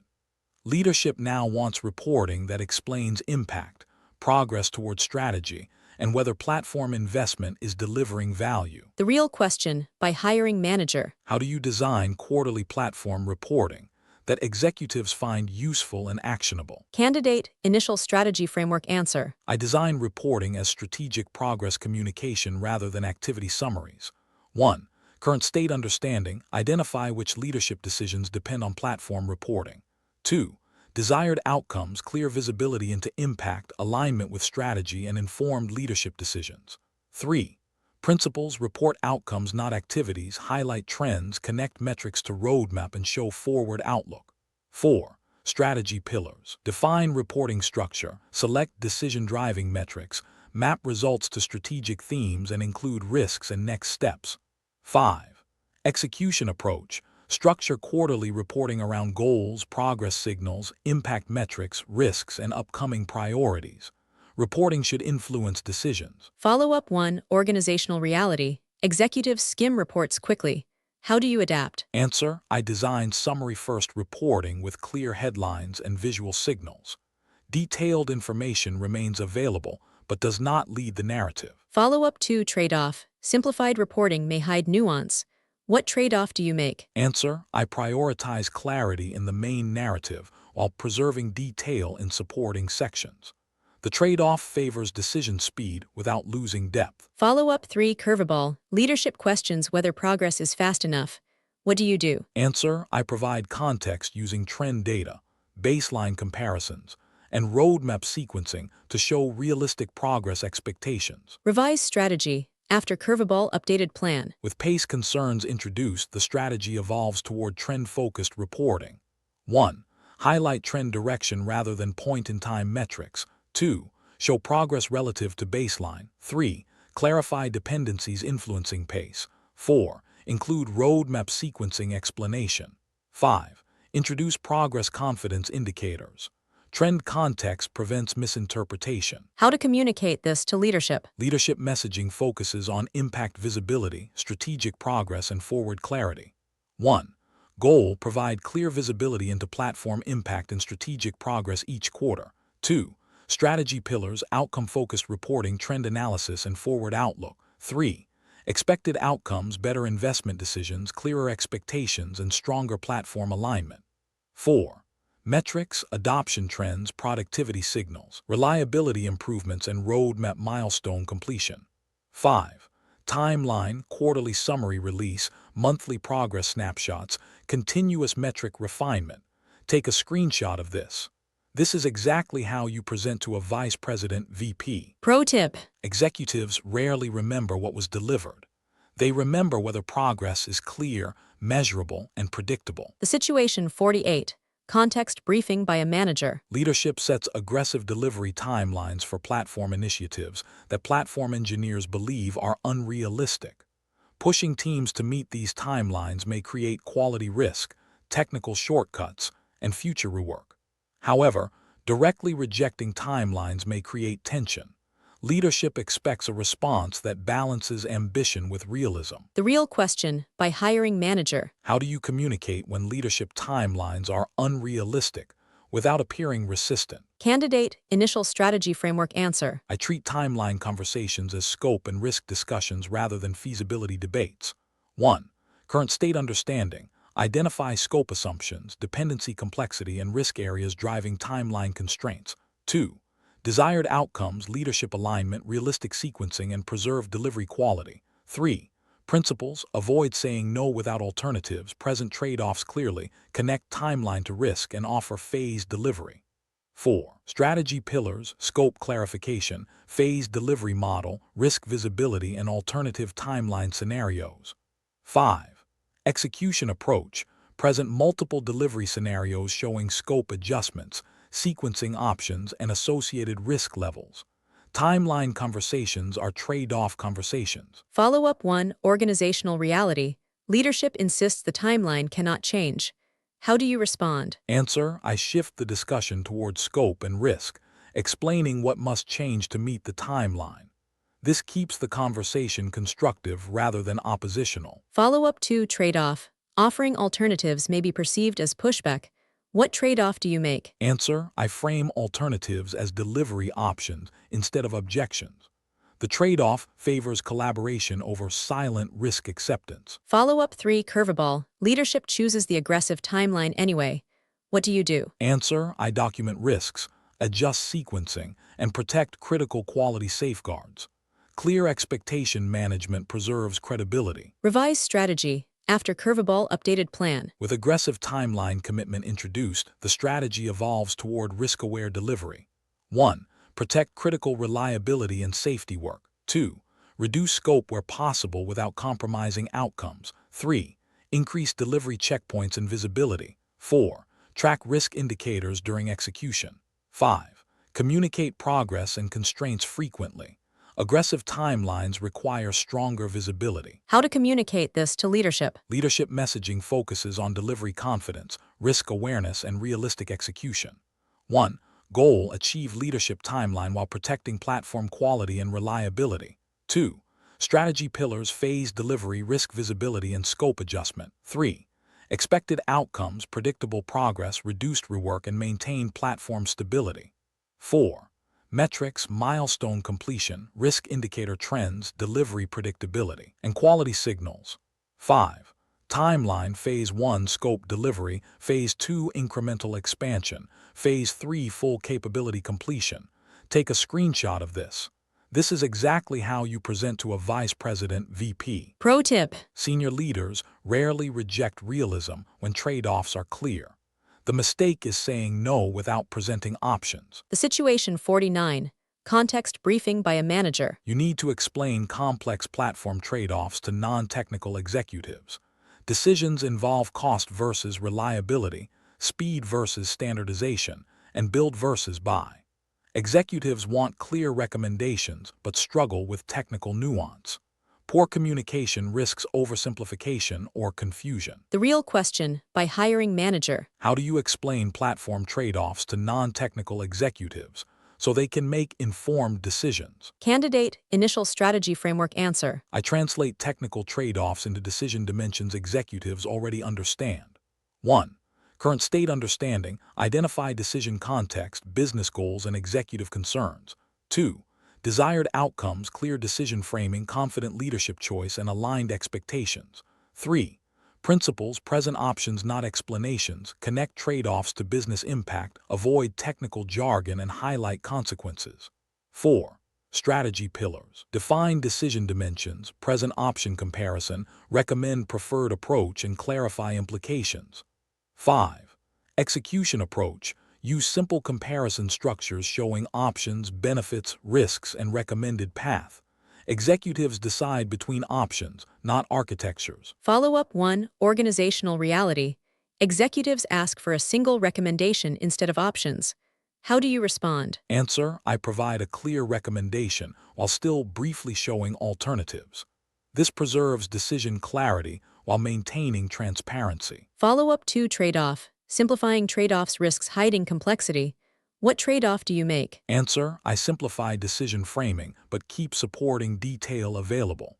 The trade-off favors decision clarity over technical completeness. Follow-up 3. Curveball. Leadership chooses a high-risk option. What do you do? Answer, I confirm decision understanding, strengthen mitigation planning, and ensure expectations are documented. Execution clarity is more important than debate after decision. Revise strategy. After curveball, updated plan. With higher-risk decision introduced, the strategy evolves toward mitigation-focused execution. 1. Strengthen mitigation planning for chosen option. 2. Increase monitoring and review checkpoints. 3.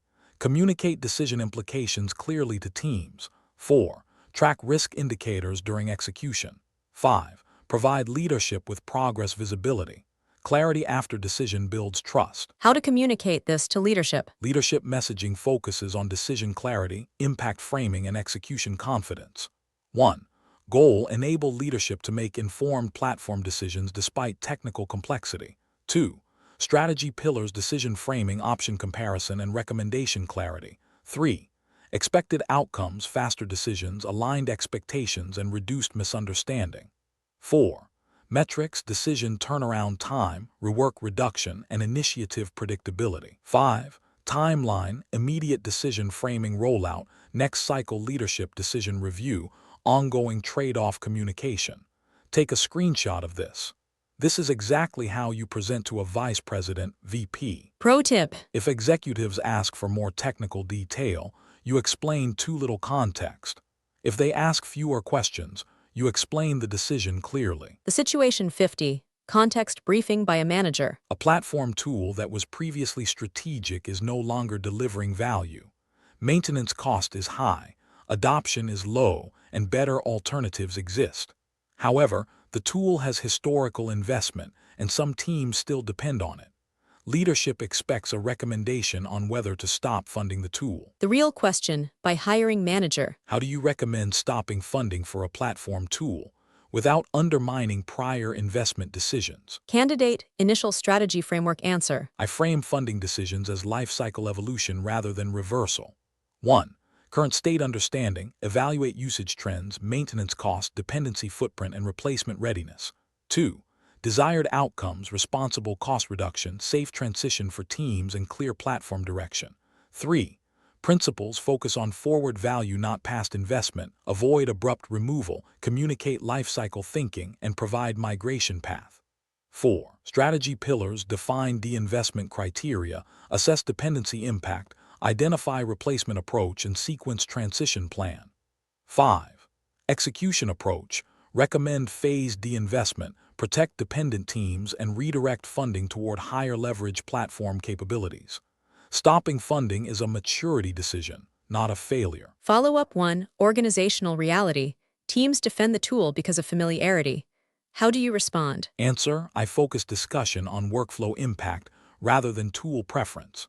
Demonstrating better alternatives reduces emotional resistance. Follow-up 2. Trade-off. De-investment requires migration effort.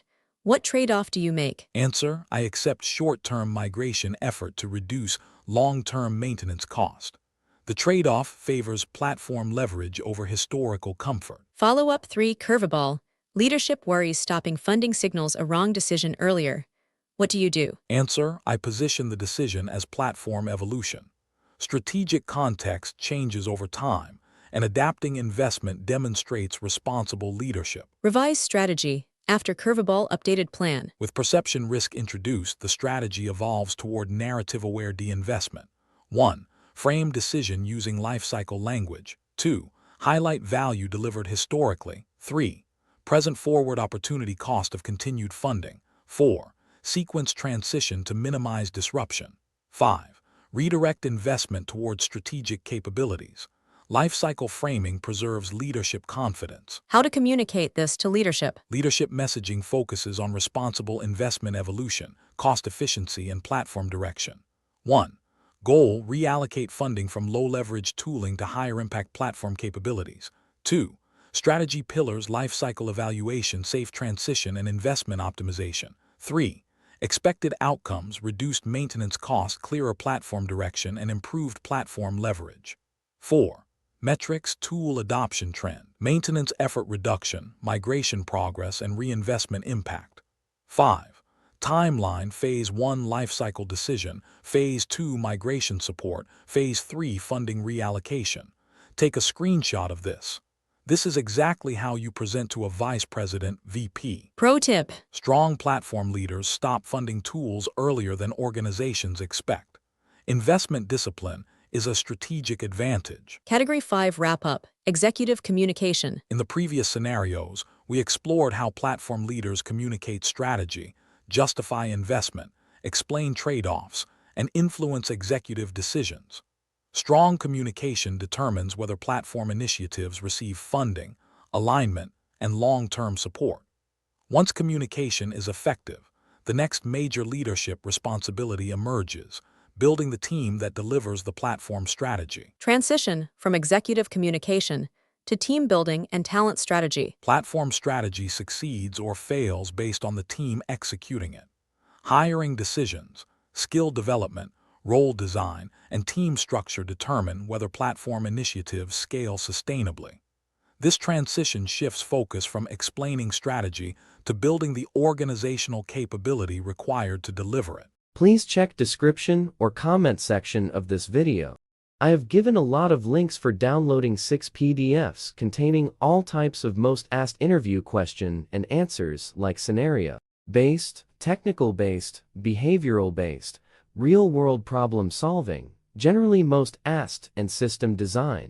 Required for your AWS and DevOps jobs interviews like AWS Cloud Migration Specialist jobs, AWS Cloud Financial Analyst jobs, AWS Solution Architect jobs, Cloud Security Engineer jobs, Kubernetes Admin or Engineer or Architect or Developer jobs, DevOps ISE Engineer jobs, DevOps Metrics and Observability Engineer jobs, DevOps CI or CD Engineer jobs, AWS DevOps Engineer jobs, Cloud DevOps Engineer jobs, AWS Java or Python Developer jobs, DevOps Engineer jobs, etc., etc. These questions and answers are carefully curated by industry experts, saving you people hours of research and ensuring you people will have the most accurate and relevant answers.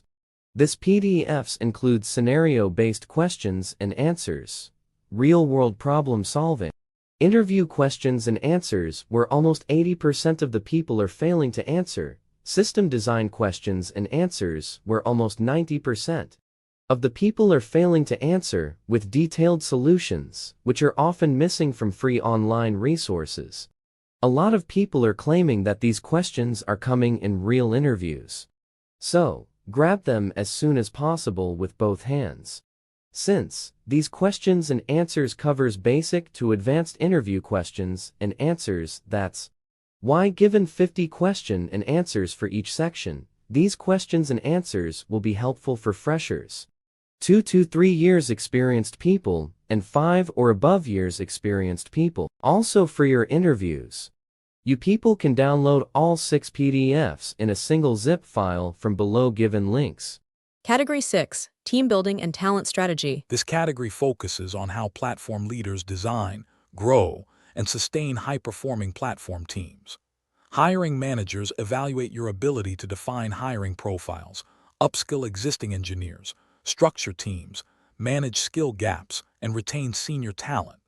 These scenarios simulate real leadership conversations about building platform capability at scale. Category 6. Team Building and Talent Strategy Scenario List. These scenarios represent the most common talent and team strategy challenges platform leaders face.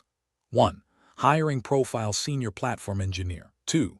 Upskill sysadmins to platform engineers. 3. Platform team restructure. 4. Skill gaps in team. 5. Build senior bench versus hire externally. 6. Scale team with org growth. 7. Introduce staff plus roles. 8.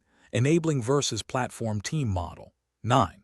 Knowledge silos. 10. Retention strategy for senior engineers. Platform maturity depends on talent strategy as much as architecture. The Situation 51.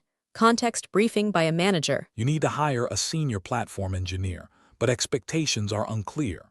Some stakeholders want deep infrastructure expertise, others want strong developer experience skills, and leadership expects architectural thinking. Past hiring attempts resulted in engineers strong in tools but weak in platform thinking.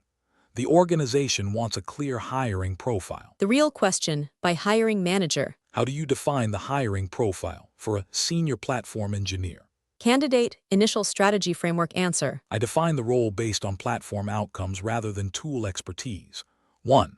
Current state understanding. Identify platform goals, existing team gaps, and expected senior responsibilities. 2. Desired outcomes, clear hiring criteria, balanced skill profile, and improved hiring consistency. 3. Principles. Hire for systems thinking, developer empathy, automation mindset, and architectural judgment. 4. Strategy pillars. Define capability areas. Separate must-have from nice-to-have skills, include behavioral signals, and align evaluation process. 5. Execution approach. Create role definition covering platform design, developer experience impact, operational ownership, and mentoring expectations. Senior platform engineers design leverage, not pipelines. Follow-up 1. Organizational reality. Different teams expect different skill emphasis. How do you handle this? Answer: I define core capabilities that apply across contexts while allowing specialization areas. This creates consistency without removing flexibility. Follow-up 2. Trade-off. Broad hiring criteria may reduce candidate pipeline. What trade-off do you make? Answer: I prioritize long-term role fit over short-term hiring speed. Narrow tool-based hiring often creates future gaps. Follow-up 3. Curveball. Leadership pushes for faster hiring over profile clarity. What do you do? Answer: I simplify the profile to essential signals while preserving evaluation rigor. Hiring speed should not compromise role definition. Revise strategy. After curveball, updated plan. With speed pressure introduced, the strategy evolves towards signal-based hiring. 1. Define core signals required for senior impact. 2. Simplify interview process around those signals. 3. Use scenario-based evaluation instead of tool trivia. 4. Maintain consistency across interviewers. 5. Iterate profile based on hiring outcomes.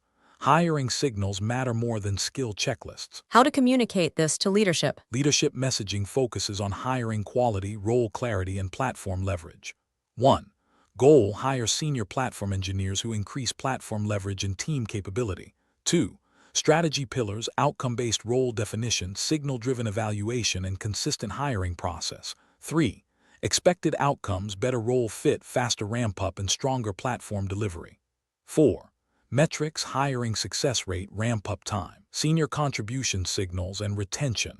5. Timeline: month 1 role definition, month 2 interview alignment, month 3 hiring iteration. Take a screenshot of this. This is exactly how you present to a vice president, VP. Pro tip. Strong platform hiring focuses on decision quality signals such as trade-off thinking, abstraction ability, and developer empathy rather than tool familiarity. The Situation 52. Context briefing by a manager. Your organization has experienced sysadmins with strong operational knowledge, but the platform strategy requires platform engineers who understand automation, infrastructure as code, developer workflows, and product thinking. Leadership wants to upskill existing talent instead of hiring entirely new teams. The Real Question by Hiring Manager. How do you upskill traditional sysadmins into effective platform engineers. Candidate Initial Strategy Framework answer. I treat upskilling as role evolution rather than skill training. 1. Current state understanding. Identify transferable strengths such as reliability thinking, operational awareness, and production ownership. 2.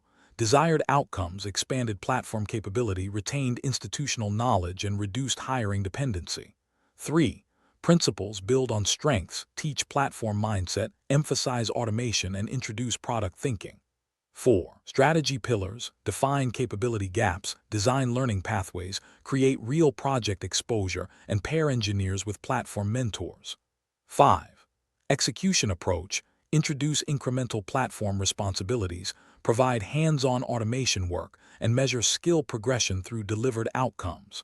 Upskilling succeeds when responsibility evolves with learning. Follow-up 1. Organizational reality. Some engineers resist role change. How do you respond? Answer: I provide optional pathways, clarify career benefits, and demonstrate reduced operational toil through platform practices. Motivation increases when value is visible. Follow-up 2. Trade-off. Upskilling takes time and slows delivery. What trade-off do you make? Answer: I accept short-term delivery slowdown to build long-term platform capability. Internal capability compounds over time. Follow-up 3. Curveball. Leadership wants immediate platform capability despite upskilling timelines. What do you do? Answer: I combine targeted hiring with focused upskilling, so immediate needs are met while internal capability grows. Revise strategy. After curveball, updated plan. With capability urgency introduced, the strategy evolves toward hybrid capability building. 1. Identify critical gaps requiring immediate hiring. 2. Continue structured upskilling for existing engineers. 3. Pair new hires with internal engineers for knowledge transfer. 4. Prioritize high-impact learning initiatives. 5. Track skill progression as a platform metric. Hybrid capability building reduces dependency risk. How to communicate this to leadership? Leadership messaging focuses on capability growth, talent leverage, and long-term sustainability. 1. Goal: build platform capability by evolving existing talent while addressing critical gaps. 2. Strategy pillars: structured upskilling, targeted hiring, and knowledge transfer. 3. Expected outcomes: stronger internal capability, reduced hiring risk, and improved platform delivery capacity. 4. Metrics: skill progression signals, automation adoption, platform contribution growth, and hiring dependency reduction. 5. Timeline: Quarter 1 capability assessment, Quarter 2 learning pathways, Quarter 3 hybrid capability scaling. Take a screenshot of this. This is exactly how you present to a vice president, VP. Pro tip. Sysadmins often become strong platform engineers because they understand production reality. The key shift is automation and product thinking. The situation 53. Context briefing by a manager. The platform team has grown organically, and responsibilities are unclear. Some engineers focus on infrastructure, others on developer experience, and some handle operational work reactively. Leadership is considering restructuring the platform team to improve clarity, scalability, and delivery focus. The real question by hiring manager. How do you approach restructuring a platform team to improve clarity and effectiveness? Candidate Initial Strategy Framework answer. I treat restructuring as responsibility design rather than org chart redesign. 1. Current state understanding. Identify overlapping responsibilities, reactive work patterns, and unclear ownership areas. 2. Desired outcomes: clear ownership, scalable delivery model, and reduced reactive work. 3. Principles: structure around platform capabilities, separate reactive and strategic work, avoid role ambiguity, and preserve collaboration. 4. Strategy pillars: define capability domains, clarify ownership boundaries, introduce operating model, and align roadmap with team structure. 5. Execution approach: map work types to capability domains, redesign team responsibilities, and introduce clear service ownership. Structure should follow platform capabilities. Follow-up 1. Organizational reality. Engineers worry restructuring may reduce flexibility. How do you respond? Answer: I clarify that ownership does not remove collaboration. Clear responsibility improves coordination and reduces duplicated effort. Follow-up 2. Trade-off. Restructuring may temporarily slow delivery.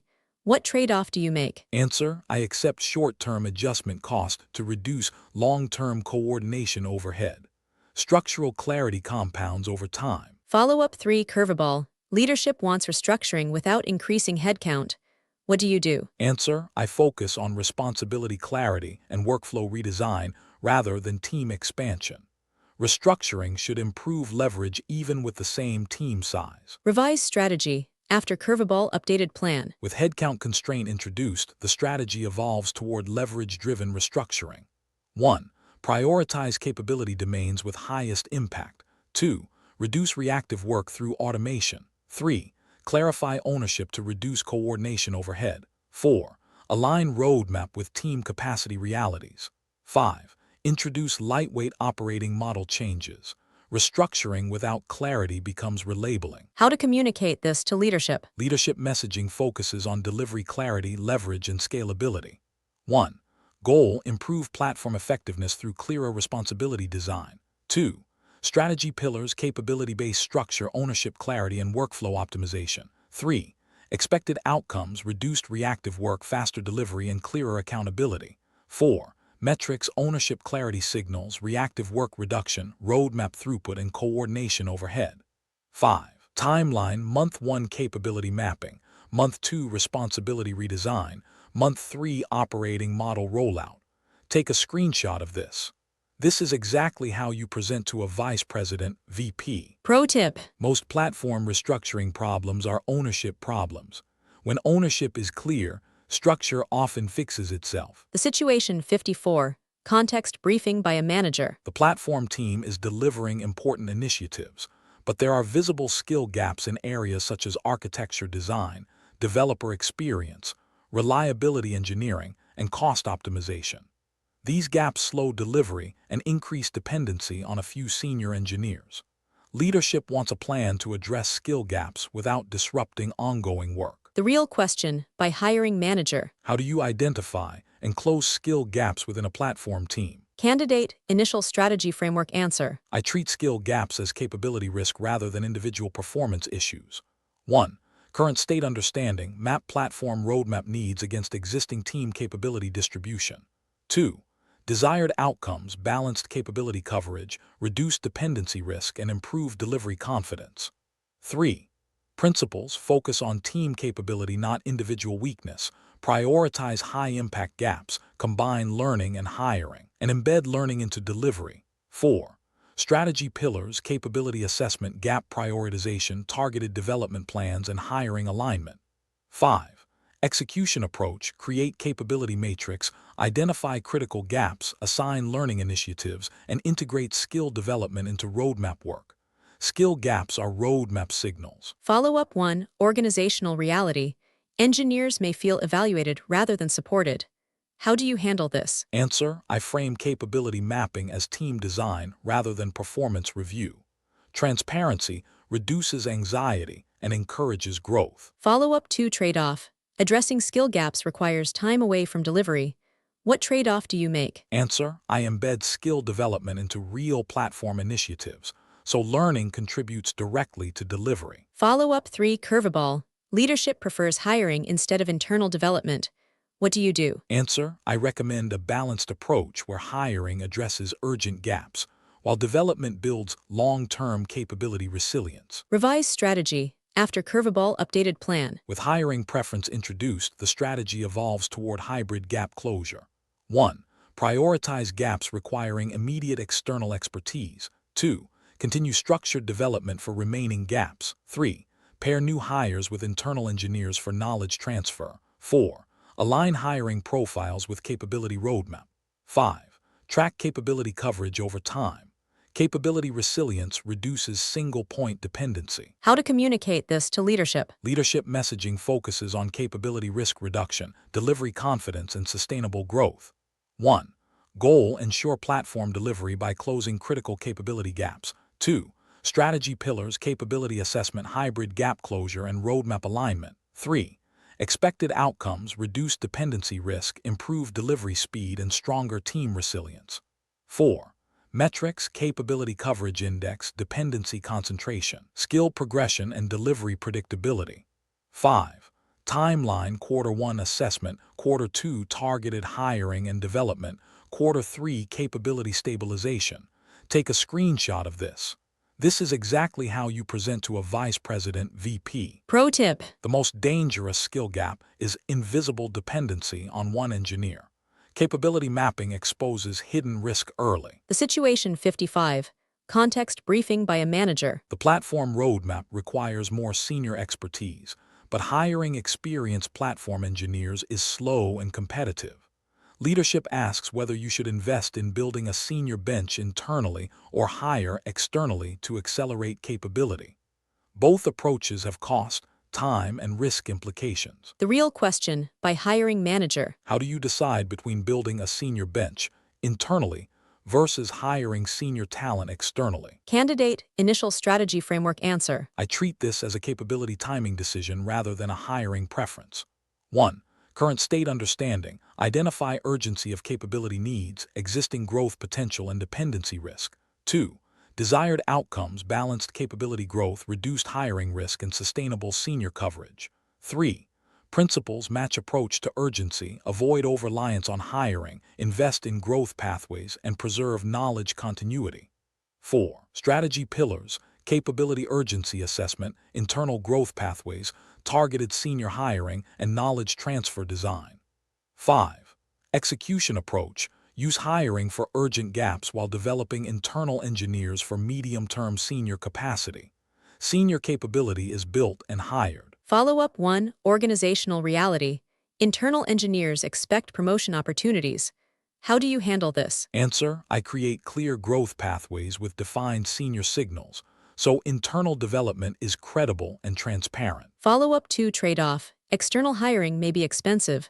What trade-off do you make? Answer: I use external hiring selectively for high-leverage gaps, where delay carries greater cost than hiring investment. Follow-up 3. Curveball. Hiring pipeline stalls unexpectedly. What do you do? Answer: I accelerate internal development initiatives and adjust roadmap sequencing to align with available capability. Revise strategy. After curveball, updated plan. With hiring slowdown introduced, the strategy evolves toward internal acceleration. 1. Prioritize internal senior growth candidates. 2. Increase mentorship and stretch ownership. 3. Adjust roadmap sequencing to match capability. 4. Introduce temporary advisory support if needed. 5. Strengthen knowledge sharing practices. Capability strategy must adapt to hiring reality. How to communicate this to leadership. Leadership messaging focuses on capability timing, hiring risk management, and sustainable growth. 1. Goal: ensure senior platform capability through balanced hiring and development. 2. Strategy pillars: urgency-based hiring, internal growth pathways, and knowledge transfer. 3. Expected outcomes: reduced hiring dependency, stronger senior bench, and improved roadmap resilience. 4. Metrics: senior coverage ratio, promotion readiness signals, hiring cycle time, and delivery predictability. 5.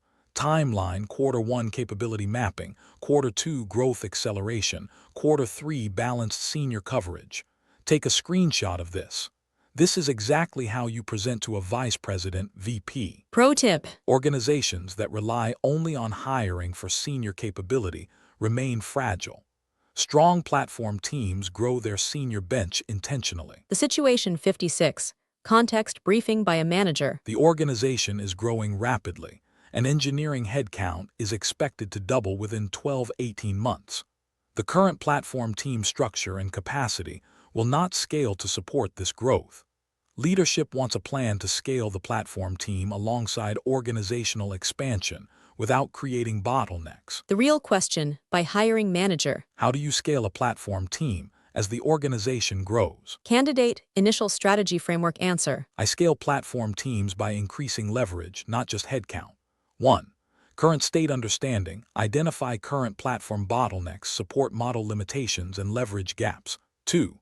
Desired outcomes: scalable platform support, reduced dependency on platform engineers, and predictable delivery. 3.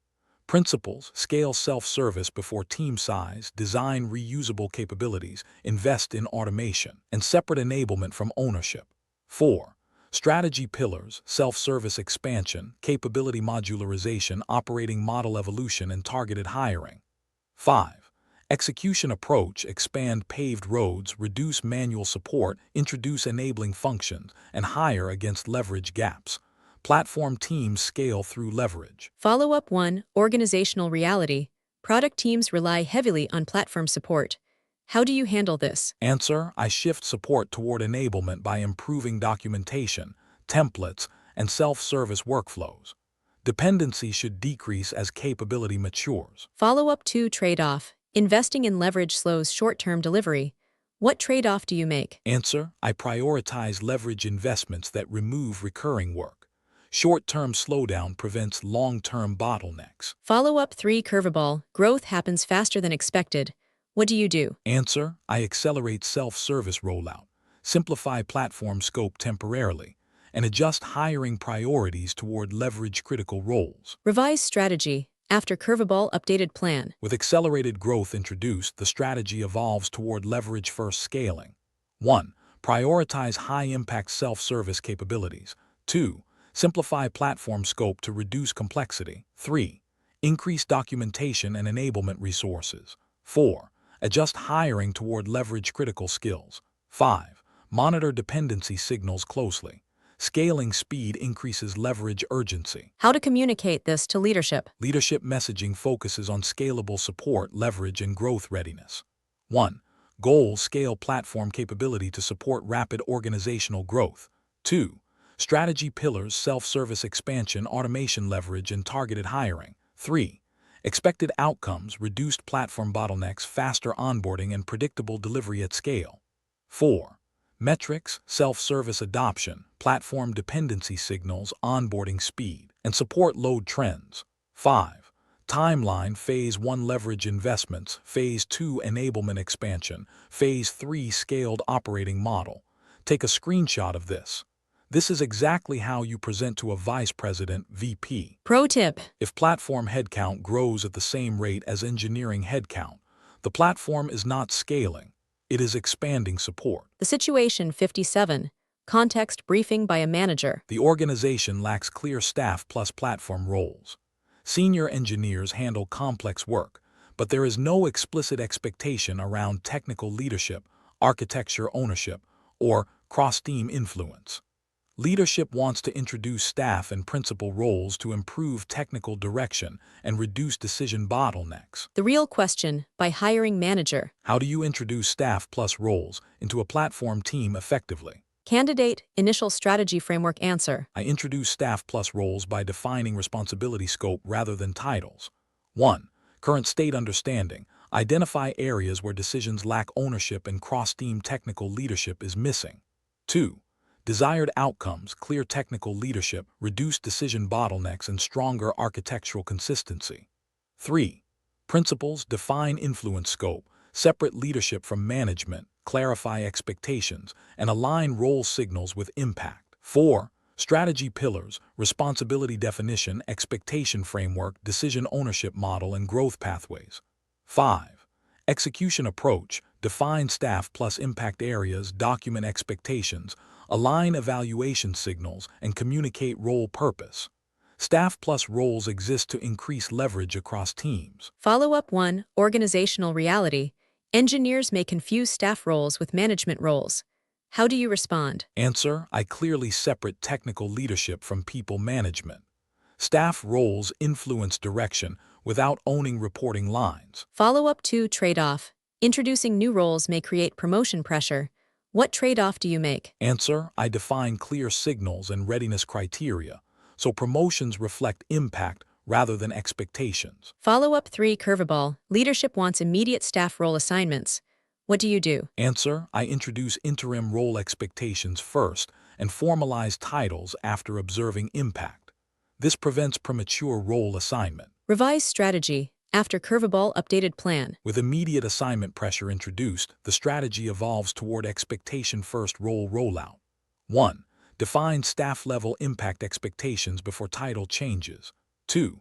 Assign responsibility pilots to validate role scope. 3. Provide coaching for emerging staff engineers. 4. Formalize titles after demonstrated impact. 5. Align promotion signals with organizational needs. Titles should follow impact. How to communicate this to leadership. Leadership messaging focuses on technical leadership clarity, decision leverage, and scalable architecture direction. 1. Goal: introduce staff plus roles to improve technical leadership and reduce decision bottlenecks. 2. Strategy pillars: responsibility definition, expectation clarity, and impact-based promotion. 3. Expected outcomes: faster technical decisions, improved architecture consistency, and stronger cross-team alignment. 4. Metrics: decision turnaround time, architecture consistency signals, staff-level contribution indicators, and dependency reduction. 5. Timeline: Phase 1 expectation definition, Phase 2 responsibility pilots, Phase 3 formal role introduction. Take a screenshot of this. This is exactly how you present to a vice president (VP). Pro tip. Organizations that introduce staff titles without defining staff impact create confusion. Define scope first, title second. The situation 58. Context briefing by a manager. There is confusion between the enabling team model and the platform ownership model. Some leaders expect the platform team to build everything, while others expect it to only enable product teams. This ambiguity creates misaligned expectations, unclear boundaries, and delivery friction. The real question by hiring manager. How do you define the balance between an enabling team and a platform ownership model? Candidate initial strategy framework answer. I define the balance using capability ownership and enablement scope. 1. Current state understanding: identify where platform teams build capabilities versus where they support adoption. 2. Desired outcomes: clear boundaries, reduced friction, and scalable platform adoption. 3. Principles: platform owns capabilities, product teams own usage, enablement accelerates adoption, and boundaries must be explicit. 4. Strategy pillars: capability ownership definition, enablement function design, responsibility model communication, and adoption support mechanisms. 5. Execution approach: define ownership per capability, introduce enabling practices such as documentation and onboarding support, and communicate model clearly. Ownership defines responsibility. Enablement defines leverage. Follow-up 1. Organizational reality. Product teams expect platform to implement everything. How do you respond? Answer: I clarify that platform builds reusable capabilities, while product teams implement within those capabilities. This preserves leverage and prevents dependency. Follow-up 2. Trade-off. Strong ownership may reduce perceived platform support. What trade-off do you make? Answer: I increase enablement investment, so teams feel supported while maintaining clear ownership boundaries. Follow-up 3. Curveball. Leadership requests platform to temporarily take ownership of critical product work. What do you do? Answer: I accept temporary ownership with clear exit criteria. Platforms should avoid permanent expansion into product delivery responsibilities. Revise strategy. After curveball, updated plan. With temporary ownership introduced, the strategy evolves toward controlled ownership expansion. 1. Define explicit temporary ownership scope. 2. Set exit criteria and transition plan. 3. Avoid expanding platform mandate permanently. 4. Increase enablement support during transition. 5. Reinforce ownership model after transition. Temporary ownership without exit criteria becomes permanent. How to communicate this to leadership. Leadership messaging focuses on responsibility clarity, scalable adoption, and leverage preservation. 1. Goal: define a clear balance between platform ownership and enablement to scale adoption. 2. Strategy pillars: capability ownership, structured enablement, and boundary clarity. 3. Expected outcomes: reduced dependency, clearer responsibilities, and faster platform adoption. 4. Metrics: adoption rate, dependency signals, enablement effectiveness, and ownership clarity indicators. 5. Timeline: Phase 1 ownership definition, Phase 2 enablement rollout, Phase 3 model stabilization. Take a screenshot of this. This is exactly how you present to a vice president (VP). Pro tip. The platform team fails when it becomes the implementation team. Enablement protects leverage. The situation 59. Context briefing by a manager. Critical platform knowledge is concentrated in a few engineers. When those engineers are unavailable, delivery slows and risk increases. Documentation is incomplete, decision context is not recorded, and onboarding new platform engineers takes longer than expected. Leadership wants to reduce knowledge silos. The real question by hiring manager. How do you reduce knowledge silos within a platform team? Candidate initial strategy framework answer. I treat knowledge silos as delivery risk rather than documentation gaps. 1. Current state understanding, identify dependency hotspots, undocumented decisions, and single owner systems. 2. Desired outcomes, shared ownership, faster onboarding, and reduced delivery risk. 3. Principles, knowledge should live in systems, not individuals. Documentation must support workflows, and ownership should be distributed. 4. Strategy pillars, dependency mapping, documentation strategy, shared ownership model, and knowledge transfer rituals. 5. Execution approach, map critical systems, introduce documentation standards, rotate ownership, and embed knowledge sharing into delivery cycles. Knowledge silos create hidden risk. Follow-up 1. Organizational reality. Engineers see documentation as overhead. How do you respond? Answer: I embed documentation into workflows and tie it to delivery readiness criteria. Documentation becomes part of completion, not extra work. Follow-up 2. Trade-off. Knowledge sharing reduces short-term speed. What trade-off do you make? Answer: I accept short-term slowdown to reduce long-term dependency risk. Shared knowledge improves predictability. Follow-up 3. Curveball. A key engineer leaves unexpectedly. What do you do? Answer: I activate ownership redistribution, prioritize documentation of critical areas, and temporarily adjust roadmap to stabilize knowledge coverage. Revise strategy. After curveball, updated plan. With unexpected departure introduced, the strategy evolves toward accelerated knowledge resilience. 1. Prioritize documentation of critical systems. 2. Redistribute ownership immediately. 3. Introduce pairing on high-risk areas. 4. Adjust roadmap to reduce dependency risk.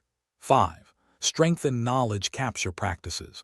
Resilience requires redundancy. How to communicate this to leadership? Leadership messaging focuses on dependency risk reduction, onboarding speed, and delivery resilience. 1. Goal: reduce platform delivery risk by eliminating knowledge silos. 2. Strategy pillars: dependency mapping, shared ownership, and embedded documentation. 3. Expected outcomes: faster onboarding, reduced single-point dependency, and improved delivery stability. 4. Metrics: dependency concentration index, onboarding time, documentation coverage, and ownership distribution. 5. Timeline: Phase 1 dependency mapping, Phase 2 ownership redistribution, Phase 3 knowledge resilience practices. Take a screenshot of this.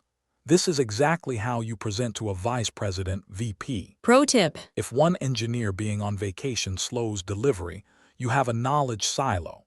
Measure dependency risk explicitly. The situation 60. Context briefing by a manager. The platform team is losing senior engineers due to market competition, burnout, and limited growth clarity. Replacing senior talent is slow and expensive, and knowledge loss impacts delivery. Leadership asks for a retention strategy specifically for senior platform engineers. The real question by hiring manager. How do you design a retention strategy for senior platform engineers? Candidate initial strategy framework answer. I treat retention as an environment design problem rather than a compensation problem. 1. Current state understanding. Identify drivers of attrition such as unclear growth, reactive work overload, and limited strategic influence. 2. Desired outcomes: higher retention, stronger engagement, and preserved platform capability. 3. Principles: senior engineers stay for impact, autonomy, growth, and meaningful work. Reduce toil, increase influence. Clarify progression. 4. Strategy pillars: growth pathways, workload redesign, decision influence, and recognition mechanisms. 5. Execution approach: define staff plus pathways, reduce reactive operational load, involve seniors in strategy decisions, and align work with leverage. Retention follows impact and growth. Follow-up 1. Organizational reality.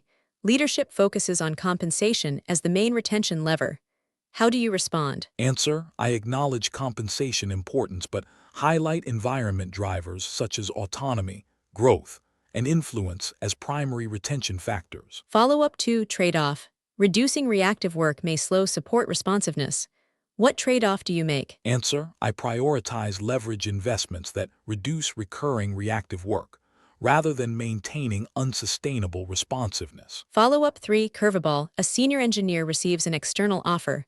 What do you do? Answer: I conduct a retention conversation focused on growth, impact, and concerns, while avoiding reactive counteroffer-only responses. Understanding motivation informs long-term retention strategy. Revise strategy. After curveball, updated plan. With immediate attrition risk introduced, the strategy evolves toward targeted retention actions. 1. Identify high-impact engineers and understand motivation drivers. 2. Clarify growth opportunities and upcoming ownership areas. 3. Adjust workload to reduce burnout risk. 4. Increase visibility of senior impact. 5. Introduce proactive retention conversations. Retention is proactive, not reactive. How to communicate this to leadership? Leadership messaging focuses on capability preservation, engagement, and long-term platform resilience. 1. Goal: retain senior platform engineers to preserve platform capability and delivery continuity. 2. Strategy pillars: growth pathways, workload sustainability, and influence expansion. 3. Expected outcomes: lower attrition risk, stronger engagement, and improved platform stability. 4. Metrics: senior retention rate, engagement signals, reactive work ratio, and internal promotion rate. 5. Timeline: immediate retention conversations, Q1 workload adjustments, Q2 growth pathway rollout. Take a screenshot of this. This is exactly how you present to a vice president, VP. Pro tip. Senior engineers rarely leave suddenly. Signals appear months earlier in workload patterns, engagement, and ownership discussions. Category 6, wrap-up. Team building and talent strategy. In the previous scenarios, we explored how platform leaders hire, grow, structure, and retain teams that deliver platform strategy. Talent decisions determine platform leverage, delivery speed, and long-term resilience. Once the team foundation is strong, the next leadership dimension emerges: managing vendors and the broader platform ecosystem that the team depends on. Transition from talent strategy to vendor and ecosystem strategy. Modern platform teams operate within an ecosystem of vendors, open-source tools, and strategic partners.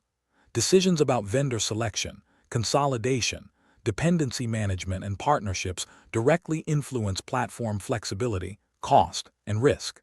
This transition shifts focus from internal capability to external ecosystem strategy. Please check description or comment section of this video. I have given a lot of links for downloading 6 PDFs containing all types of most asked interview question and answers like scenario-based, technical-based, behavioral-based, real-world problem-solving, generally most asked, and system design. Required for your AWS and DevOps jobs interviews like AWS Cloud Migration Specialist jobs, AWS Cloud Financial Analyst jobs, AWS Solution Architect jobs, Cloud Security Engineer jobs, Kubernetes Admin or Engineer or Architect or Developer jobs, DevOps ISE Engineer jobs, DevOps Metrics and Observability Engineer jobs, DevOps CI or CD Engineer jobs, AWS DevOps Engineer jobs, Cloud DevOps Engineer jobs, AWS Java or Python Developer jobs, DevOps Engineer jobs, etc., etc. These questions and answers are carefully curated by industry experts, saving you people hours of research and ensuring you people will have the most accurate and relevant answers.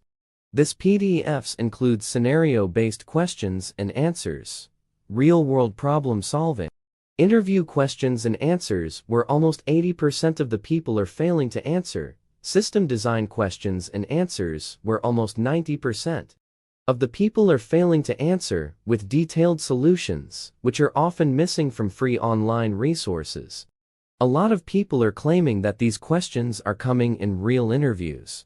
So, grab them as soon as possible with both hands. Since these questions and answers covers basic to advanced interview questions and answers, that's why given 50 question and answers for each section, these questions and answers will be helpful for freshers, 2 to 3 years experienced people, and 5 or above years experienced people. Also for your interviews, You people can download all 6 PDFs in a single zip file from below given links. Category 7. Vendor and Ecosystem Strategy. This category focuses on how platform leaders evaluate, negotiate, and manage vendors while shaping a sustainable ecosystem strategy. Hiring managers assess your ability to balance flexibility with standardization, manage vendor risk, design exit strategies, and leverage partnerships without creating lock-in. These scenarios simulate real strategic discussions around vendor decisions. Category 7. Vendor and Ecosystem Strategy Scenario List. These scenarios represent the most common vendor and ecosystem strategy challenges platform leaders face. 1. Vendor negotiation during consolidation. 2. Platform ecosystem strategy. 3. Managing strategic vendor partnerships. 4. Exit strategy from vendor. 5. Vendor risk evaluation framework. 6. Open source versus vendor strategy. 7. Integration ecosystem governance. 8. Post-stem and a vendor rationalization. 9. Vendor roadmap dependency risk. 10. CO innovation with vendors. Vendor strategy determines platform flexibility and long-term risk. The Situation 61. Context briefing by a manager. The organization is consolidating multiple tools across teams to reduce cost and complexity. Several vendor contracts overlap, renewal timelines are approaching, and leadership expects negotiation that reduces spend without disrupting platform stability.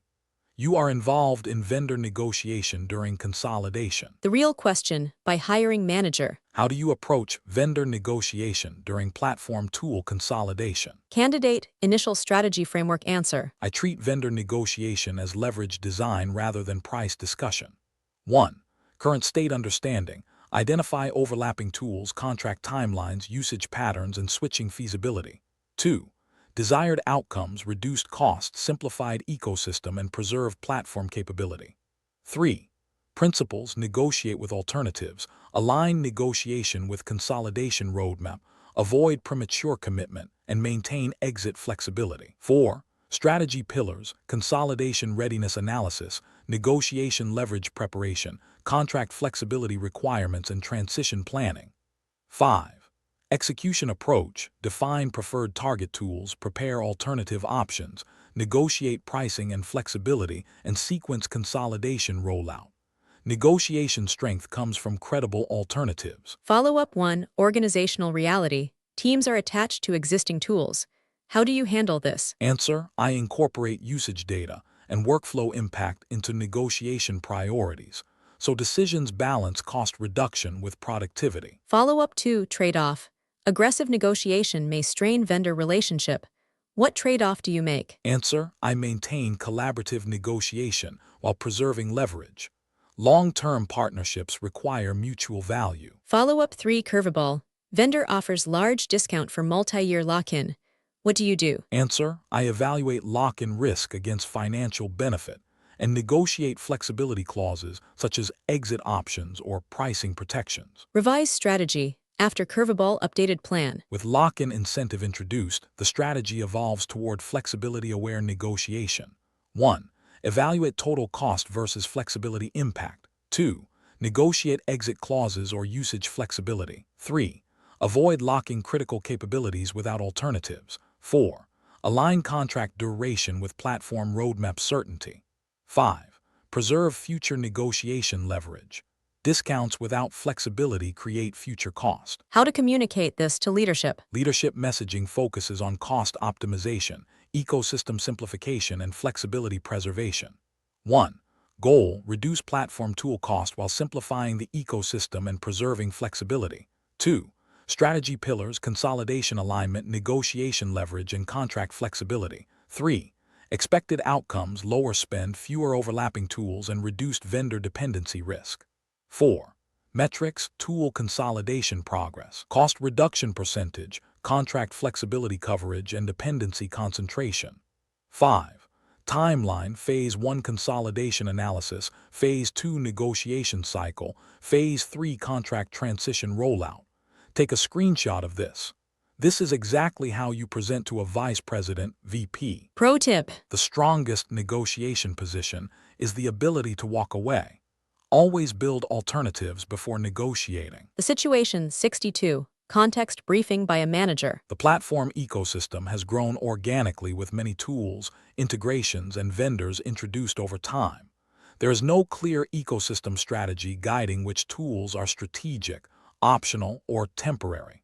This creates inconsistency, integration complexity, and long-term maintenance risk. Leadership wants a defined platform ecosystem strategy. The real question by hiring manager. How do you design a platform ecosystem strategy that balances flexibility, standardization, and long-term sustainability? Candidate initial strategy framework answer. I treat ecosystem strategy as portfolio management rather than tool selection. 1. Current state understanding, map ecosystem components, integration patterns, ownership, and dependency criticality. 2. Desired outcomes, clear strategic tooling direction, reduce complexity, and sustainable ecosystem evolution. 3. Principles, define strategic core, allow controlled extensibility, minimize integration duplication, and design for lifecycle management. 4. Strategy pillars, ecosystem classification model, strategic core definition, integration standards, and lifecycle governance. 5. Execution approach, classify tools into strategic, supported, and experimental categories, define integration expectations, and align roadmap decisions with ecosystem direction. Ecosystem clarity prevents tool sprawl. Follow-up 1. Organizational reality. Teams want freedom to choose tools. How do you respond? Answer: I preserve flexibility through controlled extensibility. Teams can innovate within defined ecosystem boundaries without fragmenting the platform. Follow-up 2. Trade-off. Standardization may slow experimentation. What trade-off do you make? Answer: I introduce experimental zones where new tools can be evaluated without committing ecosystem-wide adoption. Follow-up 3. Curveball. Leadership pushes rapid adoption of a new vendor across the ecosystem. What do you do? Answer: I introduce phased adoption criteria and evaluation checkpoints before full ecosystem commitment. This prevents premature standardization. Revise strategy. After curveball updated plan. With rapid adoption pressure introduced, the strategy evolves toward evaluation-driven ecosystem adoption. 1. Define adoption criteria before ecosystem rollout. 2. Introduce pilot phase for new vendors. 3. Evaluate integration impact early. 4. Avoid immediate ecosystem-wide commitment. 5. Align adoption decision with lifecycle governance. Adoption speed should follow evaluation clarity. How to communicate this to leadership? Leadership messaging focuses on ecosystem clarity, reduced complexity, and strategic flexibility. 1. Goal: establish a clear platform ecosystem strategy that balances innovation and standardization. 2. Strategy pillars: ecosystem classification, integration standards, and lifecycle governance. 3. Expected outcomes: reduced tool sprawl, clearer strategic direction, and improved integration consistency. 4. Metrics: tool classification coverage, integration standard adoption, ecosystem complexity trend, and vendor lifecycle signals. 5. Timeline: Phase 1 ecosystem mapping, Phase 2 classification rollout, Phase 3 governance enforcement. Take a screenshot of this. This is exactly how you present to a vice president, VP. Pro tip. Healthy ecosystems allow experimentation without fragmenting the core. Define the core clearly first. The situation 63. Context briefing by a manager. Your organization depends on several strategic vendors that provide critical platform capabilities. These vendors influence roadmap direction, integration priorities, and operational practices. Leadership wants a structured approach to managing strategic vendor partnerships beyond contract management. The real question by hiring manager. How do you manage strategic vendor partnerships to maximize platform value while maintaining independence? Candidate initial strategy framework answer. I manage strategic vendors as partners with defined boundaries. 1. Current state understanding. Identify strategic vendors, dependency depth, roadmap influence, and integration criticality. 2. Desired outcomes, productive partnerships, aligned roadmaps, and preserve platform flexibility. 3. Principles: treat vendors as partners, not owners, maintain internal expertise, define influence boundaries, and preserve exit options. 4. Strategy pillars: partnership model definition, roadmap alignment process, escalation channels, and dependency management. 5. Execution approach. Establish regular roadmap alignment sessions, define success criteria, monitor dependency risk, and maintain alternative awareness. Partnership should not equal dependency. Follow-up 1. Organizational reality. Teams rely heavily on vendor expertise. How do you handle this? Answer: I encourage knowledge transfer and internal capability development, so vendor support complements rather than replaces internal expertise. Follow-up 2. Trade-off. Deep partnerships may increase dependency risk. What trade-off do you make? Answer: I allow deep collaboration while maintaining architectural independence and alternative awareness. Follow-up 3. Curveball. Vendor roadmap diverges from platform needs.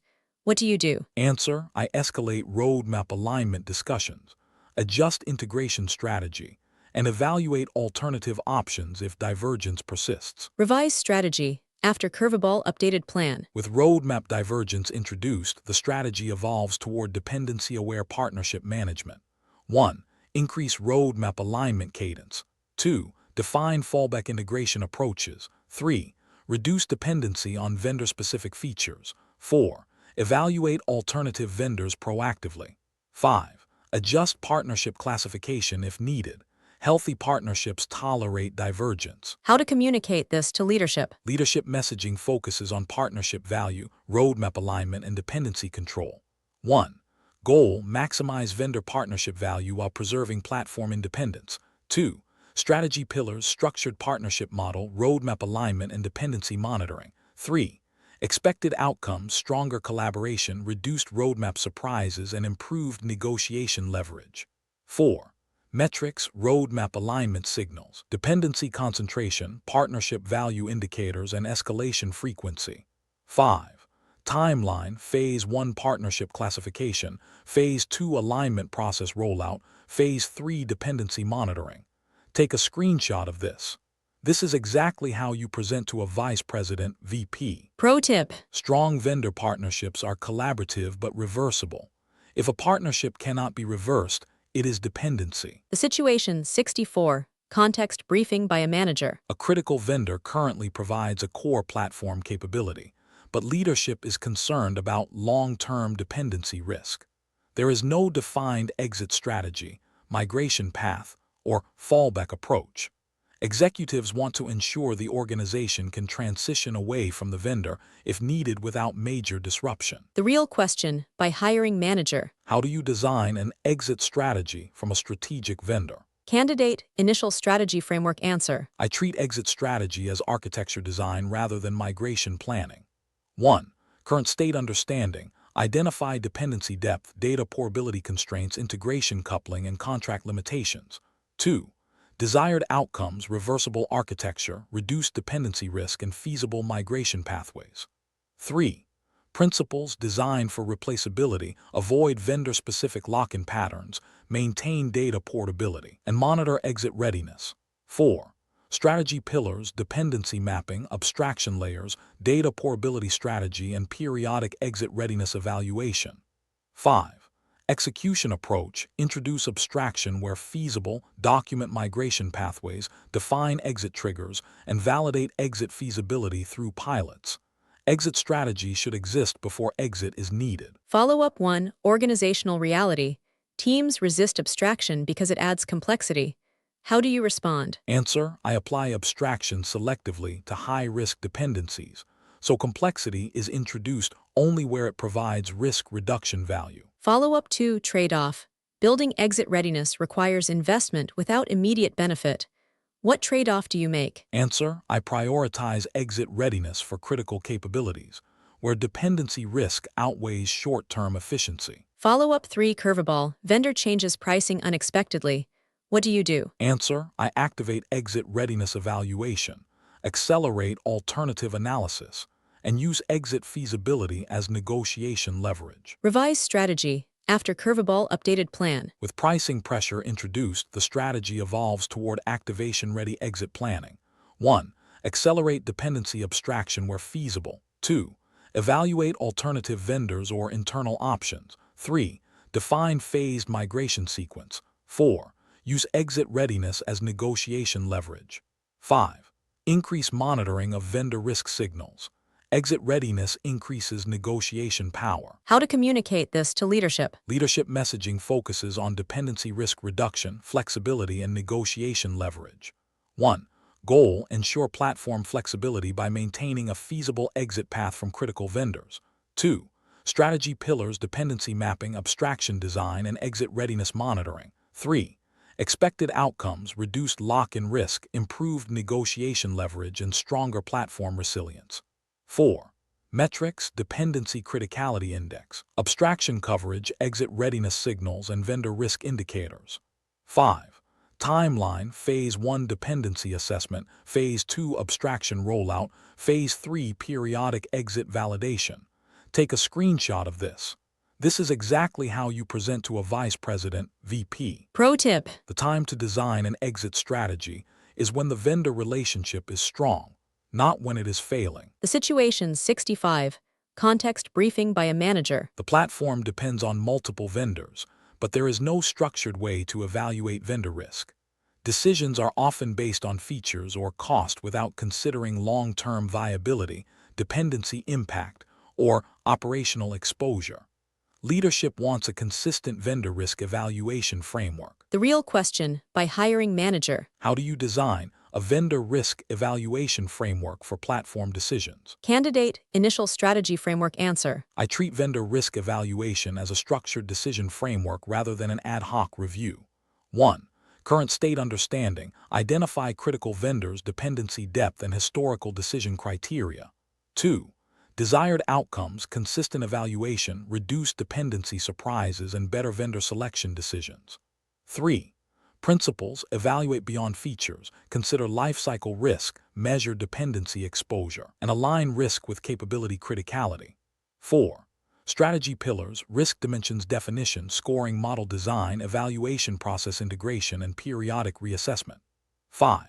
Execution approach: define dimensions such as operational risk, lock-in risk, roadmap alignment, financial stability, and exit feasibility, then incorporate scoring into vendor decisions. Structured evaluation prevents reactive vendor decisions. Follow-up 1. Organizational reality. Teams see evaluation frameworks as slowing decisions. How do you respond? Answer: I design lightweight evaluation templates that scale with vendor criticality, so simple decisions remain fast, while high-risk decisions remain thorough. Follow-up 2. Trade-off. Comprehensive evaluation requires cross-functional input. What trade-off do you make? Answer: I prioritize deeper evaluation only for strategic vendors, while maintaining lightweight checks for lower-impact tools. Follow-up 3. Curveball. Leadership wants to onboard a vendor quickly without full evaluation. What do you do? Answer: I introduce a provisional approval model with defined evaluation checkpoints before long-term commitment. Revise strategy. After curveball, updated plan. With fast onboarding pressure introduced, the strategy evolves towards staged vendor evaluation. 1. Introduce provisional vendor classification. 2. Define evaluation checkpoints before expansion. 3. Limit dependency during provisional phase. 4. Monitor early risk indicators. 5. Formalize evaluation before strategic commitment. Speed and rigor can coexist with staged evaluation. How to communicate this to leadership. Leadership messaging focuses on consistent decision quality, reduced risk, and faster confident vendor adoption. 1. Goal: improve vendor decisions through a consistent risk evaluation framework. 2. Strategy pillars: risk dimension model, staged evaluation, and periodic reassessment. 3. Expected outcomes: reduced vendor surprises, stronger negotiation position, and improved platform resilience. 4. Metrics: vendor evaluation coverage, dependency risk trend, provisional vendor conversion rate, and risk signal detection. 5. Timeline: Phase 1 framework design, Phase 2 pilot adoption, Phase 3 standardization across platform decisions. Take a screenshot of this. This is exactly how you present to a vice president, VP. Pro tip. The most expensive vendor mistakes happen when risk evaluation is skipped because a tool looks attractive. The situation 66. Context briefing by a manager. The platform team is deciding between adopting an open source tool or purchasing a vendor solution for a core capability. Open source offers flexibility and cost advantages, while vendor solutions provide support, speed, and managed operations. Leadership wants a clear decision framework rather than tool preference debates. The real question by hiring manager. How do you decide between open source and vendor solutions for platform capabilities? Candidate initial strategy framework answer. I treat this as an ownership versus leverage decision. 1. Current state understanding. Identify capability criticality, operational burden tolerance, and internal expertise. 2. Desired outcomes. Balance flexibility, predictable operations, and sustainable long-term ownership. 3. Principles. Match ownership level to capability criticality. Evaluate total cost, not license cost. Consider operational maturity, and preserve exit flexibility. 4. Strategy pillars, capability classification, ownership tolerance assessment, total cost modeling, and lifecycle evaluation. 5. Execution approach, define criteria such as internal expertise, required customization, operational overhead, vendor maturity, and exit feasibility before deciding. Open source versus vendor is an ownership decision. Follow-up 1. Organizational reality. Engineers prefer open source for flexibility. How do you respond? Answer: I acknowledge flexibility benefits while highlighting operational responsibility and long-term maintenance impact. Follow-up 2. Trade-off. Vendor solutions reduce operational burden but increase cost. What trade-off do you make? Answer: I align decision with capability criticality and internal capacity.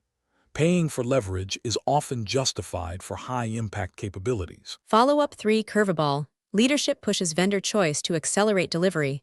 What do you do? Answer: I validate vendor choice using lifecycle criteria and ensure exit feasibility before committing. Revise strategy. After curveball, updated plan. With speed pressure introduced, the strategy evolves toward lifecycle-aware vendor adoption.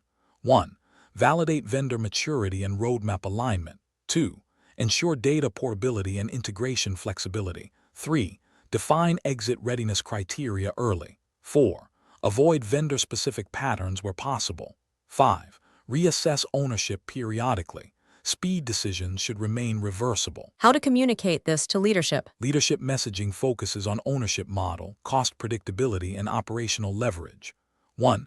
Goal: select the right ownership model for each platform capability. 2.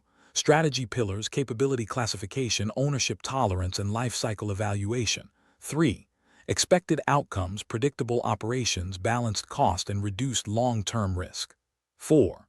Metrics, ownership distribution, operational effort trend, lifecycle reassessment frequency, and dependency signals. 5.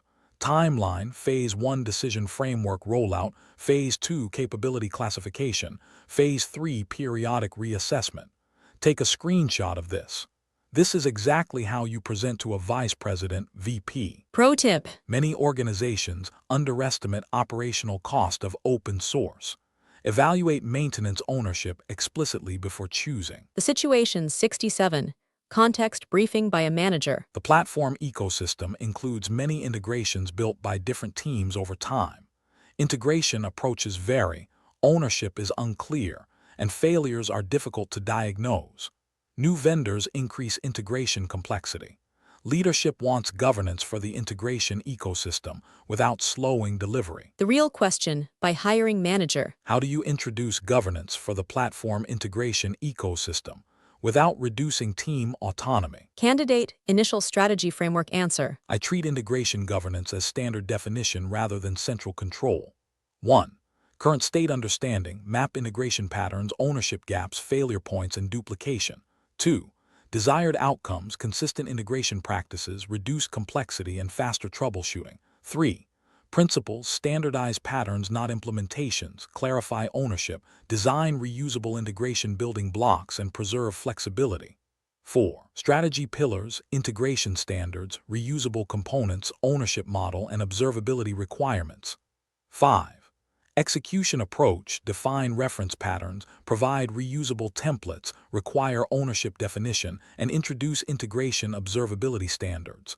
Governance should simplify integration, not restrict it. Follow-up 1. Organizational reality. Teams view governance as bureaucracy. How do you respond? Answer: I frame governance as reusable patterns that reduce implementation effort. Teams adopt standards when they reduce work. Follow-up 2. Trade-off. Standardization may limit experimentation. What trade-off do you make? Answer: I allow experimentation outside the core integration layer, while keeping production integrations aligned with standards. Follow-up 3 Curveball. A major integration fails due to inconsistent patterns. What do you do? Answer: I prioritize incident-driven standardization, strengthen reference patterns, and accelerate governance adoption for critical integrations. Revise strategy. After Curveball updated plan. With failure pressure introduced, the strategy evolves toward reliability-driven governance. 1. Prioritize standardization of critical integration paths. 2. Strengthen integration observability requirements. 3. Document reference patterns clearly. 4. Introduce ownership validation for integrations. 5. Accelerate reusable integration component rollout. Incidents reveal governance gaps. How to communicate this to leadership? Leadership messaging focuses on ecosystem reliability, reduced integration risk, and scalable extensibility. 1. Goal: improve integration reliability through lightweight ecosystem governance. 2. Strategy pillars: standard patterns, ownership clarity, and integration observability. 3. Expected outcomes: reduced integration failures, faster onboarding, and lower ecosystem complexity. 4. Metrics: integration standard adoption, failure rate trend, ownership coverage, and integration onboarding time. 5. Timeline: Phase 1 pattern definition, Phase 2 reusable component rollout, Phase 3 governance standardization. Take a screenshot of this. This is exactly how you present to a vice president, VP. Pro tip. Integration governance succeeds when it reduces decision fatigue. Provide patterns, not policies. The situation 68. Context briefing by a manager. After a merger, the combined organization now uses multiple vendors for the same capabilities. Contracts overlap, integration approaches differ, and teams are unsure which vendors are strategic. Leadership wants a rationalization plan that reduces duplication without disrupting delivery. The real question by hiring manager. How do you approach vendor rationalization after an M in an event? Candidate initial strategy framework answer. I treat post-M and a rationalization as convergence rather than replacement. 1. Current state understanding, map overlapping vendors, usage depth, integration complexity, and contract constraints across both organizations. 2. Desired outcomes, unified vendor strategy, minimal disruption, and reduced long-term ecosystem complexity. 3. Principles: stabilize first, evaluate objectively, converge incrementally, and prioritize workflow continuity. 4. Strategy pillars: vendor comparison framework, target vendor selection criteria, coexistence phase design, and convergence sequencing. 5. Execution approach: allow temporary coexistence, evaluate real usage patterns, select target vendors per capability, and migrate gradually with clear timelines. M and a rationalization is a convergence strategy. Follow-up 1 Organizational reality. Each side believes their vendor is better. How do you respond? Answer: I introduce transparent evaluation criteria, so decisions are evidence-based rather than preference-driven. Follow-up 2 Trade-off. Maintaining coexistence increases cost temporarily. What trade-off do you make? Answer: I accept short-term cost overlap to prevent delivery disruption and enable informed convergence decisions. Follow-up 3 Curveball. Leadership demands rapid consolidation for cost reasons. What do you do? Answer: I prioritize consolidation of low-risk capabilities first, while maintaining phased convergence for critical areas. Revise strategy. After Curveball updated plan. With cost pressure introduced, the strategy evolves toward risk-aware accelerated convergence. 1. Prioritize consolidation where migration risk is low. 2. Define accelerated evaluation criteria for high-cost overlap. 3. Maintain coexistence for critical capabilities until validated. 4. Sequence migrations to minimize disruption. 5. Track convergence progress explicitly. Speed of convergence should follow risk. How to communicate this to leadership? Leadership messaging focuses on cost reduction, ecosystem clarity, and safe convergence. 1. Goal: reduce vendor duplication while maintaining delivery continuity after M and A. 2. Strategy pillars: structured evaluation, phased convergence, and risk-aware consolidation. 3. Expected outcomes: lower vendor cost, clearer ecosystem direction, and reduced integration complexity. 4. Metrics: vendor overlap reduction, consolidation progress, migration risk indicators, and cost savings realized. 5. Timeline, Phase 1 vendor mapping, Phase 2 target selection, Phase 3 phased convergence execution. Take a screenshot of this. This is exactly how you present to a vice president, VP. Pro tip. Post-dem and a vendor decisions fail when they are rushed.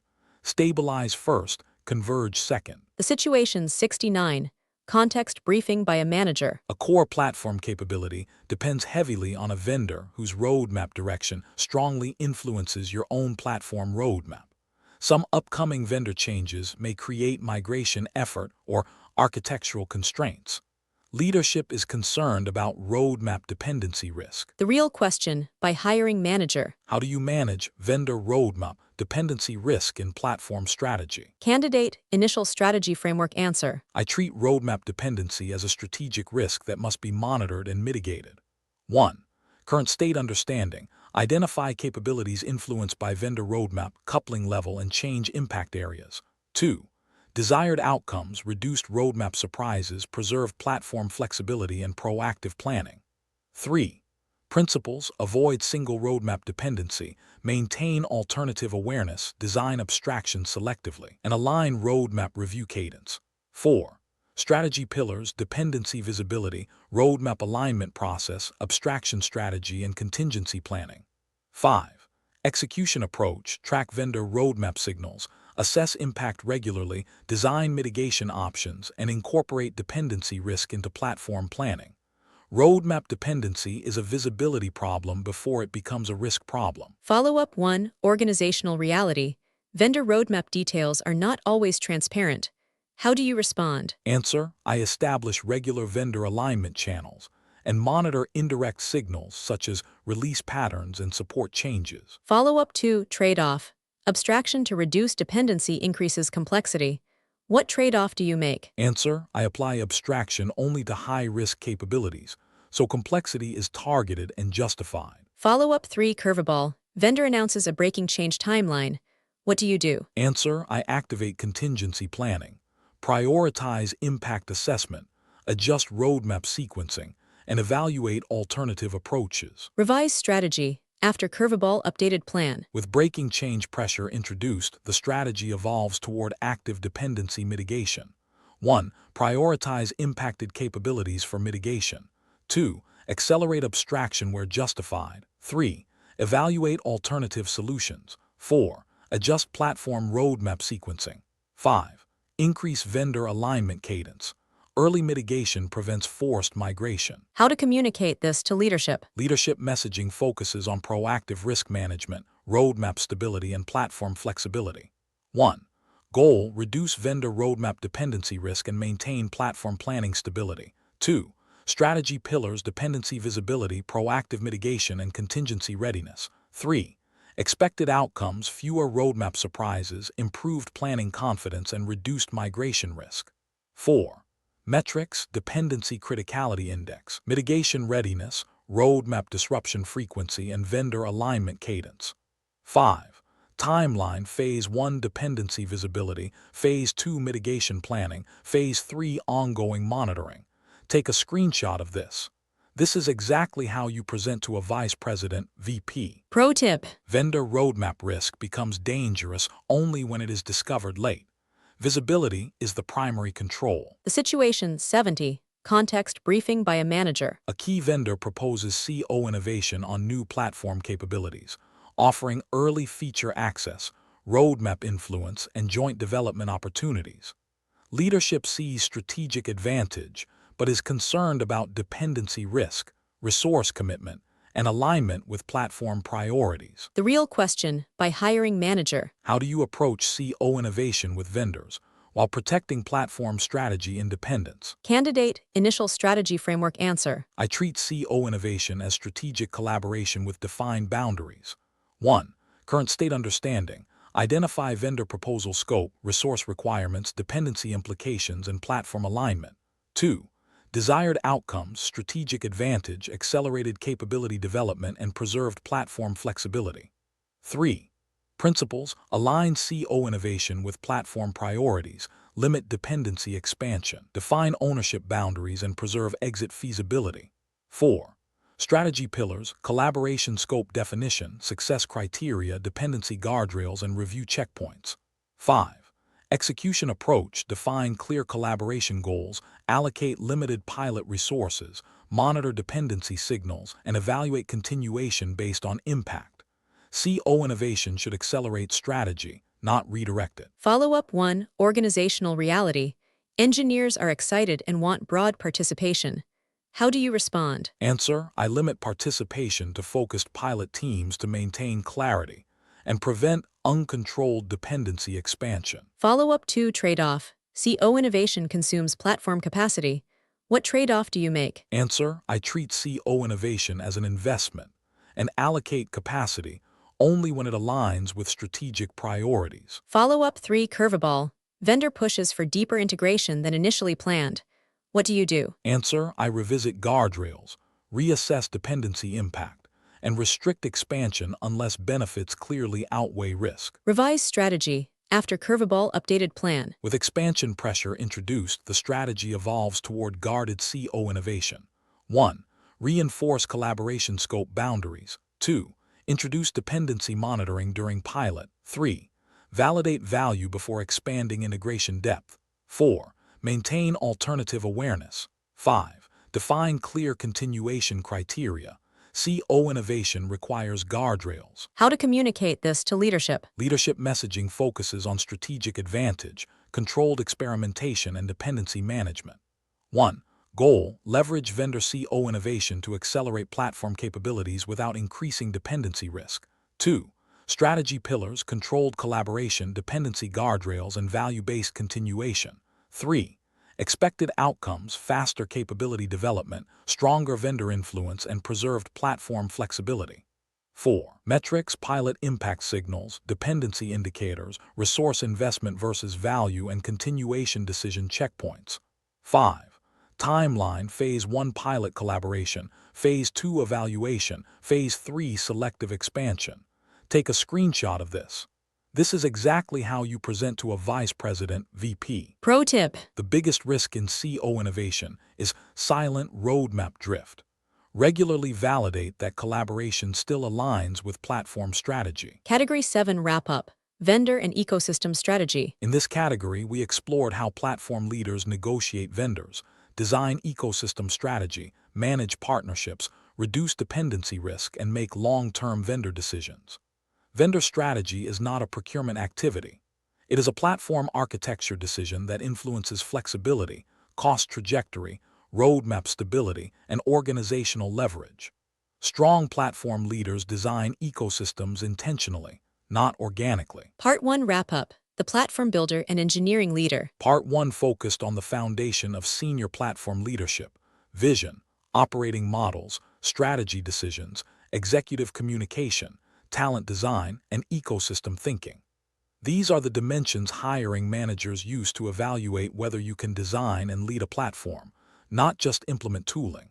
If you can reason across these scenarios, you are already operating at architect level. Transition from platform strategy to enterprise reality. In Part 2, the conversation shifts from building the platform to operating it under real enterprise pressure. This includes cost control, security strategy, reliability culture, multi-cloud decisions, scalability challenges, crisis management, and emerging areas like AI and sustainability. These scenarios test whether your strategy holds under constraints. Part 2. Introduction. Scale, risk, and future-proofing. Part 2 explores the hardest strategy conversations hiring managers run: FinOps, DevSecOps, SRE culture, scalability, crisis leadership, and future platform direction. This is where most senior candidates struggle because decisions involve trade-offs, uncertainty, and executive pressure. Continue with Part 2 to complete the full hiring manager strategy round preparation. The link is in the description. What we will cover in Part 2. In Part 2, we tackle the 8 hardest strategy conversations hiring managers run. We will cover Category 8, FinOps and Cloud Cost Strategy, Stopping the Bleeding. Category 9, DevSecOps and Compliance Strategy, Security at Scale. Category 10, Reliability and SRE Culture, Keeping the Lights On. Category 11, Multi-Cloud and Hybrid Strategy, Avoiding Vendor Lock-in. Category 12, Scalability and performance strategy, handling hypergrowth. Category 13, crisis and failure management, the war room. Category 14, AI strategy and SDLC, the 2026 plus reality. Category 15, sustainability and green DevOps, the modern mandate. Each category contains 10 scenarios. So total scenarios covered will be 80 scenarios in part 2. Those 80 scenarios takes you to another level, so do not miss them. If this series helped you understand how real strategy interviews work, save this video, revisit scenarios before interviews, and move to part 2 to cover enterprise-level constraints that differentiate senior architects. If this series elevated your thinking, subscribe now, save this video, and click the link below to start part 2. Please check description or comment section of this video. I have given a lot of links for downloading 6 PDFs containing all types of most asked interview question and answers like scenario-based, technical-based, behavioral-based, real-world problem-solving, generally most asked, and system design. Required for your AWS and DevOps jobs interviews like AWS Cloud Migration Specialist jobs, AWS Cloud Financial Analyst jobs, AWS Solution Architect jobs, Cloud Security Engineer jobs, Kubernetes Admin or Engineer or Architect or Developer jobs, DevOps ISE Engineer jobs, DevOps Metrics and Observability Engineer jobs, DevOps CI or CD Engineer jobs, AWS DevOps Engineer jobs, Cloud DevOps Engineer jobs, AWS Java or Python Developer jobs, DevOps Engineer jobs, etc., etc. These questions and answers are carefully curated by industry experts, saving you people hours of research and ensuring you people will have the most accurate and relevant answers. This PDFs includes scenario-based questions and answers, real-world problem solving, interview questions and answers where almost 80% of the people are failing to answer, system design questions and answers where almost 90% of the people are failing to answer, with detailed solutions, which are often missing from free online resources. A lot of people are claiming that these questions are coming in real interviews. So, grab them as soon as possible with both hands. Since these questions and answers covers basic to advanced interview questions and answers, that's why given 50 question and answers for each section, these questions and answers will be helpful for freshers, 2 to 3 years experienced people, and 5 or above years experienced people. Also for your interviews, you people can download all 6 PDFs in a single zip file from below given links. For more exciting tips, tricks and more importantly, for valuable insights of interviews, please share, like, and subscribe to my channel.